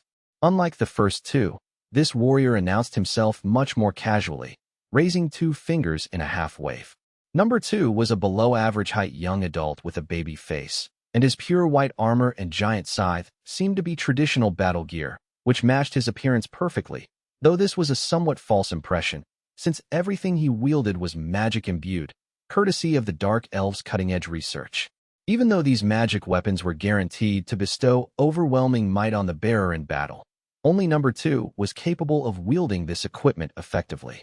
The last warrior, number 1, leaned against a tree trunk without even bothering to announce himself, simply raising a finger to acknowledge the arrival of the messenger. He was a young adult too, with hair covering one of his eyes, and he was wearing traditional Dark Elf attire, plus a scarf that hid his mouth from view. Although these clothes didn't appear to offer much protection on the face of it, number 1's defensive and offensive capabilities surpassed those of the others. Long ago, a Phantasma-class magic item with the ability to produce vast amounts of mana was discovered in a dungeon on Dark Elf Islands. But it only did this under one condition. It had to be implanted inside of a living body. Dark Elf scientists searched high and low for a subject that could survive the implantation and ended up killing several potentials in the process, since the only way to find out if a person was suitable for the magic item was to physically embed it within them and see if it took. After many years of deadly trial and error, the scientists came across number 1, who was able to survive the magic item being implanted inside him. The object infused this orphan with a monumental amount of mana which could be used for offensive and defensive purposes, creating what was basically the perfect soldier. The Dark Elf leaders believed that number 1's powers even exceeded those of Hardy the Silent. Number 1's power didn't just come from surviving the implantation of a single item, though. Because he possessed a body that was capable of housing magical objects, scientists had inserted several more items inside him, and thanks to these enhancements, number 1 could activate several magic items all at once without ever having to worry about running out of mana. In fact, The reason his hair cascaded down over one of his eyes was because that eye was actually a state-of-the-art magical weapon created by Dark Elf researchers. Not one of the Shadow Unit had a name, only a number, and the title of number 1 was bestowed on the top warrior in the unit. A few days ago, our leaders held a meeting concerning a human calling herself the Wicked Witch of the Tower, the masked messenger relayed. Our leaders have taken the decision to assign you 4 with the mission of assassinating this witch. Us 4. Number 4 queried, his voice muffled by his full body armor. I alone can complete the task. The other 3 members of the Shadow Unit shared this sentiment. They saw no reason to send 4 operatives to kill a single female inferior. The masked woman shook her head. Our leaders wish to make extra sure that the witch is assassinated, which is why they are conscripting all 4 of you for this assignment. Then I guess we have no choice but to listen to our bosses, said number 2. Number 3 and number 1 simply nodded, the former naturally taciturn while the latter wasn't able to speak due to all of his implanted magic items. Although number 4 still seemed rather reluctant, he didn't utter another word. After confirming that all 4 operatives had consented to carry out the task, the masked woman outlined the particulars of the assignment. You will assassinate the witch in the chamber where our leaders hold their council meetings. You 4 will be lying in wait in hidden rooms that are located within the chamber itself, in the hallway, and in the waiting room. When the time comes, you will eliminate the Wicked Witch of the Tower and all of the servants in her delegation. You 4 must kill the witch at all costs, even if it means harming the others on your team to complete the mission. The messenger continued to outline the exact timing of the assassination attempt, as well as answering various questions posed by the Shadow Unit themselves, the 5 of them completely unaware that a pair of eyes was quietly surveilling this supposedly top-secret gathering. A few weeks after authorizing the assassination attempt, the Dark Elf clan leaders reconvened in the council chamber once more. As they had expected, the tower which had agreed to meet with the 4 governors. And although these high-level talks were to be conducted strictly off the record, what would happen in this room would have a decisive impact on the very future of the nation. Despite the importance of this meeting, the 4 Dark Elf chiefs sat at a rectangular table in the council chamber and waited for the witch to enter through the double doors in front of them, for they felt it was beneath them to go out and welcome their guest to the fortified conference hall. There was nowhere for the tower witch to sit, and the hosts hadn't even bothered to prepare tea for their visitors' imminent arrival. It was as if the clan leaders had summoned a subordinate to stand in front of them to be reprimanded, instead of preparing to engage with a high-profile dignitary. Which wasn't all that surprising, if you thought about it. After all, since they were planning to assassinate the Wicked Witch anyway, the Dark Elf leaders were hardly going to waste resources on rolling out the red carpet, especially for an inferior.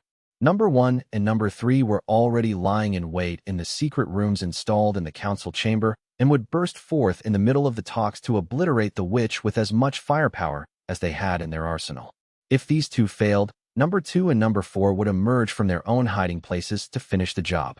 The 4 clan leaders would be kept safe from the ensuing battle by the chairs they were sitting on, which were equipped with Dark Elf technology designed to produce magical barriers that could ward off attacks. These shields were strong enough to even withstand direct hits from number 1 or number 3. While they waited for the Wicked Witch, the clan leaders engaged in a bit of small talk. That is, until Gigas started rubbing his temples irritably. Remind me again why we need numbers 1 and 3 to unleash their full powers on this witch. Gigas grumbled. You do realize they'll completely destroy this building, leaving us with a headache-inducing bill for reconstruction, yes? Heck, I'd call that money well spent if it gets rid of that conniving witch girl, a chuckling Dini remarked. So you say, but I cannot help noticing that you have already awarded the reconstruction contract to builders under your patronage, Ms. Dini, Madney noted. Never one to miss an opportunity to profit from a crisis. HM? Dini laughed heartily at this sarcastic comment. You've got me dead to rights, Sonny. So you don't always have your nose stuck in a beaker, huh? I suspect he'd find it difficult to control an entire clan if he really did nothing other than research, Tycho pointed out, his tone relaxed as usual. In any case, we saw with our own eyes that the Shadow Unit possesses powers far surpassing those of ordinary Dark Elves. I believe they'll be fully capable of ridding us of this Tower Witch. The clan leaders had met the Shadow Unit in person beforehand, and the Super Warriors had conducted a pseudo-rehearsal of how they would go about destroying the witch on the appointed day. This display had fully convinced Tycho and the other clan bosses that the operatives would be able to accomplish the mission. In that case, we should put 1 and 3 on standby. And just get 2 to behead the witch with his scythe, Giggis said with a grimace. Number 2 should be able to slay the witch by himself without destroying the entire building in the process. Dini sniggered darkly. You should have thought of that before we all settled on 1 and 3. We don't need to go rejiggering the plan at the 11th hour, young whelp. At the planning stage for the assassination attempt, the clan leaders had agreed that the overwhelming nature of number 1 and number 3's attacks was necessary to kill the wicked witch instantly. At the time, Giggis had hesitated about it, but he'd ultimately voted with his peers. Yes, the financial setback will indeed be painful, Mr. Giggis, but we cannot back out of a scheme that is already set in stone, Madney said. If we were to change our plan of action at the last minute, people would rightfully question our decision-making abilities. I say it is too late to worry about any potential damage to this building. For what it's worth, I share your concerns about the reconstruction costs, Tycho added with an empathetic smile. Not only was the Shadow Unit made up of all-powerful fighters, the tower which had foolishly agreed not to bring her swarm of dragons with her, under the guise of the meeting remaining a secret. Because of this, the mood was relatively breezy inside the council chamber. At last, there were a few knocks at the door, and a dark elf attendant wearing a habit entered the chamber. The Wicked Witch of the tower has arrived with 2 women who appear to be her maids, the attendant announced. We shall escort them here shortly. With that, the attendant bowed and exited the chamber. This set a clock going in each of the clan leaders' heads, for they knew the witch's arrival meant she would be meeting her end in a little over 10 minutes. After a brief wait, there were another few knocks at the door. You may enter, Giggis called out brusquely on behalf of all the clan leaders. 2 dark elf attendants on either side of the double doors opened them wide to reveal the tower witch and her entourage standing beyond them. The witch was wearing a dark sorceress's gown with full-length sleeves and a hood that obscured her face save for her mouth. One of the maids accompanying the witch had hair that was red on one side and blue on the other, while the other servant seemed to be a fairy with translucent wings growing out of her back. One of the dark elf attendants by the door gestured to the Wicked Witch that she may enter the council chamber alone and leave her 2 maids to be led to a waiting room shortly. Number 2 was on standby in a hidden space connected to said waiting room, ready to slice off the maids' heads once he received the signal. Once he had done that, he would stay on alert and lend a hand if the tower witch survived the initial assassination attempt. As for the witch herself, she didn't seem the least bit perturbed that there was nowhere for her to sit and relax, almost as if she'd known about the arrangement from the start. Her 2 maids impassively moved away from the entrance to the council chamber, leaving the witch alone with the dark elf leaders. Once the attendants had shut the doors again, the tower witch launched into a rather grandiloquent introduction. A very good day to you, my dear fellows, the witch said. I would like to extend my utmost gratitude to you for answering my request to host this meeting. You are welcome to refer to me as the Wicked Witch of the Tower for the duration of these discussions. Humph. Still going by the Wicked Witch of the Tower, are you? Giggis huffed. You won't tell us your real name, and you show up wearing a hood of all things.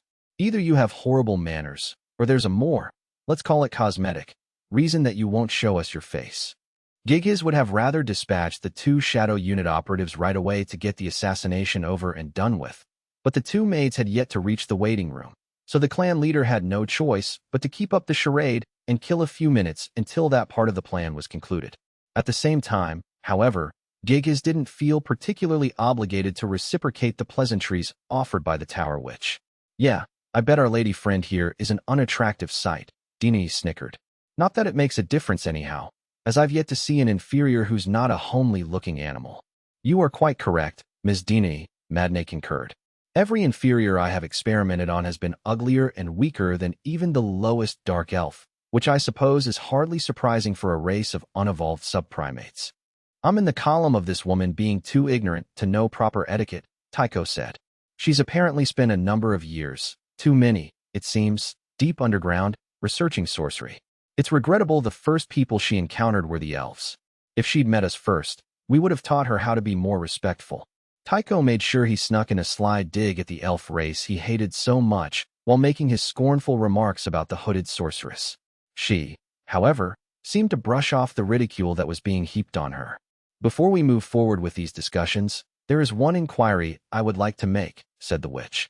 Do I have your permission to do so? Dini tittered. An inquiry, you say? Are you thinking of joining our side or something? Perish the thought, the witch replied. On the contrary, I've been meaning to clarify something that's been nagging away at me since I set foot in here. And what might that be? Asked Gighis, who suddenly had a very bad feeling about what was coming next. Despite the naked contempt she was being shown, their guest seemed completely composed. Any other negotiator would have immediately commented on the poor treatment, maybe even used it as a bargaining chip. It's like we're not even an afterthought, thought Gighis. Before Gighis could figure out the Tower Witch's true motives, however, the hooded woman raised a hand above the carpet she was standing on, activated her item box, and produced 4 severed heads that fell to the floor. The Dark Elves nearly jumped out of their seats, for they immediately recognized that these heads belonged to the Shadow Unit assassins they had conscripted to take out the witch. Gighis rubbed his eyes several times in disbelief, but there was no mistaking the identities of the faces beset by rigor mortis. No, this can't be right. Gighis screamed inside his head. She came directly to this room on arrival. How the hell did she get to each Shadow Unit fighter, chop off their heads, and place those heads in her item box? We haven't seen her move from that spot. Gighis briefly entertained the idea that the severed heads could be fakes, but that posed a number of other questions, not least how the witch had managed to copy their likenesses quite so closely. Furthermore, Gighis kept activating the magic item that was meant to signal number 1 and number 3 to launch their attacks, but the assassins weren't responding. There was no sign the maids in the waiting room had come to harm either, indicating the Shadow Unit members really had been killed. By this point, the other clan leaders had all arrived at the same conclusion, even though none of them would have imagined beforehand that the Wicked Witch of the Tower might kill her would-be assassins before being attacked, and end up presenting their heads to the plotters in such a gruesome manner. The clan chiefs found themselves sweating at the unknowable power of the witch. The Tower Witch herself, namely, Ellie, was every bit as confused as the Dark Elf leaders, though her puzzlement stemmed from how incompetent this nation's defenses were. These Dark Elves allowed me free rein to spy on their fortress, so I knew exactly where all of their hidden rooms and crawl spaces were, thought Ellie. I realize I did set up magical traps in those hidden rooms to automatically decapitate those members of the Shadow Unit and teleport their heads to my item box, but I never imagined killing them would be that simple. Ellie had been monitoring the Dark Elf leaders ever since she'd sent them the correspondence regarding their espionage activities. Thanks to that, she had been well aware in advance of the clan leaders' plans and the order that was sent to the Shadow Unit to have her assassinated. Ellie's objective wasn't to take over the Dark Elf Islands, however. No, she had only come here to probe the memories of the Dark Elf leaders for information regarding masters. But just as she had done with the Elf Queen, Ellie needed an excuse that would make it seem reasonable for her to want to root around inside their heads. This assassination plot was as good a pretext as any, so she had allowed the scheme to develop right up until the moment she had killed the Shadow Unit warriors. But toying with the Dark Elves had seemed almost too easy, so Ellie had approached her mission with a bit more caution than usual. This fortress is just like the Elven Queendom Castle, thought Ellie. The magical defenses here are so weak, they're downright infantile. I thought the brittle safeguards were a ploy to lower my guard, so I developed a number of backup plans just in case they discovered my magical traps. But it seems it was all a waste of time, after all. Setting aside her slight irritation at this, Ellie continued with her act as the Wicked Witch of the Tower. I thought I was summoned here to have a serious conversation with the 4 of you, but I sensed my life was in danger the moment I entered this room. Because of that, I took it upon myself to behead these people that I considered a threat to me. I truly hope that these heads do not belong to assassins that were hired by your distinguished selves to kill me. The last part of this sentence sent shivers up the spines of the 4 clan leaders, but before the Dark Elves had a chance to respond, Ellie replied for them. Let me guess. You mistakenly thought I would be weaker without my dragons, and assumed it would be simple to assassinate me if I were alone. Well, unfortunately for you, my pets are nothing more than a mode of transport, and this act of skullduggery has thoroughly displeased me. A markedly chilly aura started to emanate from the Wicked Witch, causing the Dark Elf leaders to shiver uncontrollably in spite of the fact that they lived in a tropical climate. The 4 clan leaders found themselves genuinely fearing for their lives. I would have gladly thrown you a bone if you had quietly acquiesced to my demands, said Ellie. But you have gone and wasted the opportunity. Wait. Stop. Please. Gighis shot up from his seat and raised a hand in front of him. He was dripping with sweat all over, and his voice sounded hoarse. We don't know who those people are. They're likely renegades who hatched a plot without our knowledge. We would never, ever dream of trying to kill the great wicked witch of the tower? You have to believe us. Dini chuckled nervously. What he said. In fact, we couldn't wait to meet up with the gal who put those dastardly elves in their place for us. Why would we want to ruin such a joyous occasion by rubbing you out? As Ms. Dini rightly says, this assassination attempt is simply unacceptable. Matinee added, we shall find the criminals behind this plot and hand them over to you. It wasn't us, we swear. Tycho yelped. The elves must have been behind this plot. Those wretches would never want us to ally with you. By this point, each of the dark elf leaders was on their feet and essentially pleading for their lives. After listening to their entreaties, Ellie eased up a little on the chilly vibes she was sending out into the room and placed a hand on her cheek in mock surprise. Oh, is that so? She said. My apologies for making such a mistake. I shouldn't have embarrassed myself like that. And no, it's fine.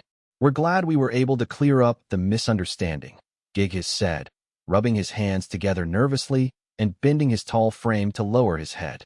I'd like to add that we are preparing a banquet in your honor in one of the other rooms. I believe now would be a good time to relocate so we can prepare for the meal.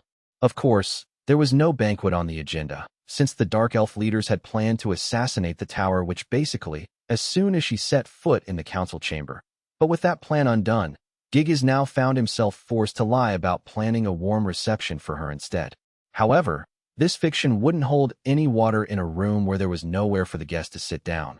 So Giggis had decided to improvise by leading the witch to a VIP room, installed for time while a makeshift dinner party could be put together. A welcome party thrown by the Dark Elf Nation would be delightful, Ellie replied, smiling broadly under her hood. However, I would like to verify a few things first, if that's okay with you all. Verify, you say? Giggis asked. Yes, indeed, said Ellie. I need to make sure you four weren't the ones who ordered those assassins to make an attempt on my life, and for that, I will need to read your minds. If those plotters were indeed renegades like you say, there should be no issue, yes? Though if I find out that any of you have lied to me, I hope you realize that I will make you pay for it with your lives. Ellie already knew the clan leaders had lied to her, but she was rolling with it so that she could probe their memories for information regarding masters. On hearing Ellie's pronouncement, the dark elf chiefs stiffened and went pale, quickly realizing that they were doomed unless they made a run for it. Dorn Fesseln. Before the clan chiefs could take so much as one step, Ellie cast a spell that would bind the four dark elves in thorny vines as tough as steel. The protective shields created by the chairs were no match for the vines, which broke through the barriers in less than a second. Dorn Fesseln was a strategic class spell that immobilized any target, even one with a power level of 9,999, so normal magical defenses were totally useless against it. Once the dark elves were ensnared, Ellie strolled up to her foes and sneered at them with contempt. The clan chiefs began to protest loudly in a last-ditch effort to save themselves. We're innocent. We don't know any. But that was as far as Giggis got, for he and his peers suddenly found they couldn't hear themselves talk anymore. Reading your memories will involve a great deal of pain. For you, that is, Ellie said in a mawkishly tender voice. I don't wish for anyone outside of this room to hear you screaming, so I went ahead and cast a silent spell to give us all some privacy. You are now all quite free to shriek and yell as much as your lungs will allow. When Ellie probed Queen Lift's memory back in the Elven Queendom, the monarch's baleful moaning had been so distracting, the witch was forced to use the silent spell just to be able to finish her work in peace. Having learned from that experience, Ellie had decided to activate the spell in advance this time. All of a sudden, Ellie noticed Matinee was attempting to mouth an attack spell. She quickly manipulated the steel vines to break both of the dark elf's arms, and the sheer pain from this caused Matinee to scream in his little bubble of silence instead of completing the chant. Your attack magic won't work against me, but I absolutely will not appreciate it if any of you try to struggle, so I'll make sure you all cooperate. If you don't wish to experience any extra pain, I recommend you don't make my life harder. Ellie accompanied this warning with the cruelly serene smile of a goddess about to rain fire and brimstone down on the heads of sinners. I shall now proceed to probe your minds, she announced. Ellie first extended her fingers toward Giggis, who struggled in vain to escape from the Dorn Fesseln trap holding him. Gaius's attendants standing outside the council chamber doors tried to peek inside to see what was going on, but the force field Ellie had put up prevented any backup from entering. In effect, the four Dark Elf clan chiefs had been doomed the moment the witch had walked into the council chamber. Gighiz had no choice but to let Ellie lay her hands on his head as he looked on in anguish, while the three other leaders trembled and waited for their turn to experience the same horrific treatment. Sometime later, I was sitting in my office in the Abyss, listening to Ellie as she summarized her findings from probing the memories of the Dark Elf clan chiefs. Oh, and for those wondering, we put all 4 leaders to death due to their history of persecuting and killing humans, either for profit or research. Though even if they hadn't been guilty of that, their plot to murder Ellie would have been enough to sign their death warrants. In their places, we installed moderates, who were much easier to work with. Okay, so there was a recorded sighting of a superpowered human in the Onofolk archipelago in the past, I said, scanning the document Ellie had prepared for me. For all we know, that human could very well be a master. Yes, your blessedness, Ellie agreed. Everything else I could gather was similar to the intelligence I gleaned from the elf royals.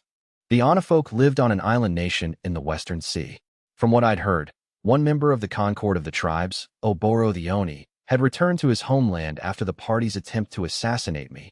And while it would have been nice to kill 2 birds with 1 stone by exacting my revenge on Oboro while getting to the bottom of that master sighting, at this particular moment in time, I already had my hands full with my next mission.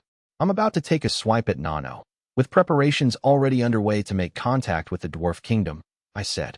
I think it's probably a little too late to switch plans now.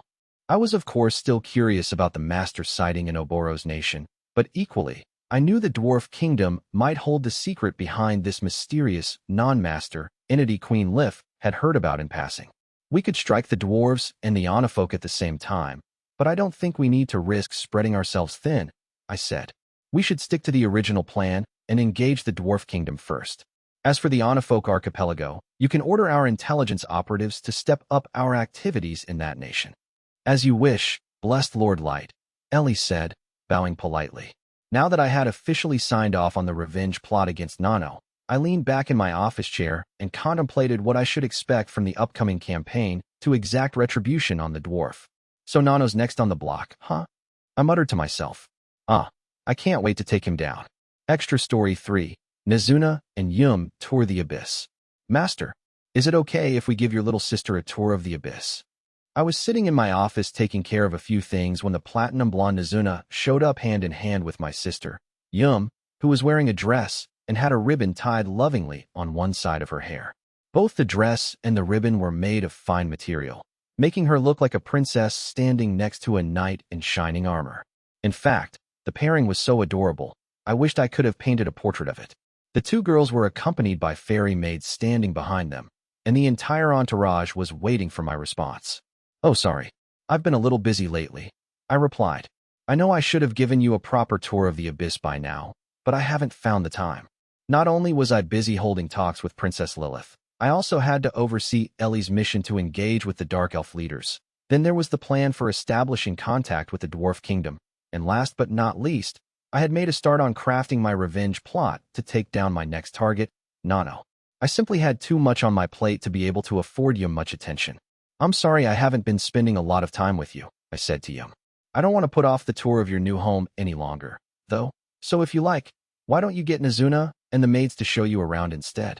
I thought it'd be nice if Nizuna was Yum's tour guide, since they were already so close. It was certainly a much better option than postponing the grand tour indefinitely. Yum smiled sweetly and agreed almost immediately. Of course, I'd love Auntie Nizuna to give me the tour. You got it, little sister, Nizuna said, beating her chest with pride. I am your auntie, you know. Yum had readily agreed, and Nizuna seemed happy that someone was treating her like a responsible adult. Even though Nizuna's short stature made her look roughly around Yum's age, it seemed as though Yum had grown attached to Nizuna in the same way a kid does to a grown adult. But I got this feeling that something was weirdly off about Yum's behavior, and I couldn't shake it. Master Light, is something the matter? Iceheat had been assisting me in my office when Nizuna had arrived with Yum. Normally, it would have been Mayin here with me, but she was busy making the necessary preparations to establish contact with the Dwarf Kingdom. Iceheat had decided to pipe up after noticing that I'd been looking at Yum a tad longer than was considered normal. Oh no. Everything's fine, I said, deciding to keep my thoughts to myself. I still couldn't put my finger on what exactly was weirding me out about Yum, but in any case, there was a much bigger worry standing next to my sister. I'll have you know that Master has given me the duty to protect everyone in the Abyss, Nizuna declared proudly. Cause of that, I go out on patrols every day, so I know the abyss like the back of my fingernails. Golly, you're so amazing, Miss Nizuna. You know it. Nizuna boasted. I am your auntie, after all. Nizuna had never been given the opportunity to play auntie with anyone before meeting Yum, and she was thrilled to no end.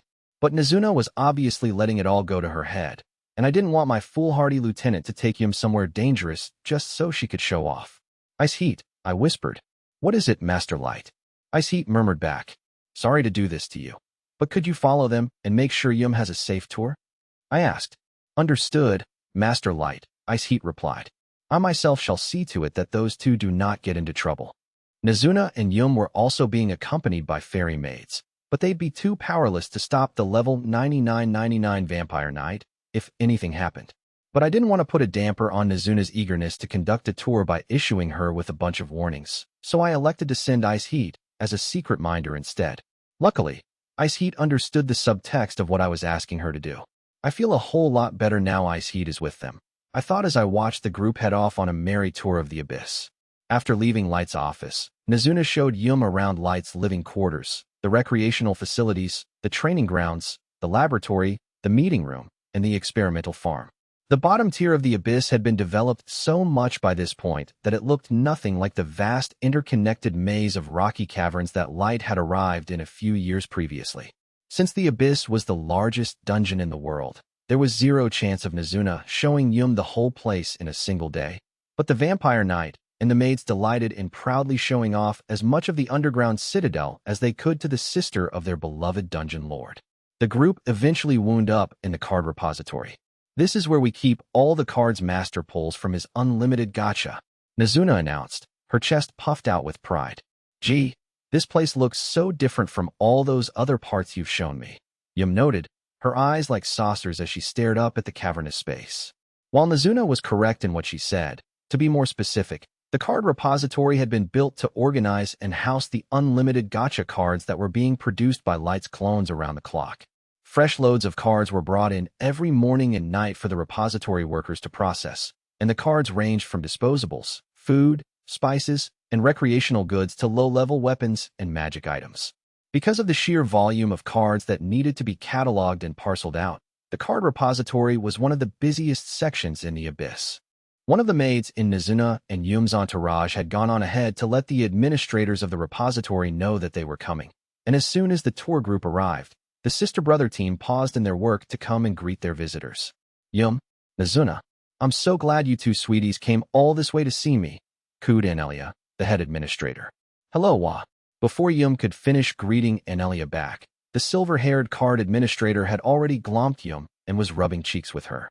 Anelia's younger brother and the repository's deputy administrator, Alf, went pale at the borderline inappropriate treatment his sister was showing to Light's younger sibling. Dear sister, Alf called over to her frantically.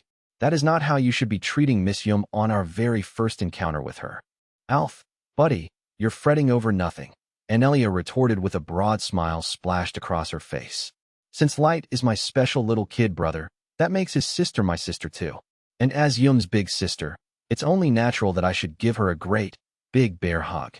There's nothing rude about it. Huh, Yum said. Are you really my brother's big sister? Does that mean you're my long-lost sister? That's right, honey. I'm your big sister, Anelia replied, not even bothering to correct the young girl's misconception. Meanwhile, Ice Heat and the fairy maids were practically pulling their hair out over Anelia's overly chummy reception, while Alf found himself nursing a sudden stomachache. It took a few more minutes before it settled down enough for him to offer a proper introduction.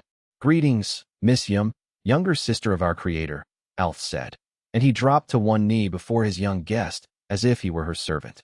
I am the deputy administrator of the card repository. My name is Alf. I wholeheartedly welcome this opportunity to make your acquaintance. Blushing in the face of Alpha's princely features and his greeting, Yum lowered her head slightly in response. You can call me Yum. It's nice to meet you too. And I'm Anelia, the big sister to everyone in the abyss. Anelia jumped in. I'm in charge of the card repository, and I run it with my younger brother, Alf, by my side. Since you're my brand new kiddo, you can ask me for anything you want. And since everyone calls me their big sister, it'd be really wonderful if you'd call me your big sister too, sweetie. Okay, I will, big sister, Yum replied. Anelia squealed in delight, then squeezed Yum tight again and rubbed cheeks with her. You're absolutely adorable, Yum. And you look just like a princess in that cute little dress. Now that Yum had a good understanding of what Anelia was all about, the second hug didn't surprise her as much as the first had, so she was more compliant this time and accepted the embrace. It was at this point that Yum was corrected on her misunderstanding, that Anelia was not actually her long-lost relative, but merely thought of herself as everyone's older sister, using kiddo and similar terms of endearment for the people she liked. In fact, Anelia's personality was similar to Jack's, but Yum hadn't met him yet. Jack thought of everyone as his bro to look after, regardless of their age or rank. After she was all done fawning over Yum, Anelia turned her attention to Nizuna and Ice Heat. You two sweeties should be more like Yum, and let me treat you like the precious little kiddos you are.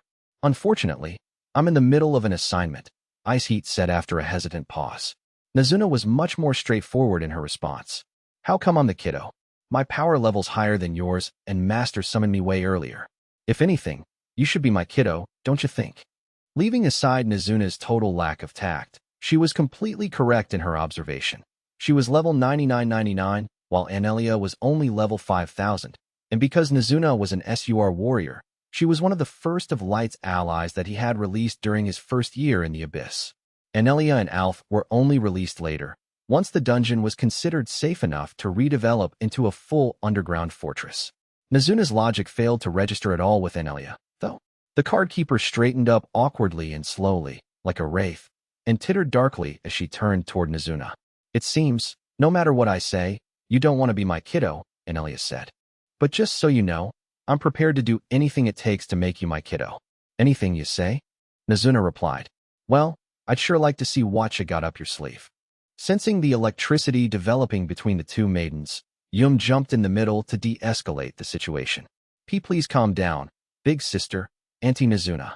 Despite Yum's pleas, Anelia reached into her pocket, pulled out an object, and thrust it toward Nizuna. You can have this if you agree to be my kiddo. Anelia was dangling a lollipop in front of Nizuna, and the Vampire Knight's serious expression immediately morphed into a beaming smile at the sight of it. Can I really? Nizuna asked, taking the lollipop. Okay, sure. I'll be your kiddo. Thanks a bunch. Yum, who had only arrived at the Abyss a few days before, wordlessly gazed at the two of them with a look of sheer bewilderment on her face, as Nizuna happily rolled the lollipop around in her mouth, while Anelia stroked the Vampire Knight's silver locks. This renewed cordiality between the pair only heightened the awkwardness the rest of the entourage was feeling, if that were even possible, so it was up to Ice Heat to step in and wrap things up. Miss Yum, Ice Heat said, I believe this is a good place to conclude your introduction to the card repository administrators, so I suggest we proceed to the next destination on our tour. Ice Heat, sweetie. Anelia interrupted her. Ice Heat feared what was coming next, for she assumed Anelia wanted to nuzzle Yum again. But in fact, Anelia stayed where she was and cast a tender, maternal look over the young guest of honor. Yum, are you starting to get tuckered out, honey? Anelia asked her. Maybe you should finish up your tour of the Abyss another day. Ice Heat and the fairy maids were startled by this observation. Nizuna was the only one composed enough to ask the obvious follow-up question. Are you really getting tired, little sister? Yeah, a little, Yum replied truthfully. Even though Yum had grown up on a farm and was very used to walking everywhere, she was still a low-level human, and she had been led on a hike through an absolutely massive dungeon. It was only a matter of time before she would start feeling drained, but unfortunately for her, Nizuna and the other tour guides had been having too much fun showing Yum around to notice that she was flagging. In her mind, Ice Heat was beating herself up. Master Light entrusted me with the task of keeping Yum safe, yet I failed to make sure she wasn't becoming too fatigued. Nizuna, however, was impressed by Anelia's keen observation. Wow, Anelia, you sure got good eyes, knowing that she was tired like that. Anelia harumphed boastfully. As everybody's big sister, it's my job to know if something's wrong with any of my kiddos. You sweeties can take an itty-bitty break in here, if you like. Oh, and another thing, Nizuna, I'd appreciate it awfully if you called me big sister, like Yum does. But Nizuna had already finished the candy Anelia had given her and didn't see any need to pay attention to the card keeper anymore. Anywho, I'll take you to my most favoritist spot of all, little sister, the Vampire Knight said, taking Yum by the hand. I know you'll like it too, and you can take a load off there. Auntie Nizuna? Yum cried out in confusion as Nazuna led her away from the group and toward the card repository exit. Miss Nazuna, Miss Yum, please wait for us. Aishik called out as she chased after the two of them with the accompanying fairy maids hot on her heels. I said you could rest in here. Anelia shouted after them. Hey, at least let me join you kiddos. Alf grabbed Anelia by the shoulders and stopped her in her tracks before she could get very far. Sister dear, we still have work to do. Ignoring the hubbub behind her, Nazuna continued dragging Yum along by the hand until they reached the Vampire Knight's intended destination. Here we are, my favoritist resting spot, Nazuna announced.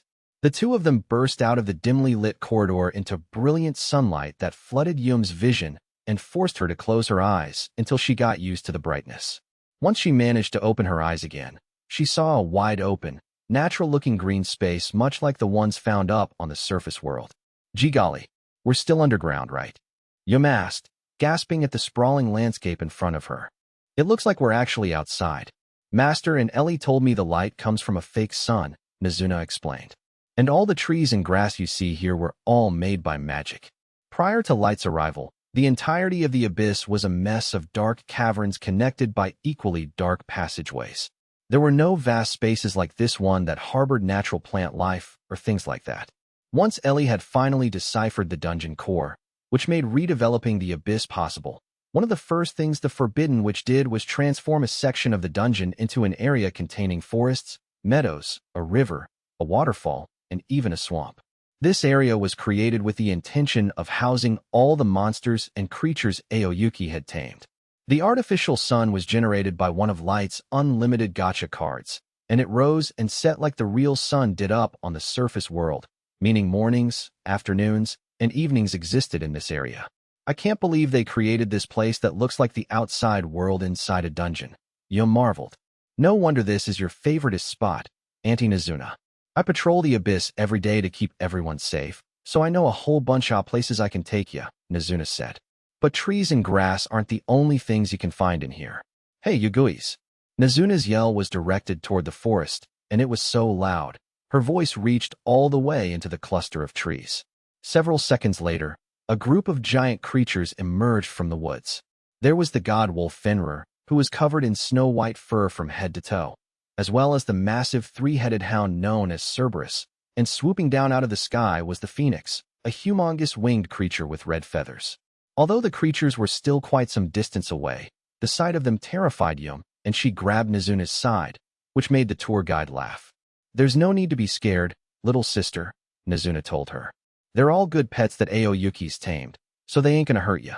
And if any of them does try to lay a paw on ya, I'll give him a good hiding. Don't you worry. On hearing Mizuna's threat, the creatures whined like chastened dogs and approached the two girls cautiously before rolling over onto their backs submissively, so that Yum could rub their bellies. This entire display was to show Nazuna and the rest, who had caught up to their runaway pair by this point, that they would never dream of hurting Yum, who had the same scent as the dungeon's master, Light. Curiosity soon got the better of Yum, and she timidly reached out her arms to pet Fenrir's belly. On realizing that the fur was finer and softer to the touch than even freshly made silk, Yum's face brightened up. Wow, I really like how it feels on my skin, Yum said. It's so nice and smooth.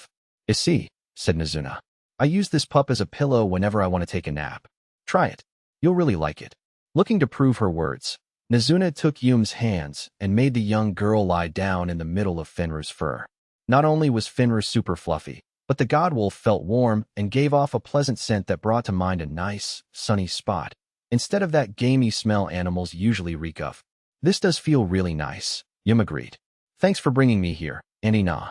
A soft snore from Nazuna interrupted Yum before she could finish her sentence, and she turned around to find her guide already fast asleep on top of the mass of white fur. On seeing Nazuna taking a lightning-fast trip to Slumberland, Yum turned her gaze toward Ice Heat, the fairy maids, then Fenrir in that order. None of the others said a word or tried to wake up the Vampire Knight, since they were used to letting someone who, regardless of how happy-go-lucky she was still technically their superior do her own thing. Yum was quick to pick up on the reactions of the others and kept quiet as well, deciding to just smile gently at Nazuna's sleeping face. Just like she used to do with the younger kids back in her village, Yum let Nazuna have her daytime nap in peace. while Ice Heat activated her item box and retrieved a blanket to throw over Nizuna. The group was forced to hang around in that spot until Nizuna woke up, but Yum didn't mind too much, because it meant she was free to nuzzle and cuddle with Fenrir and the other furry creatures to her heart's content. Later on, I was told by the fairy maids that Yum wanted to share a bed with me that night for old time's sake. I agreed to the suggestion, since I still owed my sister for being too busy to keep her company, and I wanted to hear what she thought of what my allies and I had done to the dungeon. A couple of fairy maids brought Yum to my private chamber, and wearing some long-sleeve pajamas with butterfly prints on them, she climbed into my bed. After telling the maids they could leave, I joined her, and Yum and I finally had some alone time for the first time in over 3 years. Then Auntie Nizuna lay down on Fenrir's belly and drifted off to sleep almost straight away. Yum recounted, excitedly telling me about her day in great detail. I laughed at this punchline ending. Yup, that's just like Nizuna, all right. So I let Auntie Nizuna sleep and went to nuzzle Cerberus and the Phoenix. Yum continued. Cerberus's fur looked dark and stiff, but it was actually really soft. The Phoenix felt more feathery than furry, which meant it was really nice and fluffy. Yum's eyes twinkled as she talked, and I could tell that she'd had a lot of fun touring the abyss, but all of a sudden, she had to stifle a yawn. This came as no real surprise, since it was late at night, and she'd had a long day without having any real rest, but instead of lying down to sleep, Yum rubbed her eyes to try to stay awake.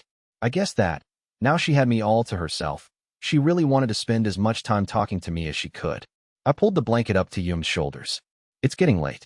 Time for sleep, I think. I'm afraid I'm going to be too busy again tomorrow, but I promise to make some time so we can finish our chat. You promise, brother? Yum asked sleepily. She clasped my hand as she fought in vain to stop her heavy eyelids from drooping. I gently squeezed her hand and was about to answer, but she wasn't done asking questions. Are we going to be together forever? She asked in a voice that seemed to come from the little girl I'd left back in the village 3 long years prior. You won't be taken away from me like Mommy, Daddy, and Big Brother Els were, will you? Of course I won't, I said. We will always be together as a family. Nothing can tear us apart. Everything will be all right, so you can go to sleep now. Okay, Yum said, accepting this answer. Good night, brother. Only a few seconds had passed before I heard the sound of her snoozing softly, her hand still in mine. I didn't loosen my grip on Yum's hand at all, and watched her sleep for a bit. So that's what was bothering me about her today, I thought. When Nizuna and Yum first walked into my office, I had found Yum's behavior kind of strange, but I couldn't figure out why. I was ready to dismiss it as unfounded paranoia on my part, but after hearing her ask me that question while sharing a bed, it all made sense. Yum had always been a sweet girl that, as the youngest child, everybody in the family doted on, and it was fair to say that everyone in my old village had harbored something of a soft spot for her too. In other words, she had spent her whole childhood never having to worry about whether people would like her, since her natural charms had won everybody over already. But then, our village was attacked, and Yum had almost died before being saved by Princess Lilith. At age 7, Yum became an apprentice maid, but she was estranged from all of her blood relatives and found herself having to navigate an environment where she could get thrown out at any time. The only person Yum could rely on was herself, so she had used every asset she possessed to her advantage. From that point onward, what had previously been her natural charm, that Yum had never really thought about, became a tool for her survival.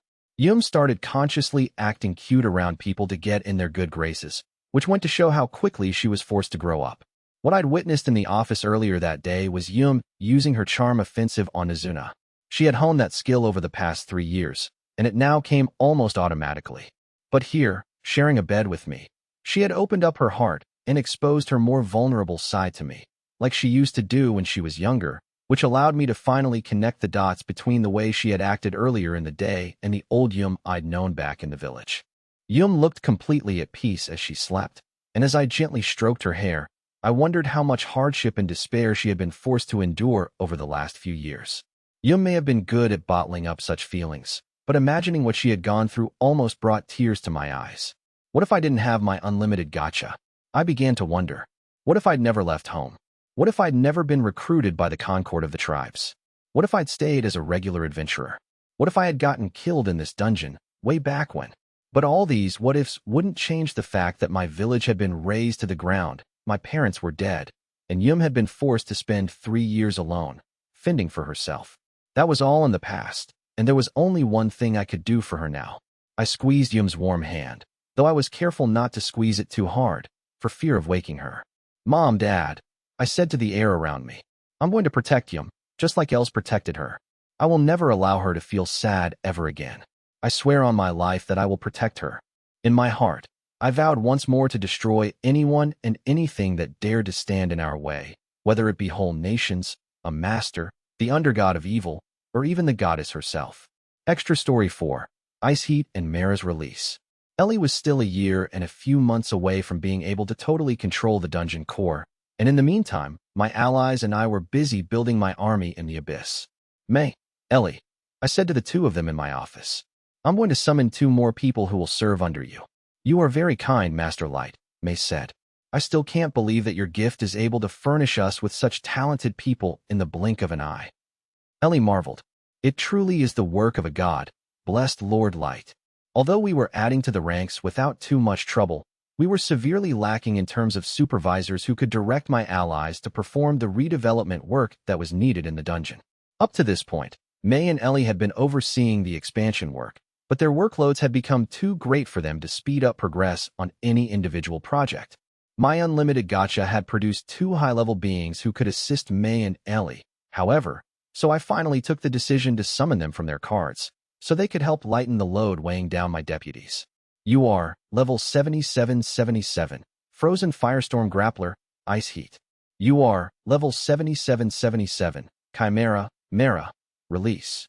As soon as I voiced these commands, the 2 cards disintegrated into glowing particles and created 2 magical seals that lit up the whole room. A second later, once the light had subsided, 2 women were standing before us. Both of them quietly dropped to one knee. "You are level 7777, Frozen Firestorm Grappler, Ice Heat," the first woman said, announcing herself. "It is my greatest honor to be summoned before you." The second woman cackled, then also introduced herself. "You are level 7777, Chimera, Mara, at your service, Master." Ice Heat, who sounded overly serious and earnest, had hair that was as red as a bonfire on the right side and blue as a frozen glacier on the left. By contrast, the roughly 2-meter-tall Mara seemed to have more of a devil-may-care attitude, which caused Ice Heat to turn her head and glare at the Chimera. From the looks of it, Ice Heat's super serious while Mara's much more carefree, I thought. It feels like their clashing personalities might prevent them from getting along. But I kept my observations to myself as I addressed my new allies. "I know I've only just summoned the 2 of you, but I need to put you to work immediately. Can I count on your help?" "Of course you can, Master Light," Ice Heat replied. "I, Ice Heat, offer you this body to do with as you please." This response elicited a chortle from Mara. "Ice Heat, was it? Are you sure you want to go with that phrasing?" "What is amiss with how I phrased my reply?" Ice Heat retorted. "It is my duty to literally offer my body and soul to Master Light. I myself will gladly serve my master in whatever way he desires. I am in no way similar to an unserious character like yourself." "Utter nonsense," Mara snorted. "I don't have to prove my fealty to Master, and you'd better hope for your sake that you're not all talk, sweetheart." "Come again," Ice Heat said. Mara replied menacingly. By this point, the 2 women were staring daggers at each other, even though they were still kneeling in front of me. Whoa, I didn't think it would get this awkward so fast, I thought. I was rubbing my forehead and despairing at their conflicting personalities, when all of a sudden, the 2 women flinched with fear. Standing behind me, May and Ellie were radiating palpable fury, both of them plainly fed up that Ice Heat and Mara were bad-mouthing each other in my presence. Due to their respective differences in power levels, Ice Heat and Mara immediately put their bickering on hold and made a show of how reverentially they were kneeling as sweat formed on their brows. I raised a hand to signal to May and Ellie to ease off, then took it upon myself to admonish my newly released allies. "I did not summon the 2 of you here to fight each other," I began. "I brought you here to help build an army large enough for me to carry out my future plans. I won't force you 2 to get along, but I will ask that you at least try to respect one another enough to refrain from fighting every time you cross paths. Morale will start plummeting among the troops if you 2 are constantly at each other's throats." "I apologize for acting so disrespectfully," Ice Heat said. "Yeah, I'm sorry you had to see that," Mara added, chuckling nervously. As both Ice Heat's and Mara's shoulders slumped in shame, I turned around and gave my 2 deputies their orders. "May, Ellie, I leave it to you to assign them duties and show them the ropes. As you wish, Master Light, May said. We'll take care of everything, your blessedness, said Ellie. Both May and Ellie were smiling broadly, but I could tell from the looks on their faces that they weren't just going to assign work to this pair. No, they were going to give the two summons a full dressing down to make sure they never disgraced themselves in my presence again. For a moment, I considered instructing May and Ellie not to be too hard on their new charges, but I thought better of it, and let my two deputies escort Ice Heat and Mara out of my office without so much as another word. I shouldn't try to meddle, I thought. It could make things worse. It wasn't long before Ice Heat and Mara became two of Light's key allies in the Abyss. May piled enough duties and responsibilities onto Ice Heat to warrant making her the deputy head housekeeper. And while Ellie didn't go as far as making Mara her permanent subordinate, the two of them did develop a good collaborative relationship while working on the construction of the new throne room, which saw Ellie take charge of the designs, while Mara oversaw the actual building work as the site supervisor on the project. Of course, normally, Ellie would have thrown herself wholeheartedly into a project for her beloved dungeon master, but her first priority was researching how to completely control the dungeon core, so Ellie had to settle for having Mara assisting her with constructing the throne room. And because Mara was a chimera, she could produce multiple disembodied eyes and ears that, when used with the SR telepathy card, could serve as Ellie's eyes and ears, which allowed the Super Witch to keep tabs on progress and pass down instructions while still beavering away in the dungeon core room. Both Ice Heat and Mara were highly skilled members of the team who quickly meshed with the inner workings of the Abyss. However, the two women had less luck meshing with each other. Honest to goodness, why does Mara find it so hard to fill out a simple form correctly? Ice Heat muttered. She had been sorting through that day's documents that had piled up on her desk in her private office when she had come across a requisition form sent by Mara. I thought I told her last time that she needed to be precise with her numbers when filling out this form. Why must she always insist on approximating when requesting material? If she carries on being this sloppy with numbers, we may run out of materials, which will delay the whole construction project. Doesn't she realize how much responsibility she has on her shoulders to get that throne room completed for our master? At this point in time, the card repository had yet to be completed, so the materials listed on the requisition sheets came directly from Light's item box. This system was good enough for a relatively small population, but it would eventually become unfeasible as Light's army of allies grew. Normally, May would be the one to sign off on these requests for items, but since she was busy with other things, the SUR maid had delegated the task to Ice Heat. Even though Ice Heat had warned Mara previously about the requisition sheet, the Chimera had still submitted a document with the exact same numerical irregularities on it. But since other than that, Mara had filled the sheet incorrectly, Ice Heat had no choice but to stamp the document and approve it, in spite of her annoyance with it. Later that same day, while drinking beer in her bedroom, Mara was grumbling to herself about what she deemed a slight by Ice Heat. Holy hell, that Ice Heat is such a tight ass, Mara complained, lounging on the sofa in a decidedly unladylike way. Who the crap has time to figure out the exact amount of material you need just so you can write it down on some dumb sheet? There's nothing wrong with putting down an estimate or asking for a little extra. I mean, we have to cover for mistakes, overruns, and changes to our plans, anyway. If construction projects always went as planned, we'd all be golden. Although Ice Heat had approved Mara's requisition, she had also decided to relay her complaints to the Chimera via the fairy maid who delivered the materials that had been requested. Mara chuckled evilly as she thought about her colleague. That stubborn little fathead. The only thing stopping me from washing down one of her limbs with this beer is Master ordering me not to. Mara ended her thought by draining the last of her beer, then munching the bottle as if it were a light snack. Mara had a belligerent side to her, so she would have been more than willing to settle her differences with Ice Heat using her fists, but Light had warned the two of them not to fight. And what's more, Ice Heat seemed to get along well with the other denizens of the Abyss, so Mara was a little hesitant to ruin the whole camaraderie of the dungeon just to settle her own personal grudge. Of course, these two limiting factors didn't change the fact that Mara just couldn't stomach Ice Heat's uptight personality. When it came to the question of mealtimes, the two women went to great lengths to make sure their schedules didn't overlap, but on the rare occasion that Mara and Ice Heat did happen to bump into each other in the mess hall, they made a point of ignoring one another and sat at different tables.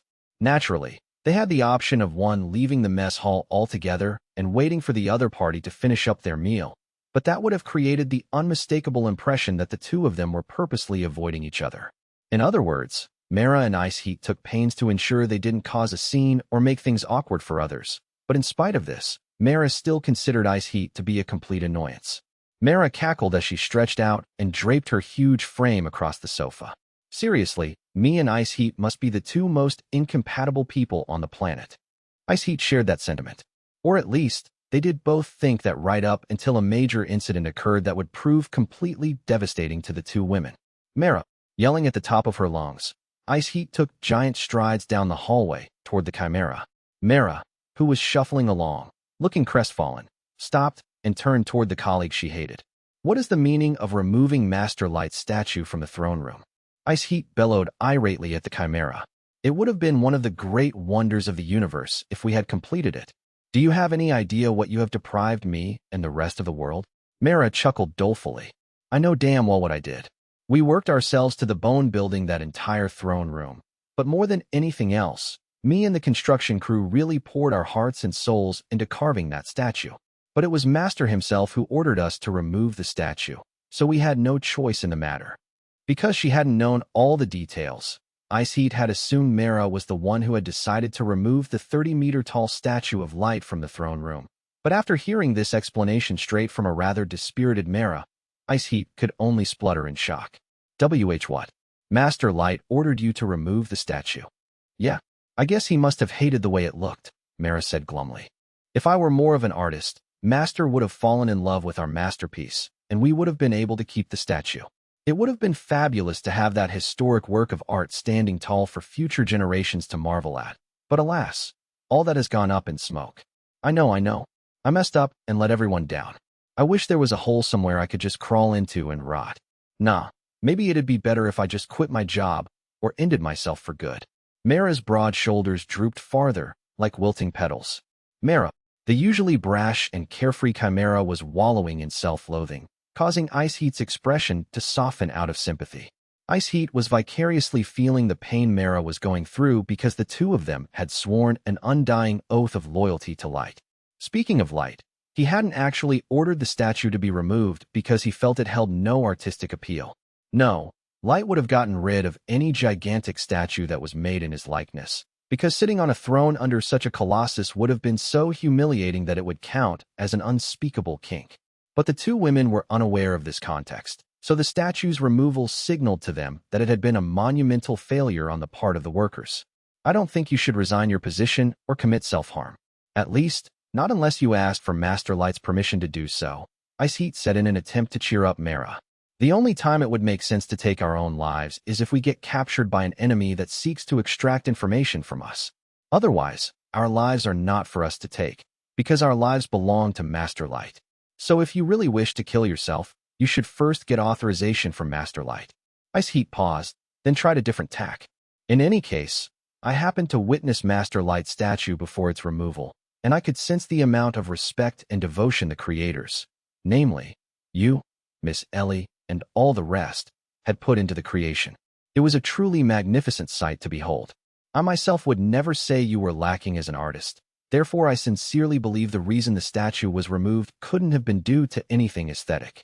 Master Light must have had a deeper rationale for his decision that none of us will be capable of understanding. So there is no reason to look down on yourself. Ice Heat, Mara said with a quiet chuckle. If I were in your position, I myself would naturally find it impossible not to be depressed as well, Ice Heat added. I apologize for taking out my anger on you. I'm willing to listen to you griping about the matter for as long as you want. I've just exchanged my luxury item ticket for fine tea leaves, so we can continue this chat over some tea in my room. At the time, the Abyss had yet to create and circulate its own currency, so the way the denizens of the dungeon received any luxury goods they wanted was by trading in ration tickets that were distributed on a regular basis. Ice Heat tended to use her ration tickets on tea and acquiring new additions to her tea set collection. Mara chortled bashfully at Ice Heat's suggestion. Thanks, hun, but if it's all good with you, I'd rather kick back with some booze. Mara's mood had recovered somewhat after listening to what Ice Heat had to say. For her part, Ice Heat couldn't help a sheepish smile creeping on her face herself, but she tried to hide her feelings by pushing back against Mara's proposition. Well, unfortunately, I myself do not prefer alcohol, Ice Heat stated. I shall brew some tea for us that will taste better than any beer you've ever drunk. Tea that tastes better than beer? Mara guffawed. Now this I gotta see. Or rather, taste. By this time, Mara has completely regained her old spirits, thanks to Ice Heat's little pep talk. As the two of them strolled to Ice Heat's room, the maid told her partner all about her interest in tea and teacups. And so, the removal of the statue had ended up being the impetus that melted the animosity between these two people with polar opposite personalities and eventually led to them calling each other close friends. In time, Mara and Ice Heat began eating meals at the same table, and before long, the two were practically inseparable. As for the statue, Light had heard on the grapevine that the throne room workers felt that it had been removed because they had personally done something wrong. Feeling chastened over causing this misunderstanding, Light gathered the workers together later on and explained to them at length how their work had nothing to do with his decision, and how he truly appreciated the show of love and devotion that had been conveyed through the creation of the statue. But you have to understand, it was really embarrassing seeing that humongous statue of me, Light said, which seemed to satisfy the workers as an explanation. Extra Story 5. May's Inner Feelings. Soon after Light summoned the ever-seeking maid, May had his first conversation with her and was urged to pull a few more cards from his Unlimited Gacha. The young adventurer started feeling faint. He had been through a lot that day, having not only survived an assassination attempt by his former party, the Concord of the Tribes, but also an attack by a snake hellhound on the bottom level of the abyss. Once the adrenaline rush from these near-death experiences had worn off, Light suddenly found himself drained of energy and would have fallen to the ground if May hadn't reacted so quickly to catch him and keep him on his feet. May suggested he should sleep, but Light was worried about being attacked by the dangerous monsters that were prowling around in the world's deadliest dungeon. However, Light had reached the limits of both his physical and mental stamina, which meant fatigue soon won out, and he nodded off. Magistrings. With Light balanced on one arm, May used her ability to make bedding for her sleeping charge. Since her magistrings were made using mana, May could manipulate the shape, texture, softness, and firmness of the strings to make a wide range of objects, meaning she was able to make a set of bedding in an instant, which is what she did. Well, all except for one item, a pillow. Instead, May lay Light's head down on her lap and sat stock still, gazing contentedly down at the young boy in silence as he slept. I can feel Master Light's warmth in my lap, thought May. I could happily gaze down upon him sleeping like this until the end of time itself. May lovingly stroked Light's forelocks, while in her head, she swore an undying oath of fealty to Light, because to her, he was a god who had summoned her into this world. The level 9999 Maid also felt a strong sense of fulfillment in supporting a young boy with such enormous ambitions. Light sought to take revenge on his sworn enemies, find out why he had been the target of an assassination attempt, and uncover the truth behind Masters. To do all that, he had decided that he would build an army that was capable of waging war against entire nations in the bottom tier of the abyss. Although Light was armed with a potent gift in the Unlimited Gacha, the path he was taking was sure to be filled with suffering and hardships, yet the young boy hadn't flinched when choosing to depart on this new journey, and May found that sense of determination deeply exhilarating. I shall make those reprobates pay dearly for what they tried to do to Master Light, May vowed to herself. If I could, I would capture every single one of those ne'er-do-wells myself, and make them regret ever being born into this world. However, it was May herself who advised Light to forge his own kingdom at the bottom of the abyss in order to fulfill all of his objectives. She couldn't allow herself to go against her master's will by taking her substantial anger out on the aide who had betrayed Light herself. Light mumbled in his sleep, seemingly all snug and cozy in May's lap.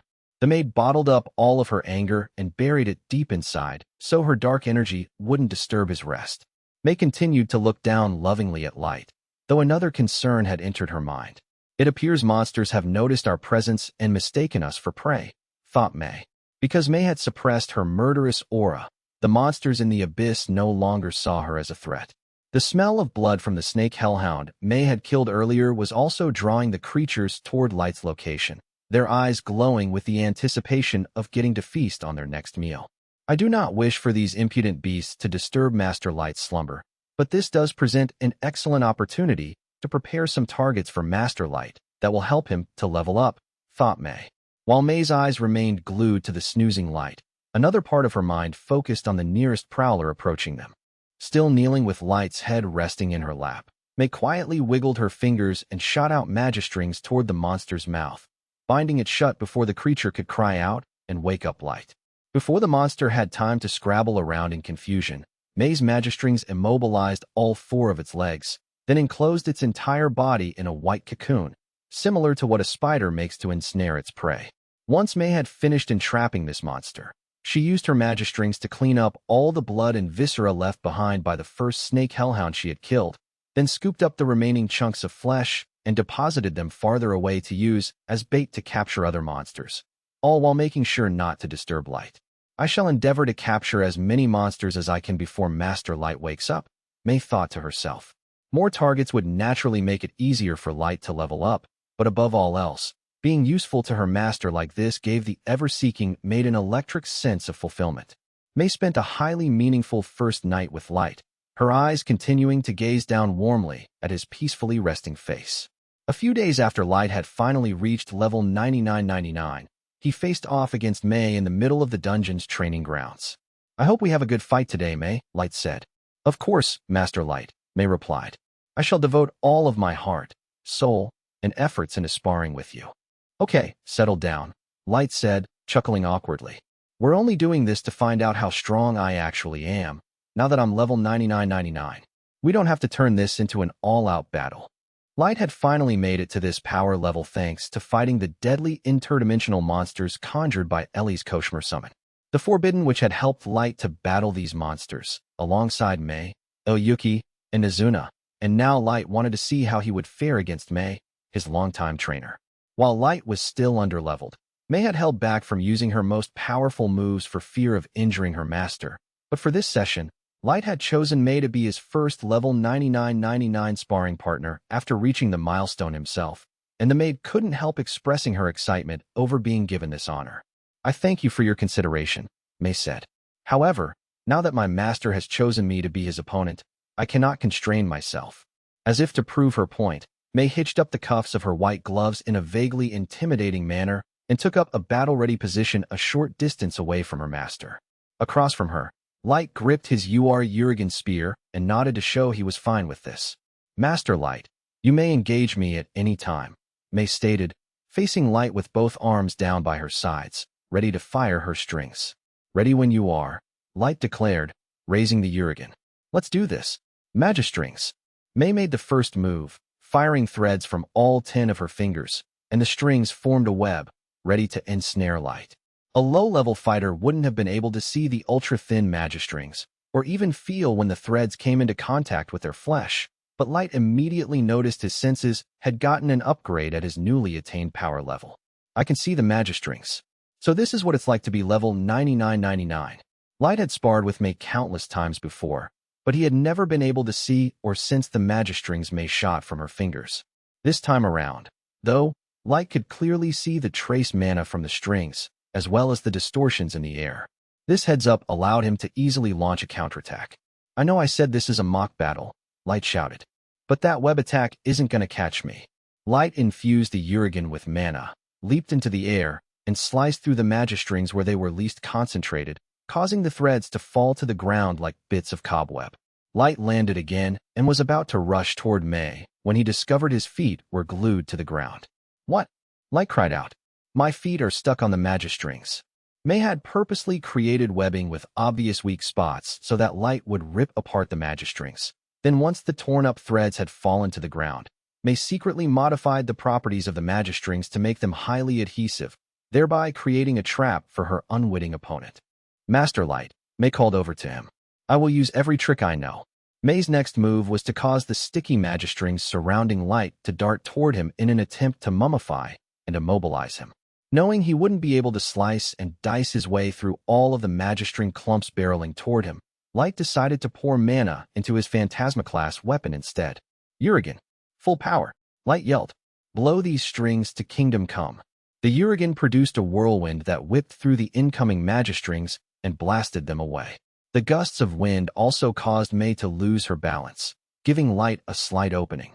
He infused the Urigan with more mana to strengthen its blade, then cut through the strings gluing his feet to the ground.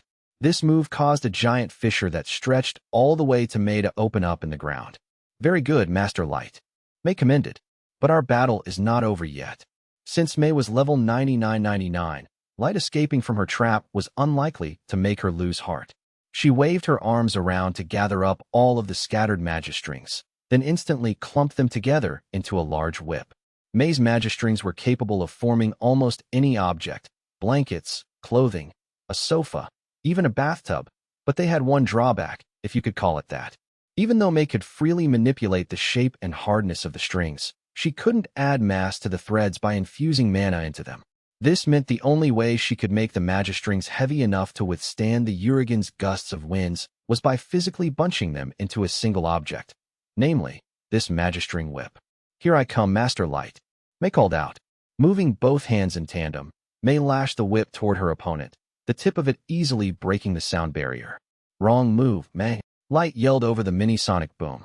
To Light, the whip was moving so slowly, he had plenty of time to react. To May's complete shock, Light effortlessly tossed the Urigan toward the whip, and much like an arrow, the Phantasma-class spear pierced the whip in midair and pinned the makeshift weapon to the opposite wall. As a result of this unexpected turnabout, May lost her balance, which turned out to be a fatal slip in a contest between two top-level warriors. Screaming at the top of his lungs, Light materialized a broadsword from his item box and rushed at May. A split second later, the sword was a hair's breadth away from May's neck, Light stopping the blade just short of the skin, as if there were an invisible barrier protecting May from certain death. I surrender, Master Light, May said, resigned. Savoring his first ever victory against an opponent who had previously been unbeatable, Light breathed out slowly and relaxed his muscles. Thanks, May, for putting up such a good fight. After Light had stowed away his Urigan and the broadsword, May handed the young dungeon master a white towel. Light wiped the sweat off his face, which still had a broad grin spread across it at his victory, and May responded by treating him to an equally delighted smile. You were magnificent, Master Light, May said. I never imagined you would perform with such skill and poise so soon after reaching level 9999. Thanks, May, but it's all thanks to you, Ellie, Aoyuki, and Nizuna for helping me to become more powerful, Light replied. Even so, I'm still finding it really hard to believe that I actually beat you, even with all that training and my new power level. It is all down to your diligent efforts, Master Light, May insisted. And as I told you a long time ago, while I am capable of performing most tasks, this aspect of my competencies prevents me from becoming a highly capable fighter. May wasn't merely being modest in saying this. She was simply relating a sober truth that Light was only now finally able to grasp after fighting the SUR warrior on an equal footing. Oh right, she used to deny she was all that strong, even though she was damn near unbeatable, Light thought as he continued wiping his face. I thought she was only saying it to make me feel better, but now that I'm at the same level as her, I can tell that she's at least one step behind the other three when it comes to combat skills. Of course, this wasn't to say that May was weak in any real sense of the word. If Ice Heat and the other level 77-77 super soldiers were to gang up on May, she would still beat them comprehensively. But when compared to the other SUR warriors, May's role as a jack-of-all-trades put her at a relative disadvantage in terms of combat capabilities. May would have an extremely tough time beating either Aoyuki or Ellie in one-on-one battles, while Nizuna would absolutely obliterate May in a match. So even though May had lost to Light in a mock battle, she wasn't ashamed that she had been beaten at all, instead raining down praise on her master. You not only had the capacity to reach the maximum power level, where you have displayed superior fighting abilities, your scholarly level has reached heights incomparable to where you were before, May said, a genuine smile on her face. I can hardly contain my pride at how much you have grown and developed. I feel so honored to serve you. Light laughed out loud at this. Oh, stop. You're making me blush. And besides, none of that would have been possible without your help. I can't thank you enough for teaching me all of it. Those words mean the world to me, May replied with deep emotion in her voice as she pressed her hands to her chest. We still can't teleport to the surface, thanks to that stupid dungeon core, so I've still got a long road ahead of me if I want to get back at my enemies, uncover the truth, and expand my army, Light reflected. For that, I'm still gonna need all the help you can give me, May. Of course, Master Light, May replied effusively. On my honor as a maid. I vow to dedicate my body and soul to the advancement of your exalted pursuits. May smiled from ear to ear as she once again reiterated her absolute affection and fealty to Light. May's blissful, uneventful days with her beloved Light came to an abrupt end the day the young Overlord took his 4 lieutenants to see his family, only to find his village razed to the ground. "I'll kill them," Light shouted to the skies, hellish anguish in his voice. "I swear I will murder every last one of the bastards who destroyed my village. I'll kill those wretches who slaughtered my family. They'll never get away with this. I'll search high and low for those murderers and execute them on the spot. They'll pay for what they did here 1,000 times over." The sheer amount of dark energy Light released in that painful moment forced his 4 SUR warriors to stand completely motionless and compelled any animals and monsters in the general area to flee. Light paid no heed to what his uninhibited fury was doing to his allies, continuing to rant and curse until his throat was too sore to speak another word. At that point, he returned to the abyss, ordered his allies to assemble a team to investigate what had happened to his village, then collapsed into bed with a fever. Because Light was level 9999, it was presumed that he was impervious to basically all ailments, yet he had developed a temperature that was well above normal. May and the others tried every healing card the Unlimited Gacha had spat out, even resorting to anti-curse cards for good measure, but nothing seemed to work. Ellie, who was an expert on healing as well as sorcery, tried diagnosing Light, and when she hit upon the cause and nature of his affliction, she summoned the other lieutenants to a separate room. "I'm afraid to say blessed Lord Light isn't suffering from any injury, illness, or magical attack by a third party," Ellie explained. "I believe the shock of seeing the devastation wrought on his village has triggered a psychological reaction that has left him bedridden with a fever." On hearing Ellie's diagnosis, Nizuna tried placing herself in Light's shoes. "It'd be like if I came back to the abyss after being away for a long time, only to find that Master and everyone else had been killed. I can't even imagine what that'd be like." "Oh, poor Master." Nizuna began weeping on Light's behalf. "Yes, I understand how you feel, Nizuna, but there's no need to get yourself upset," Ellie said. "See, now you have a runny nose." Ellie produced a handkerchief and wiped Nizuna's nose, the vampire knight gratefully letting her do it. "Thanks, Ellie," she blubbed. Aoyuki tilted her head forward so that the brim of her cat ear had covered her eyes. When she spoke, her soft voice trembled with rage. "I will kill them. I will find whatever monsters, raiders, or nations destroyed Master's village, and I will inflict enough pain on them to tear their souls apart before ending their lives. I will make the pain of death so traumatic for them that their souls will reject any second chance at life they might be offered." "Aoyuki, I know exactly how you feel, but I must ask you to ensure your unbridled anger does not escape the confines of this room," May said. "If we were our low-level associates, our hearts would have stopped, seized by panic." "Mro," a prickly Aoyuki agreed before forcibly repressing her emotions again, since she didn't want to see any more of her allies hurt. Once Aoyuki's dark energy had subsided to an acceptable level, May continued addressing her. "In any case, I shall ask you and Ellie to form fact-finding teams and send them to Master Light's village to comb for clues. Nizuna, I need you at the ready here in the abyss so that you can provide backup in case there is an emergency. I, along with some of the fairy maids, shall provide round-the-clock care for Master Light on a rotation basis. If Master Light takes a turn for the worse, we will contact you, Ellie." "Understood, May," Ellie replied. "I will entrust my blessed lord to you." "Meow," added Aoyuki. Nizuna sniffed. "All righty, May." Ellie's assignment was to use her magic to scour the village for any evidence that might have been left behind by the attackers, while Aoyuki would lead a team of monsters with superior vision, hearing, and smell to search for clues, as well as to find bodies of villagers over a wider area. Because Nizuna was completely unsuited to detective work, May had decided to have her stay in the abyss as backup. Some other allies who had the skills to assist with the probe were also dispatched to the surface world. Although Ellie and the 2 other deputies would have preferred to be the ones looking after their beloved master, prior to crawling into his sickbed, Light had already given them orders to find out who had destroyed his village, so they followed May's instructions without complaint. Even after 3 days of scouring the village, Light had yet to wake from his fever. May soaked a towel in a bucket of cool water beside Light's bed, wrung out the excess liquid, then placed the damp towel on Light's forehead. He groaned in response. "Master Light," May breathed. Seeing her master in such a distressed state, caused May to feel a pain worse than if she'd had a chunk of her own flesh gouged out. If she could, she would have taken all of Light's suffering onto herself. But there was no magic or gacha card in the world that could grant May's wish, so all she could do was look on as her master's face twisted with anguish as he slept. May bit her lip, angry at herself for not being able to do more to make Light feel better. "D-dot," Light whispered. "Master Light," May said, raising her voice. "Are you finally awake?" Light raised his arm and continued dryly talking in his sleep. "Don't leave me, Mom, Dad. I don't want to be alone. It's all my fault. Because of this stupid gift, I left the village and got everyone killed.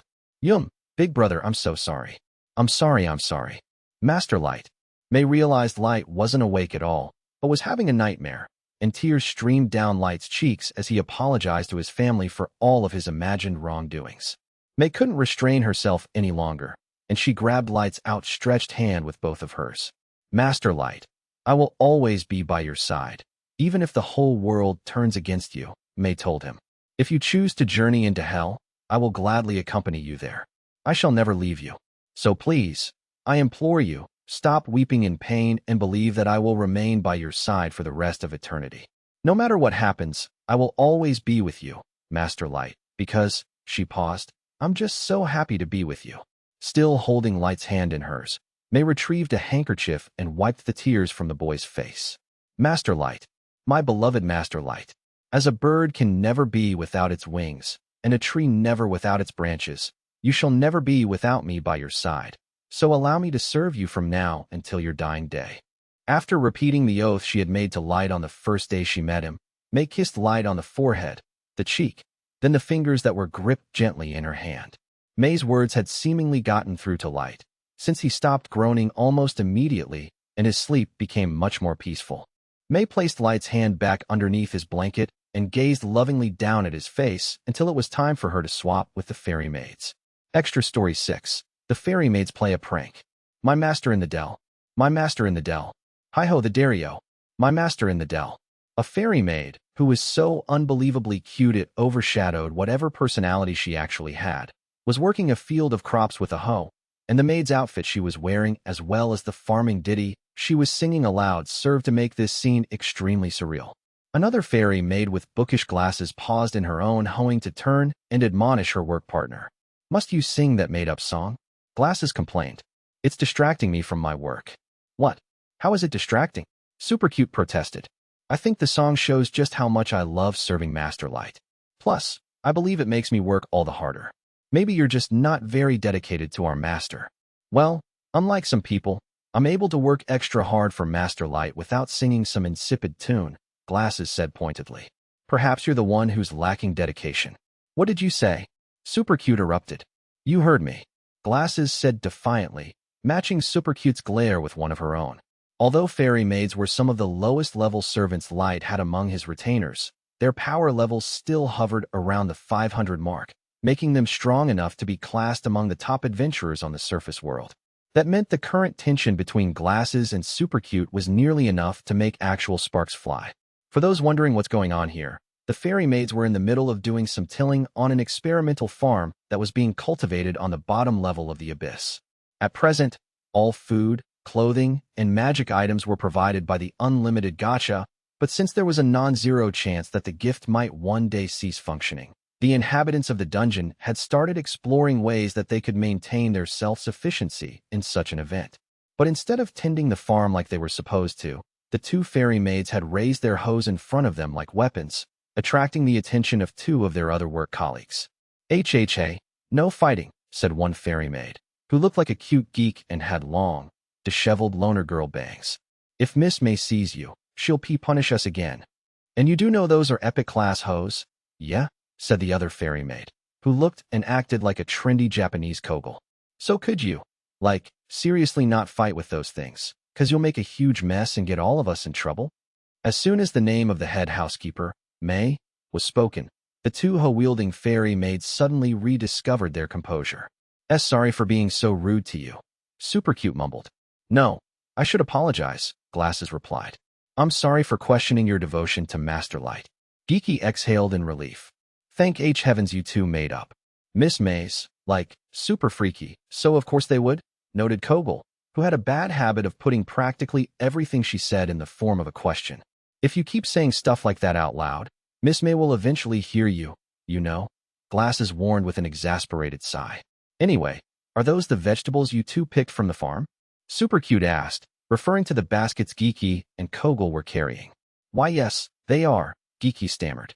We were finally able to gather the first bee batch from our farm. Geeky and Kogel were each carrying a bushel of bell peppers, carrots, and squash. The experimental farm also had sections for wheat, but that crop wasn't ready for harvest yet. However, the output of the farm was still a drop in the ocean compared to what was needed to feed all of the denizens of the abyss. It was apparent that those overseeing the farm would need to do some research into how to boost yields to a meaningful level. All the seeds up to this point had come from Unlimited Gacha cards, but the seeds for the following generation of crops would come from the current harvest. Well, they do appear ripe, but I wonder what they taste like. Glasses mused as she pushed her frames up her nose with her usual punctiliousness. I did sorta, like, nibble on one, and I think the veggies from Master Light's Unlimited Gacha taste better, you know? Kogel said. May I have a bite? Supercute asked. SS sure thing, Geeky replied. Supercute picked up a green pepper and bit a chunk out of it, and Glasses did likewise. The two fairy maids chewed on the freshly picked bell peppers with deliberation, making sure that their palates could fully absorb its flavor. You're right. This tastes rather bland and derivative, Supercute decided. Maybe it retained too much water? And it doesn't look very plump or crisp either, Glasses remarked. We could never serve our master food like this. Oh, really? Geeky said. Then, I guess we have to do a whole bunch more research. We've still got plenty of time, yeah? Said Kogel. It's not gonna take, forever to grow something master would actually like. Hey, what you doing out here, you guys? The SUR Vampire Knight, Nazuna, had approached the fairy maids after spotting them deep in discussion. She was in the middle of carrying out one of her daily patrols around the bottom tier of the abyss, which was totally not a meaningless job intended to keep her occupied while others were engaged in much more important work.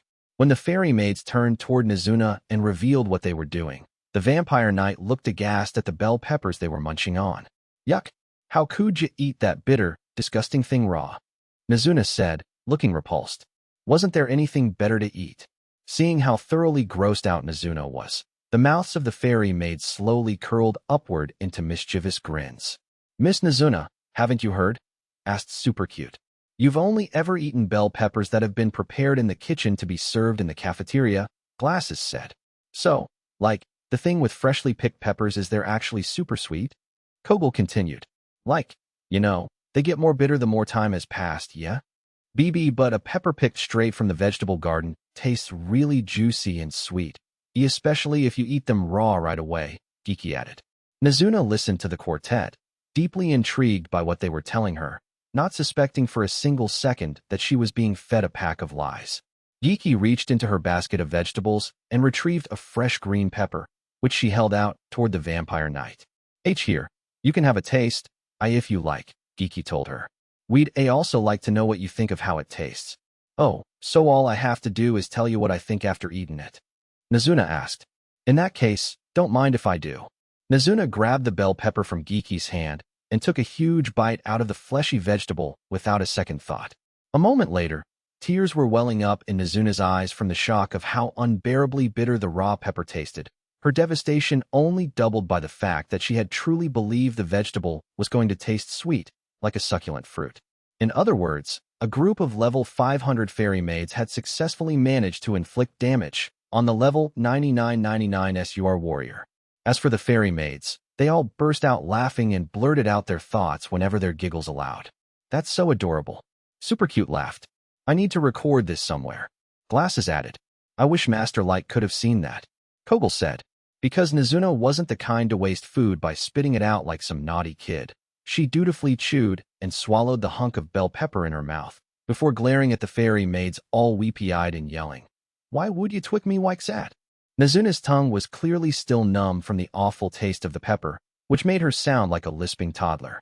Nazuna's regrettable diction drew even more hoots of laughter from the fairy maids, but they also knew when it was time to stop pushing their luck against a level 9999 super soldier. We're sorry, Miss Nazuna, Supercute said. The way you acted just now was really very cute. Here, Have a piece of candy as an apology. Indeed, your reaction was extremely adorable, but ours was inappropriate, said Glasses.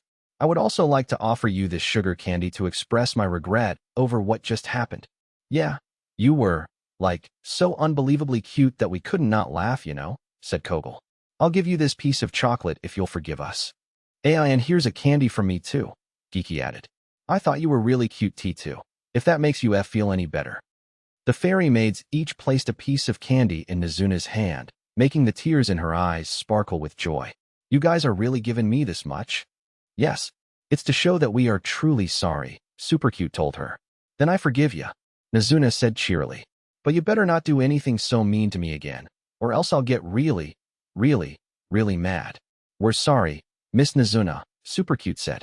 We shall endeavor to be more discreet going forward, said Glasses. Miss Nizuna, we're, really sorry, yeah, said Kogel. I regret my actions, said Geeky. With her hand full of treats and freshly showered with apologies, Nizuna departed from the farm in good spirits. Once the fairy maids were sure she was out of earshot, they excitedly began to chatter about Nizuna's cute and hilarious reaction after being tricked. Extra Story 7. A Day in the Life of Aoyuki. There was one bedroom in the abyss that was filled with a huge array of cat-inspired items, such as mugs with cats on them and a whole host of super-deformed cat dolls. There was even a table with cat-like legs nestled within the assortment of knickknacks and collectibles that clearly belonged to a die-hard cat enthusiast. But instead of looking like a hoarder's room, the space was neatly organized and stylishly decorated, as if it belonged to a girl who just happened to like cute things, albeit entirely kitty-themed things. The owner of the room stirred under her fluffy blanket, which it probably went without saying was covered in pictures of cats. She finally rose from the bed, in nothing but her birthday suit. Fnaya, Aoyuki was the type of person who always slept in the nude. Her unmistakable blue hair framed her baby face, and her chest was perfectly in proportion with her petite frame. Aoyuki's arms and legs were willowy, and her waist was so narrow, it made you doubt if she had any internal organs at all in there. The wayfish maiden rubbed her eyes sleepily in a way that would be better described as charmingly amusing than breathtakingly adorable, before changing into clothing that was already washed and neatly folded. She put on her undergarments, then donned her distinctive cloak with the cat-eared hood. The SUR genius monster tamer, Oyuki, made a habit of waking up early, but she made sure to go to bed early at night too. Thanks to her level 9999 powers, Oyuki could stay up for days if she wanted to, and there were unlimited gacha cards that could get rid of the need for sleep entirely. But Light had told his subjects that they should make sure to have a good night's sleep every night in order to stay healthy, and everybody followed the words of their master to the letter. Even if Light were to say up was down and vice versa, no one would question it, so everyone in the dungeon slept at night, except for those who had been specifically assigned overnight duties. Aoyuki in particular considered Light's words to be absolute. Every single one of Light's subjects that had been summoned by his Unlimited Gacha had sworn undying fealty to their master. But Aoyuki was the type of person who would be first in line to punish anyone who even so much as thought of betraying Light. She was part of a select group of loyalists who revered Light as the king of all gods, meaning that going to bed early was a sacred decree she felt she had to dutifully adhere to. This meant that Aoyuki woke up early to carry out her assignments. But this schedule worked well for Genius Tamer because there was another good reason for rising so early. The first thing Aoyuki did that morning was head to the cafeteria for breakfast, and even though it was still early, she found a smattering of fairy maids sitting at the long tables, chatting over their food. Aoyuki grabbed a plate and went up to the counter to order her food from the cook. Similar to a typical cafeteria, there was a menu above the counter that listed all the items you could choose, but the one major difference was the food could either come out ready to eat or still in card form. Sometimes, once a food order was placed, a bunch of cards would get piled up on a diner's plate, which would seem a very odd sight to any outsiders. Aoyuki ordered her usual morning meal: bread, salad, bacon, eggs, orange juice, and some fruit jelly for dessert. The bread, bacon, and eggs were cooked by the cook, but the rest of the items came in card form. Aoyuki padded as soundlessly as a house cat over to one of the tables with her food and sat down. Like Suzu, Aoyuki preferred to eat her meals in silence without chatting to anyone, but unfortunately for her, on this particular day, her peace and quiet was about to be stridently interrupted. Aoyuki, ever the early bird, I see, The monster tamer turned to see that Nazuna had taken a seat next to her. Nazuna was usually a late riser, and it was rare to see her eating breakfast at this hour, which was the aforementioned other reason that Aoyuki made a point of getting up early every morning. Yeah, I just kinda woke up early today for some dumb reason, Nazuna explained without being asked, grinning broadly. Gotta hand it to ya, though, for getting up at this hour every day. Nazuna started gobbling down her bowl of rice with pork cutlets, which couldn't exactly be described as a light breakfast. Nazuna's presence peeved Aoyuki, who just wanted to eat in peace, but the monster tamer couldn't just tell her talkative colleague to get lost because she knew she meant well. So me and Ellie had a fight yesterday, and she tried casting this crazy spell on me, Nazuna blathered on. Aoyuki didn't jibe well with Nazuna, largely because she considered the vampire to be a brainless simpleton with no filter, who always insisted on pestering Aoyuki, due to laboring under the mistaken notion that the two of them were on friendlier terms than they actually were. However, Nazuna was a powerful ally, so rather than pushing her away completely, Aoyuki compromised and engaged with Nazuna at arm's length. But there were times like that morning in the cafeteria where Aoyuki was forced to put up with Nazuna's clueless personality, regardless of whether she had the patience for it or not. Aoyuki finished up her breakfast a lot quicker than she would have liked, and wordlessly got up from the table. What? You done eating already? Nazuna remarked. You sure you had enough for breakfast? Roar, Aoyuki mewed bluntly. Nazuna guffawed. Seriously, I never get what you're trying to say. Some of the fairy maids in the cafeteria were watching the scene with knowing smirks on their faces, while others had started to get a bit panicky, though this second group had no cause for concern, since Aoyuki wasn't about to let her irritation lead to her coming to blows with Nazuna, because the monster tamer would never do anything that might upset her beloved Master Light. After breakfast, Aoyuki headed to her intelligence unit to start work for the day. She was responsible for collecting information from the multitude of familiars that had been dispatched all across the world. Aoyuki's 5 senses were linked to these familiars, meaning a continuous stream of information filled her head, telling her about the situation on the ground, and Aoyuki was also able to send instructions telepathically via these same links. In other words, the level 9999 genius monster tamer could control and manipulate her multitude of familiars as if they were simply extra pairs of eyes and arms attached to her. Of course, this setup had plenty of drawbacks, one of which being there was a limit on the volume of information Aoyuki could process at any one time before the flood of data totally overwhelmed her. Another drawback was that Aoyuki had to expend the same amount of mental energy on each monster under her control, regardless of the creature's power level, and she was fully dependent on the abilities of the monster themselves when it came to puppeteering them in combat or for other purposes, meaning she was unable to give her monsters a power boost from a distance. But despite these weaknesses, Aoyuki possessed a powerful set of abilities that saw her put in charge of several key assignments. In addition to gathering info using her familiars, Aoyuki led patrols around the wild forest that surrounded the abyss, kept watch over the periphery of the Great Tower, and collected information from Light's intelligence operatives that had been sent up to the surface world disguised as adventurers and merchants. When it came time to engage foes in battle, Aoyuki was capable of devastating enemy forces by conducting a mighty army of monsters in a highly organized fashion, though the destructive powers of Aoyuki's monster army still fell one cut short of the cataclysmic spells Ellie could unleash. But the Forbidden Witch knew better than to look down on Aoyuki, especially as Nazuna's peerless fighting prowess loomed over both of them. Aoyuki and Ellie would need to team up to even stand a ghost of a chance of defeating the Berserker. Aoyuki slunk into the office that housed the intelligence unit and found that dozens of fairy maids assigned to the tamer were already there, waiting for the arrival of their boss. They were seated at long tables, and each had a stack of blank paper in front of them and a pen in hand. The arrangement basically looked like any other office, except for one slight variation. Each fairy maid was paired with a 30-centimeter tall parrot perched on the table. The parrots came in a whole range of colors, with no plumage being identical to any other. When Aoyuki entered, the fairy maids rose from their seats and bowed to their supervisor.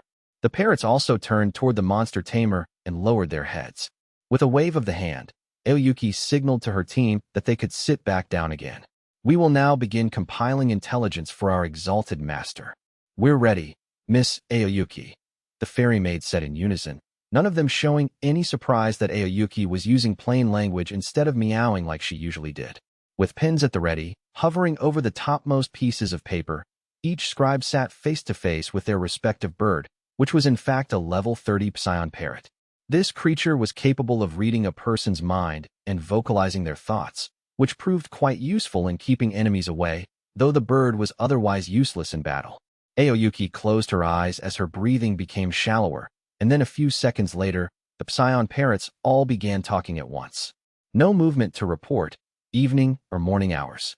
Recommend plan of action. Market survey indicates wheat is experiencing a jump in price. Criminal activity detected on a human kingdom highway. Origin unknown. No scent of any elves near the tower. Removed monster attempting to trespass on turf.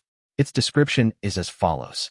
Aoyuki had linked her mind up to each of the parrots and was allowing them to read the memories of the reports she had received from her familiars, while in turn, the fairy maids furiously transcribed the reports the parrot were vocalizing verbatim. Aoyuki had instructed her familiars to transmit reports at more or less regular intervals, and the communications mostly came from undercover intelligence operatives, as well as a smattering of other reports from monsters patrolling the woods around the abyss and the Great Tower. While her mind was being read by the parrots, Oyuki busied herself with writing down any intel she believed to be of critical importance.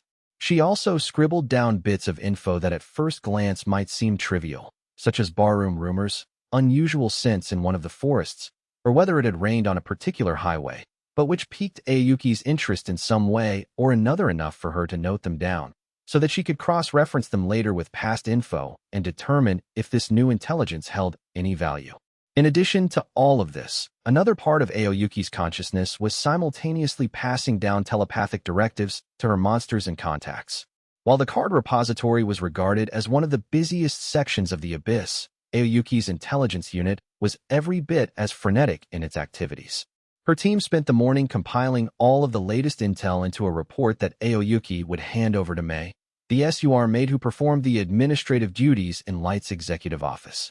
It might have made more sense to send a fairy maid to deliver this daily intel report to May, but Aoyuki liked to handle it personally, so that she, the top intelligence officer, could brief the head housekeeper responsible for managing the dungeon's day-to-day affairs. Meow, Aoyuki uttered as she passed that day's report to May. Thank you, Aoyuki, May replied. I shall peruse the document immediately. May speedily flipped through the lengthy report, which contained enough pages to fill a thick, encyclopedia-sized tome. The information came from over 1,000 sources and included all of the material written down by Aoyuki's rather sizable staff of fairy maids. Despite this, May calmly worked her way through the report, memorizing each page in a single glance. Aoyuki glanced at the desk May was sitting at, which was where she carried out her work in Light's office. It was worth noting that it had been Light who had wanted May to have her own desk in his office, rather than her personally requesting to work there.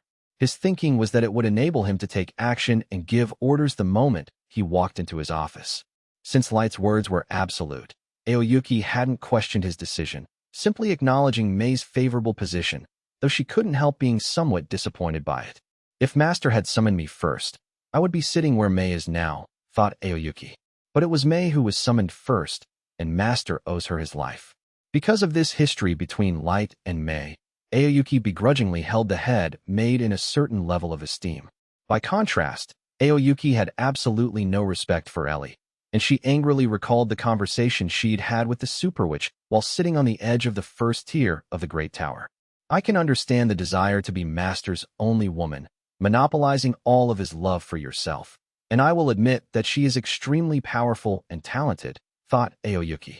But she wears those desires on her sleeve and shamelessly competes with May, who she sees as her rival. Her attitude is totally unacceptable, and it invites displeasure from Master. Wrapped up in her thoughts, Aoyuki carelessly released enough murderous energy for May to take notice of it and look up from the intel report. Is something wrong? Have I done something to upset you? Moreau, Aoyuki purred, shaking her head. May chose not to pry further and went back to reading the report. Just as Aoyuki respected May as a reliable ally, the ever-seeking maid saw the genius monster tamer as a dependable colleague. Once the two maidens had discussed the particulars of the report, they parted ways in order to take care of their afternoon duties. Later that evening, Aoyuki compiled yet more intelligence into a new report, and once again delivered the document to May, whereupon the two deputies discussed upcoming operations as well as activities up on the surface world. Once this task was complete, Oyuki had supper, bathed, and returned to her bedroom, where she crawled under her cat-patterned blanket to sleep. In the buff, naturally. Master returns this week, Oyuki thought, her eyes closed. And when he does, I'll have him dote on me until I'm fully satisfied. Extra Story 8, The Mohawks and the Beastmen. In an alleyway in the Dwarf Kingdom border city famous for its vast, 5-floor dungeon, a fight had broken out between a pair of beastmen and two humans. You shipborn inferiors better go back where you came from. You hear me?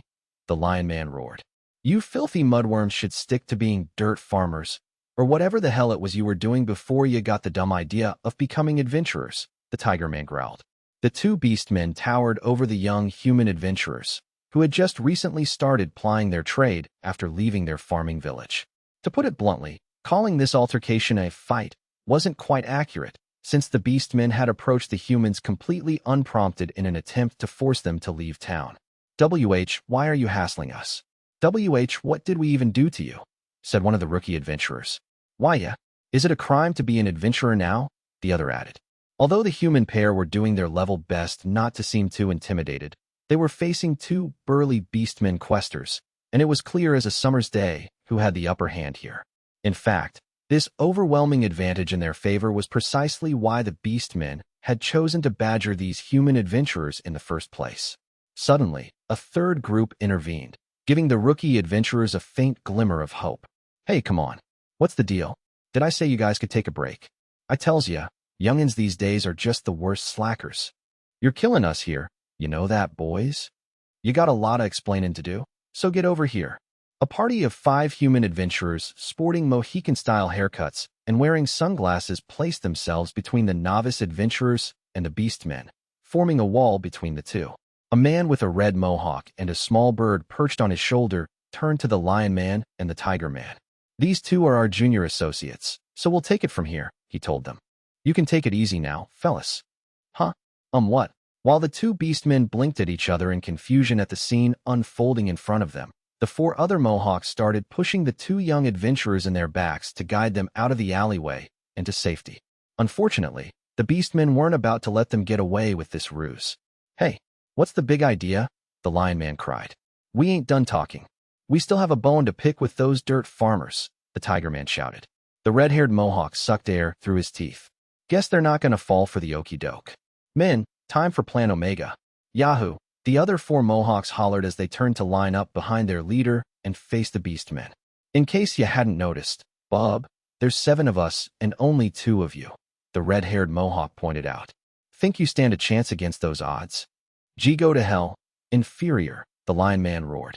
Plan Omega was merely the signal for the Mohawks to group together, show their strength in numbers, and hopefully intimidate a potential opponent.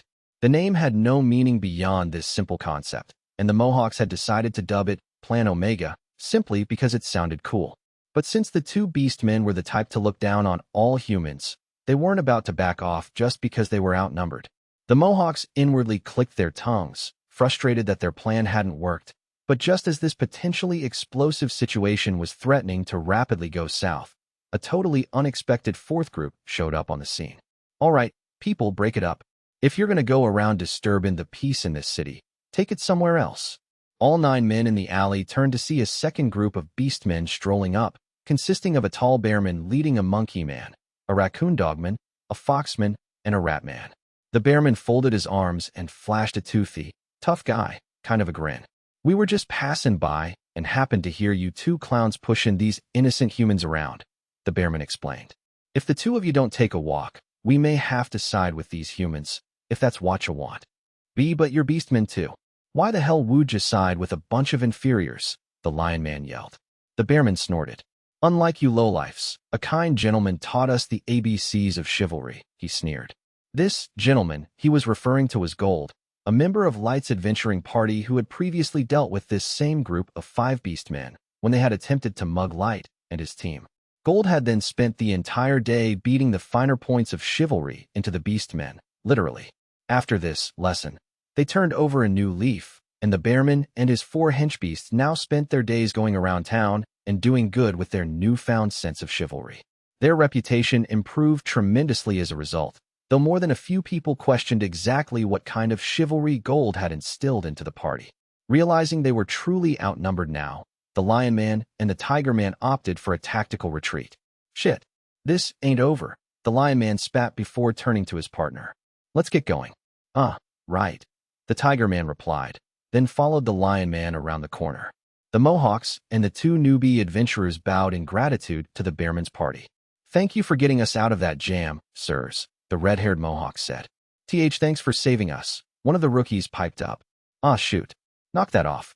If anything, you guys showed real chivalry. Lend in these youngsters a hand, despite how you look, the Bearman said. In fact, I think it'd do you guys wonders if you met our mentor, 'cause it'd mean you could learn even more about chivalry from him. Instead of pestering the humans for thank you money, the Bearman displayed a magnanimous attitude while spouting off cryptically about chivalry and some unnamed mentor. The 5 beastmen left the scene with their heads held high, leaving the Mohawks to take care of the rookie adventurers. The 2 young men thanked the Mohawks and tried to give them some money as a token of their appreciation, but the Mohawks flatly refused. Instead, they took the 2 novices to a dining hall, where they coached the lads at length on what it takes to be an adventurer. We wouldn't be able to sleep at night if you boys kicked the bucket the minute after we'd rescued ya, one of the Mohawks explained with a hoarse laugh. The Mohawks returned to their inn later that evening, and the leader conversed with the small bird in the room all 5 of them shared. The bird was actually a monster that had a mental link to Aoyuki, and the Mohawk leader relayed intelligence to the genius monster tamer through it. They still believe Kaido and his partner are lurking somewhere deep in the dungeon, the leader said to the bird.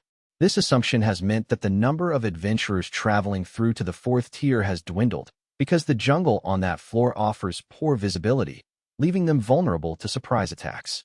Kaido was an elf submaster and a former member of the Elven Queendom's elite order, the White Knights. He was currently wanted by the Dwarf Kingdom Guild for committing a series of murders in the dungeon, mainly involving human adventurers, but unbeknownst to them, Light had already captured Kaido and his dark elf partner, Yanak, in the dungeon, brought them back to the abyss to probe their memories, then executed them for their crimes. So that they didn't blow their own cover, Light's team had provided the Dwarf Kingdom Guild with testimony they had concocted about witnessing Kaido and Yanak fleeing to an unknown area of the dungeon. As a result, the adventurers in the city still feared the prospect of becoming the next victim of the serial killings. It appears the elves who have heard the news about the fall of the Elven Queendom have split into 2 camps, those quietly disheartened by the news, and those thoroughly enraged, the Mohawk leader continued. In the saloons, the dwarves make fun of the Queendom's plight, while the humans following developments take what they hear with a grain of salt. No demonkin or dragon youths have been spotted in the city lately, so we have no read on what their reaction to the news is. The biggest problem, however, is the beast folk. The leader paused briefly, then continued with a slight air of distress. For some reason, the overwhelming majority of the beast folk have been on edge ever since absolute autonomy for all humans was declared in the Elven Queendom. If they see a human adventurer that looks like an easy mark, they'll bully and harass them, even in public. Before, they just called us inferiors and carried on about their business. We'd never seen beast folks openly quarreling with people like this until now. Once the Mohawk leader had finished giving his report, the bird flapped over to the window and waited for the leader to open it, whereupon it flew off into the night, as if signaling that it was finally off the clock. The red-haired Mohawk watched as the inky sky swallowed up the bird, then shut the wood-framed window again. Yo, boss, piped up one of the Mohawks, who was sitting on the corner of a bed. You talk about those beast folk being on edge and all, but do you really think it has something to do with that human autonomy thing? If that's true, why are they so agitated over something that has nothing to do with them?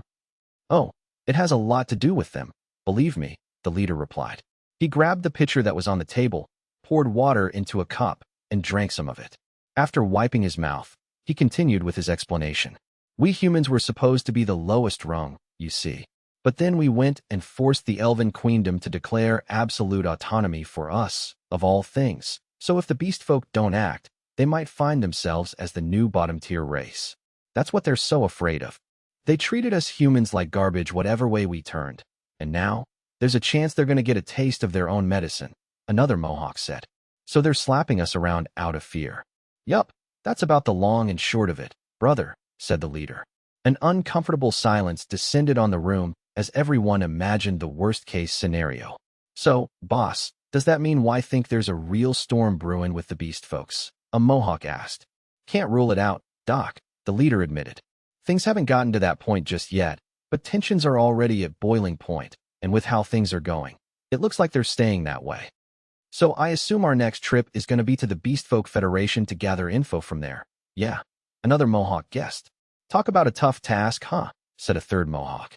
I hear that, brother, the leader said. But remember who we're doing this for. We'll go through hell or high water, into a war zone, or to the very bottom of a dungeon, if that's what our Lord tells us to do. The determination in the Mohawk leader's eyes was apparent even through his sunglasses, while his voice sounded every bit as resolute, even though he couldn't raise it all that much for fear of people in the surrounding rooms overhearing them. Despite not having particularly high power levels, the Mohawk's loyalty to light rivaled that of all the denizens of the abyss. The Mohawk leader gulped down another glass of water before pondering to himself. That said, I wonder what's going to happen from here on out. Despite his misgivings, their course of action was set, and all he could really do was pray that they would be able to do their jobs without losing their lives in the process. Bonus short story. The level 7777's face-off. While the Abyss was still in its initial stages of being redeveloped, four newly summoned allies decided to meet up and get to know each other in a largely unfurnished room. One of these summons, a maid with multicolored hair, cleared her throat and addressed the other three, who were sitting around the table with her. We had heard that Master Light had released 2 more level 7777 retainers, and in order to ensure that the expansion project runs as smoothly as possible, we have arranged this meeting so that we supervisors can become properly acquainted. The woman began. I shall begin by introducing myself. I am level 7777. You are Frozen Firestorm Grappler, Ice Heat. I myself serve as deputy housekeeper to the head housekeeper, Miss May. If you have any questions or concerns at any point and are unable to find me, ask Miss May and she will tell you where I am. I myself look forward to working with you all.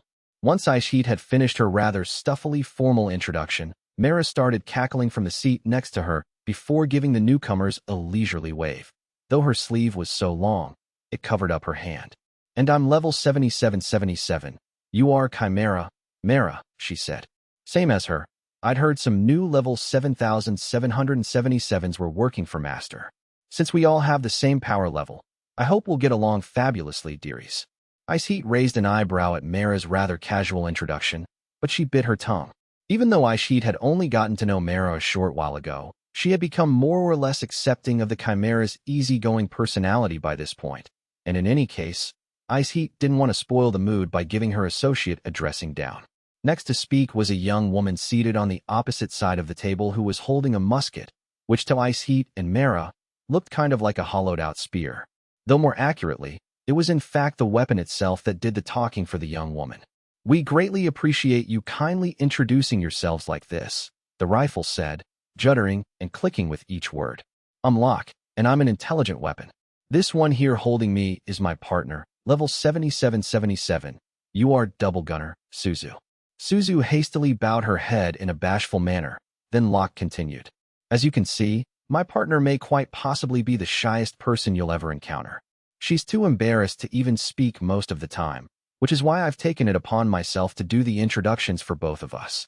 I guarantee that Suzu is not trying to belittle you in any way, so please don't take her actions the wrong way.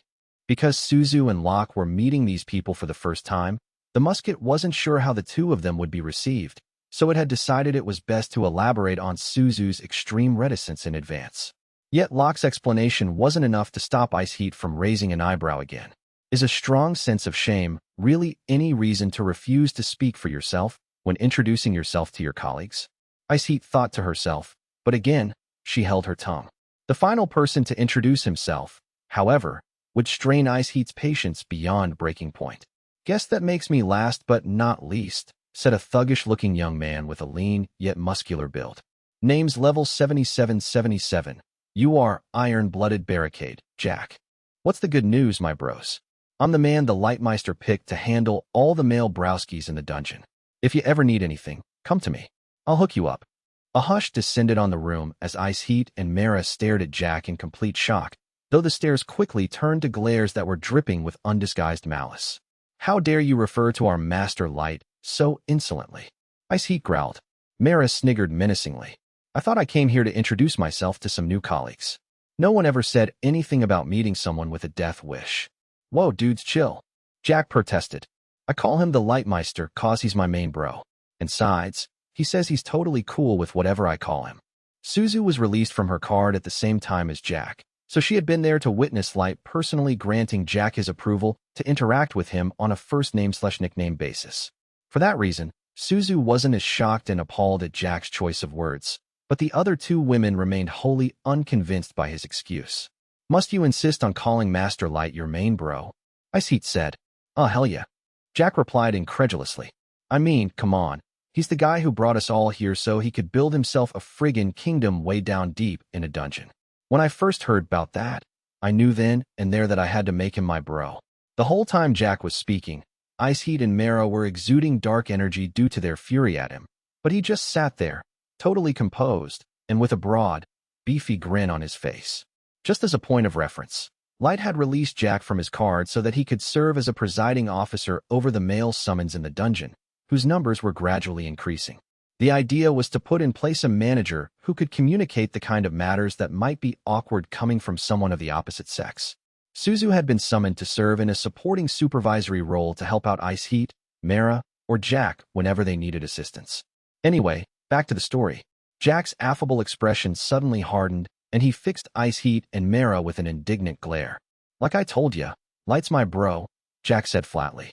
And I look out for my brothers. I ain't about to let you force him to be this untouchable god king or whatever, just so you can act out your jank-ass fantasies about being cult worshippers. If you try to do that to him, it'll be over my dead body. The air in the room grew chilly as Jack's prickly response caused Ice Heat and Mara to glare piercingly at him and unleash even more dark rage energy.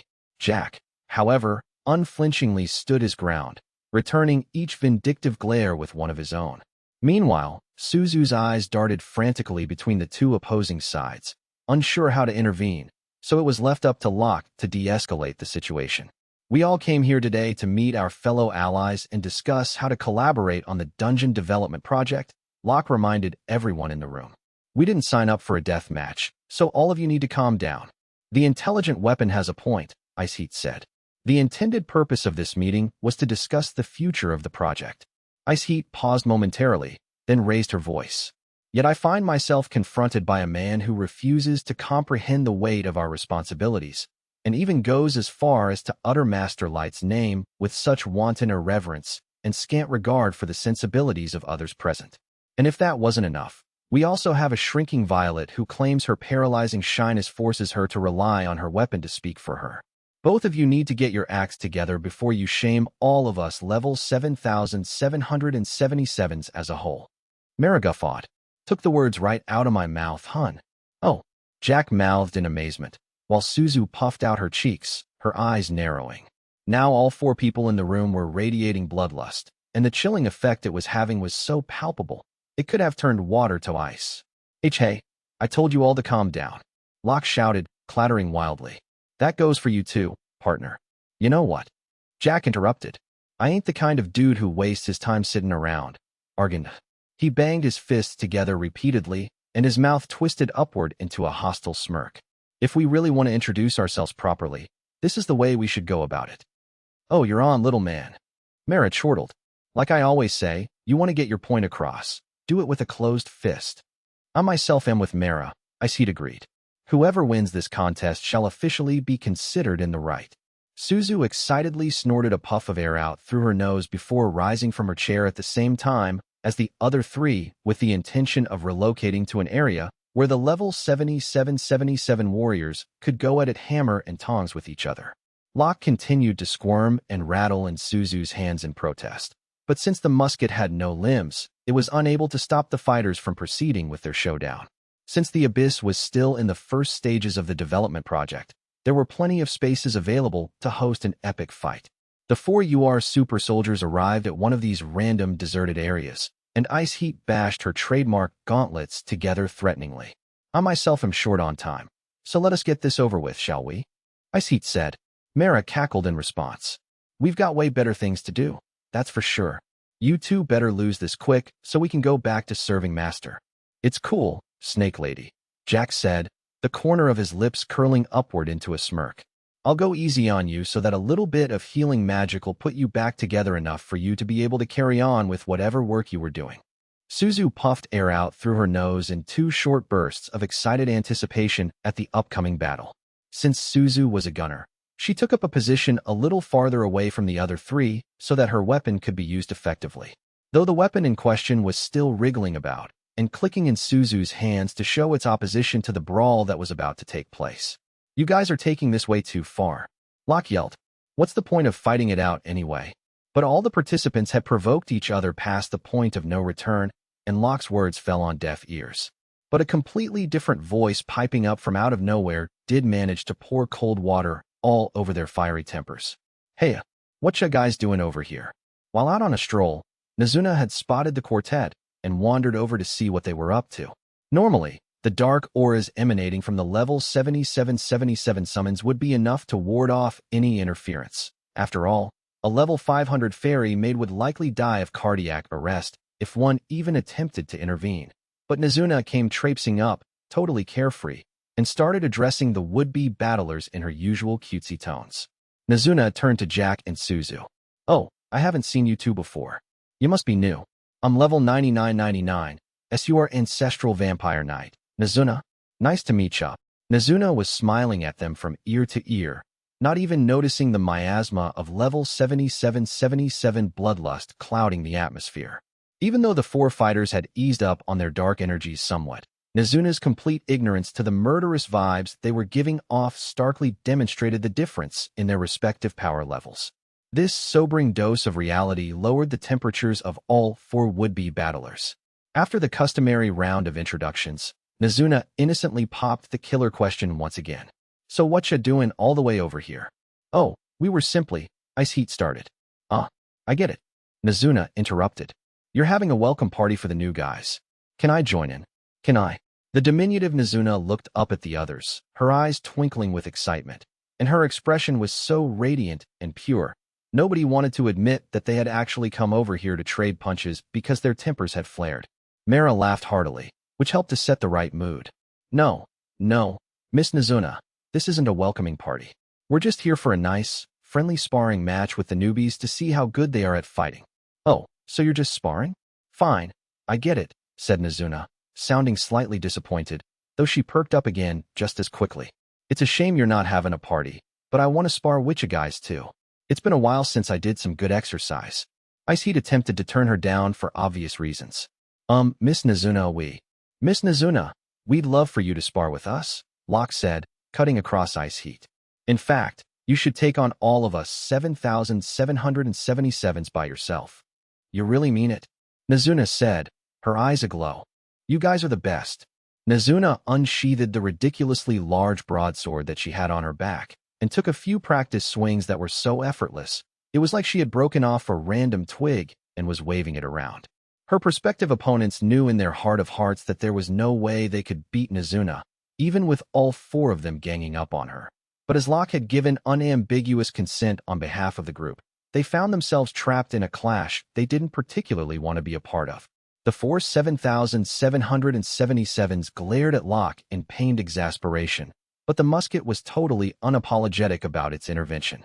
It's obvious that you are all very loyal to Lord Light, but that's no excuse to spit on other people's loyalty, said the weapon.